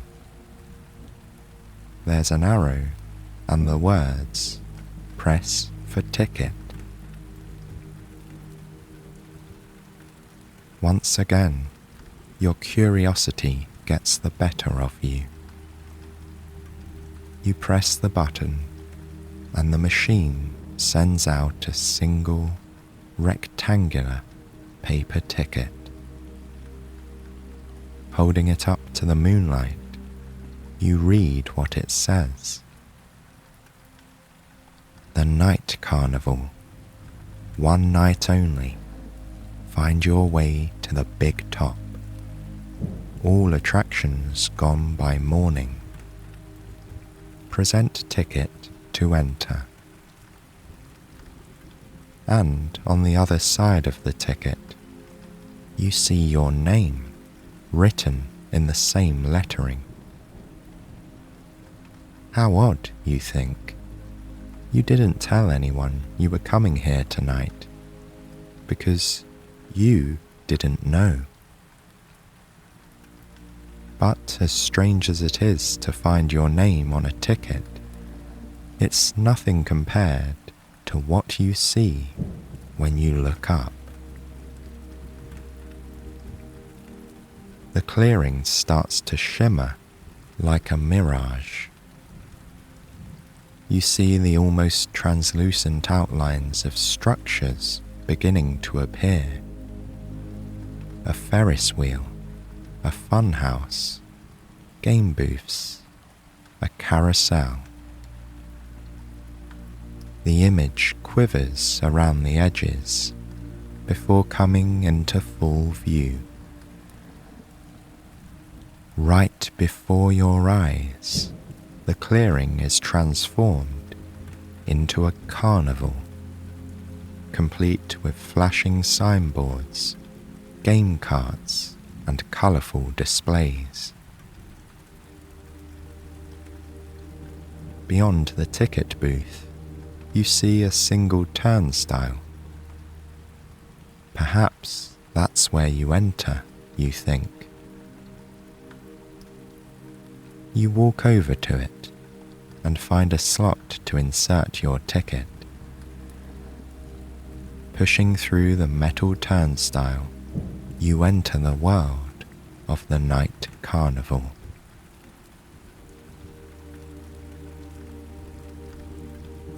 In an instant, your senses are enraptured by your new surroundings.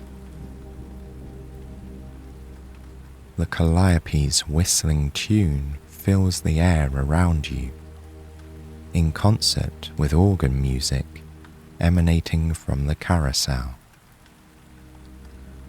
Delicious savoury and sweet aromas waft toward you from unseen sources, and your eyes can't decide what to gaze at first: the old-fashioned signboard at the House of Curiosities, or the light bulbs flashing in a circle around the funhouse. Turning back for a moment, you realize you can no longer see the woods. Perhaps you wandered deeper into the carnival than you thought. You try to glance around the side of a tent, only to find your view blocked by a large set of swings. It's all right, you think. You can always try again later. Returning your gaze to the options at hand, you decide to visit the House of Curiosities first. The path there is lined with jack-o'-lanterns, whose expressions seem to shift with the flickering candlelight. The door to the house is made of wood and is propped open with a small wedge. You wander inside, letting your eyes adjust to the even dimmer light. The first display you come to is a pedestal no larger than a coffee mug. On it sits a perfect little streetlight with a sign underneath reading "Genuine Paris Street Lamp." Inspecting it closely, you are impressed by how realistic the details are. If it wasn't so tiny, it could be the real thing, you think. The next display features a single golden pomegranate seed. Its sign reads, "A gift from the gods." In a separate room that's as dark as night, you find a lone jack-o'-lantern sitting on a stool. There is no sign accompanying this curiosity, but you're drawn to it nonetheless. You gaze into its glowing orange depths in order to make out the details of its design. There's an old-fashioned carriage being pulled by horses whose wispy manes fall in gentle ripples down their backs. On the carriage hangs a distinctive pumpkin lantern, and on the pumpkin the same scene is repeated in even finer detail. As you gaze at the jack-o'-lantern, you find yourself falling into a dreamlike state. The flickering candlelight lulls you as the repeating design draws you further in. You feel as though you can see the design repeating countless times as you drift deeper and deeper into your reverie. Time stands still as your eyes focus on the candlelight and the lantern twinkling in the autumnal scene. The sound of gentle laughter brings you out of your trance. You glance around to see who has joined you here in the House of Curiosities, only to find you are still alone. Pulling your coat snugly around you, you decide it's time to move on. There's more to explore here at the carnival. You wander back out into the cool night air and consider where you'd like to go next. Down the opposite path, you see the entrance to the fun house looming in the distance. That could be interesting, you think to yourself. Walking past the jack-o'-lanterns, you notice that some of their expressions seem to have changed once again. Or maybe it really is just a trick of the candlelight. You can't be sure. When you reach the fun house, you spend a few moments studying the exterior. It's a rectangular building, longer than it is deep. From this distance, you can see there are 2 doors, one entrance and one exit, you'd guess, and a ramp leading to both. The front of the funhouse is dominated by an enormous wooden cutout of an old-fashioned clown.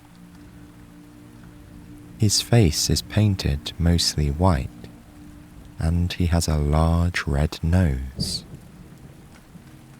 Only the top of his outfit is visible, but you can see it's meant to be a loose white shirt with red trim and oversized buttons.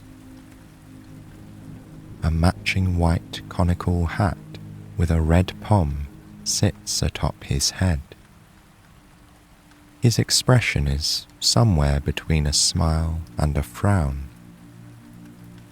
The whole display is surrounded by large light bulbs.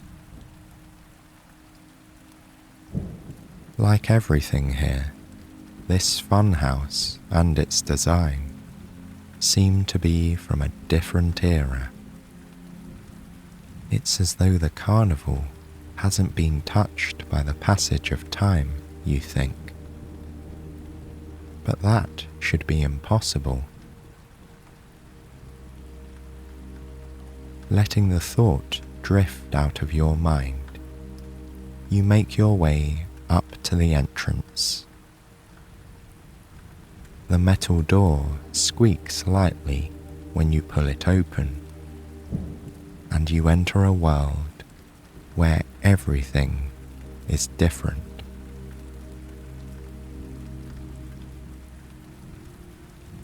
The first room is filled with hanging pieces of fabric. They are suspended from the ceiling, which is completely dark. The fabric is crimson and delicate as it brushes over your skin. From where you're standing, you can't see a way out of the room. You have to find a path through you realize. Carefully, you nudge the fabric to the side as you walk between the strips. When a piece lightly moves across your face, it feels like a silk veil skimming over your cheek. For a moment, you think you see someone else, but then you realize it's just the fabric waving back and forth, disturbed by your motion.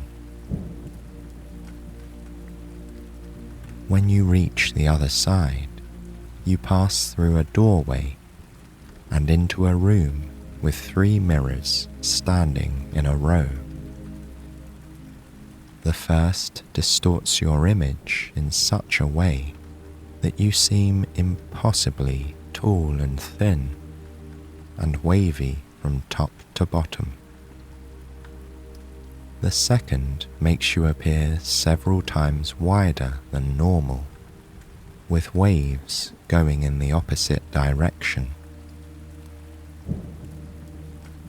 The third mirror reflects you more accurately, and yet there's something in the glass that fragments the image, making you appear as triangular shards of beautiful glass put back together haphazardly in not quite your right form. With a final glance at your fragmented reflection, you leave the room. In the next and final space, you find even more mirrors, this time arranged along narrow passageways that snake around to the exit. It's easy to get turned around in here, you think, seeing yourself reflected back in every direction. You put your hands out in front of you and begin to navigate down the hall of mirrors. You don't want to accidentally walk into a wall, so your hands will stop you before you do. Every time you turn a corner, you see yourself move out of the corner of your eye. You catch a flickering motion and realize it's your own feet walking down the passage. You turn a corner and then another and another that looks the same as the first. When you turn again, you hear the gentle laughter once more. It permeates the air, but you can't tell where it's coming from. As far as you know, you're still alone in the funhouse. Finally, you locate the exit and step out into the chilly breeze. It's a welcome contrast to the still air inside the building.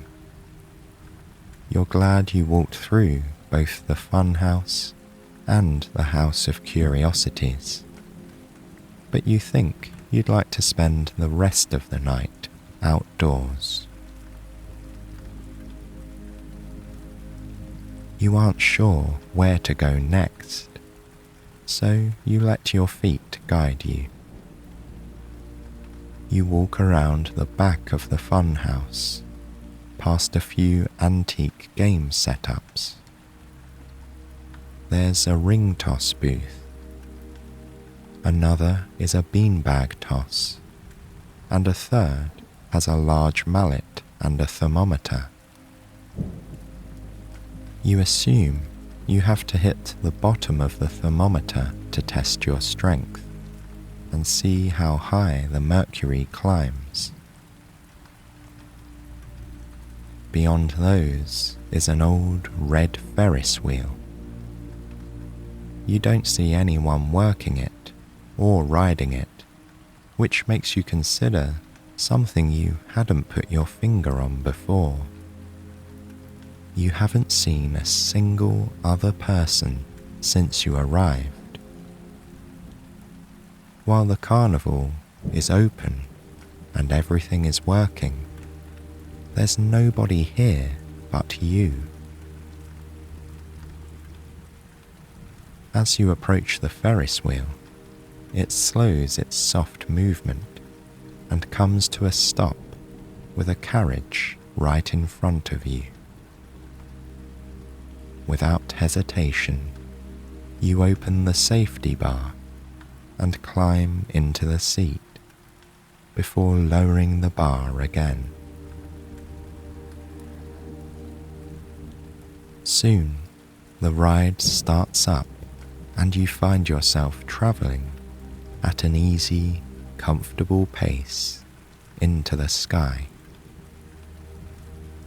When you reach the top, the wheel slows, giving you time to admire the view. Taking a long look, you can see the Night Carnival stretching out in all directions. You seem to be at the heart of it all here. But oddly enough, you can't see the woods you walked through, or the cornfield that borders the clearing on the far side. It's as though the only thing for miles is just this carnival. As the carriage begins to descend, you take a deep breath of the fresh night air. It feels soothing and cleansing, helping you release any lingering thoughts. By the time you reach the bottom, you're ready to keep exploring. There's just one more thing you really want to see: the carousel. You heard its charming organ music earlier, but you'd like to experience it up close. Right as you think that, the sound of the organ grows louder, leading you towards the elusive ride. You weave your way through booths, rides, and fun houses, turning corner after corner and looping back on yourself once or twice. But eventually, you make it to the carousel. The craftsmanship is incredible. It's an old one with hand-carved and painted wooden animals. Long poles extend from top to bottom, giving riders a place to hold on. But what really draws your eye is the exquisite paint job on the animals. They look so lifelike, you muse. Every single one has a unique expression. No two horses, swans, or ostriches are the same.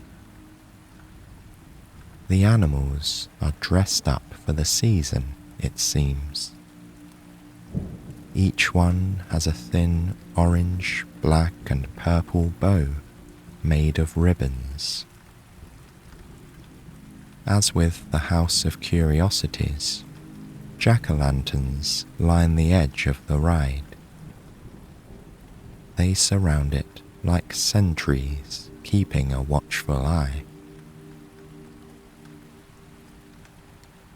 Carefully, you step up onto the carousel. You'd like to find the perfect place to sit, so you move between the rows of animals, admiring them as you pass. You run your fingertips over the grooves in a horse's mane. and over the lines of a swan's wing. They're even more beautiful up close. About halfway around the carousel, you find a little sleigh being pulled by 2 brown deer. You take a seat, resting your chin on your hand as you look out into the night. The pace of the organ music picks up as it begins a new song, and the carousel turns along with it. Again, you find yourself drifting into a sleepy reverie, lulled into a trance by the movement and the magical sound of the instrument. You could almost stay here forever, you think. Just then, the same familiar laughter rings out through the air. You blink your eyes sleepily and look around. Just as before, there's no one here but you. You suppose it's time to move on though, so you stand up and hop off the carousel. When your feet touch the ground, you feel something in the air change. It's like a flicker of magic, a glimmer of something otherworldly. And when you look ahead of you, you see it, the big top. You don't recall noticing the enormous red and white striped tent when you first arrived at the carousel. But it must have been there, you think. Tents don't just appear out of nowhere, do they? You wonder. You begin walking towards it when you hear the gentle laughter once again. Pausing, you gaze into the distance. You see motion inside the big top. The ethereal sounds of performers talking and dancing float toward you on the breeze. Perhaps this is where the mysterious people responsible for the Night Carnival are. As you're watching the tent, a single cloud drifts across the face of the moon, sending the carnival and the big top into shadow. You recall the words printed on your ticket. Find your way to the big top. It didn't say you had to visit the big top, just find it. You think, perhaps, it's best to leave the mysterious tent to its hidden performers, at least for tonight. With your mind made up, you glance in the opposite direction. Strangely enough, you see the turnstile standing behind you. You're sure that wasn't there a few minutes ago. With a final look at the strange and wondrous Night Carnival, you push through the metal turnstile and step back into your own world once more.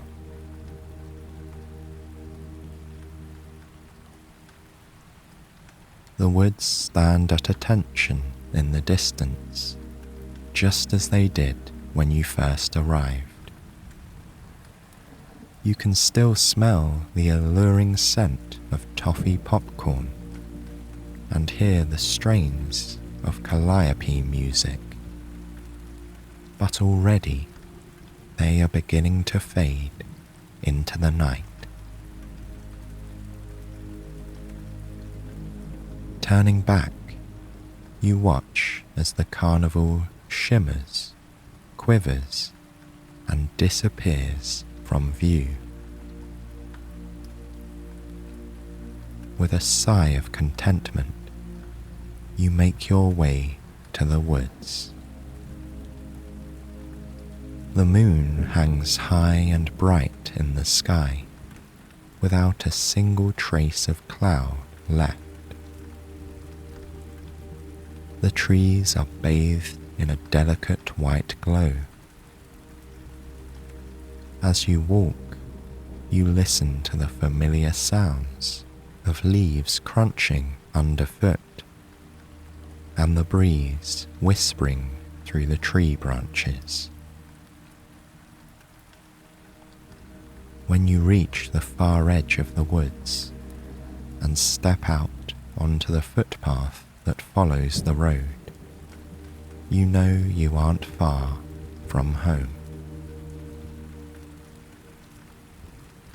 The air is colder now at this time of night. You put your hands deep into your pockets, but your fingertips touch something, like the corner of a piece of thick paper.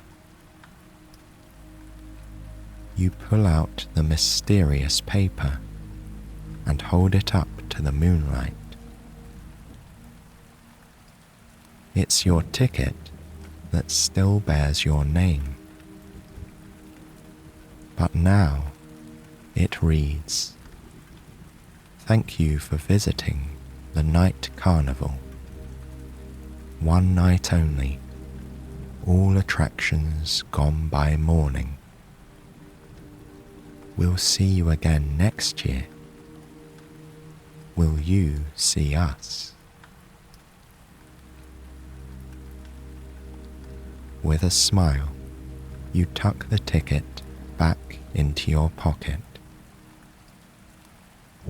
A little mystery really does keep life interesting, you whisper into the night, before making your way back home to bed.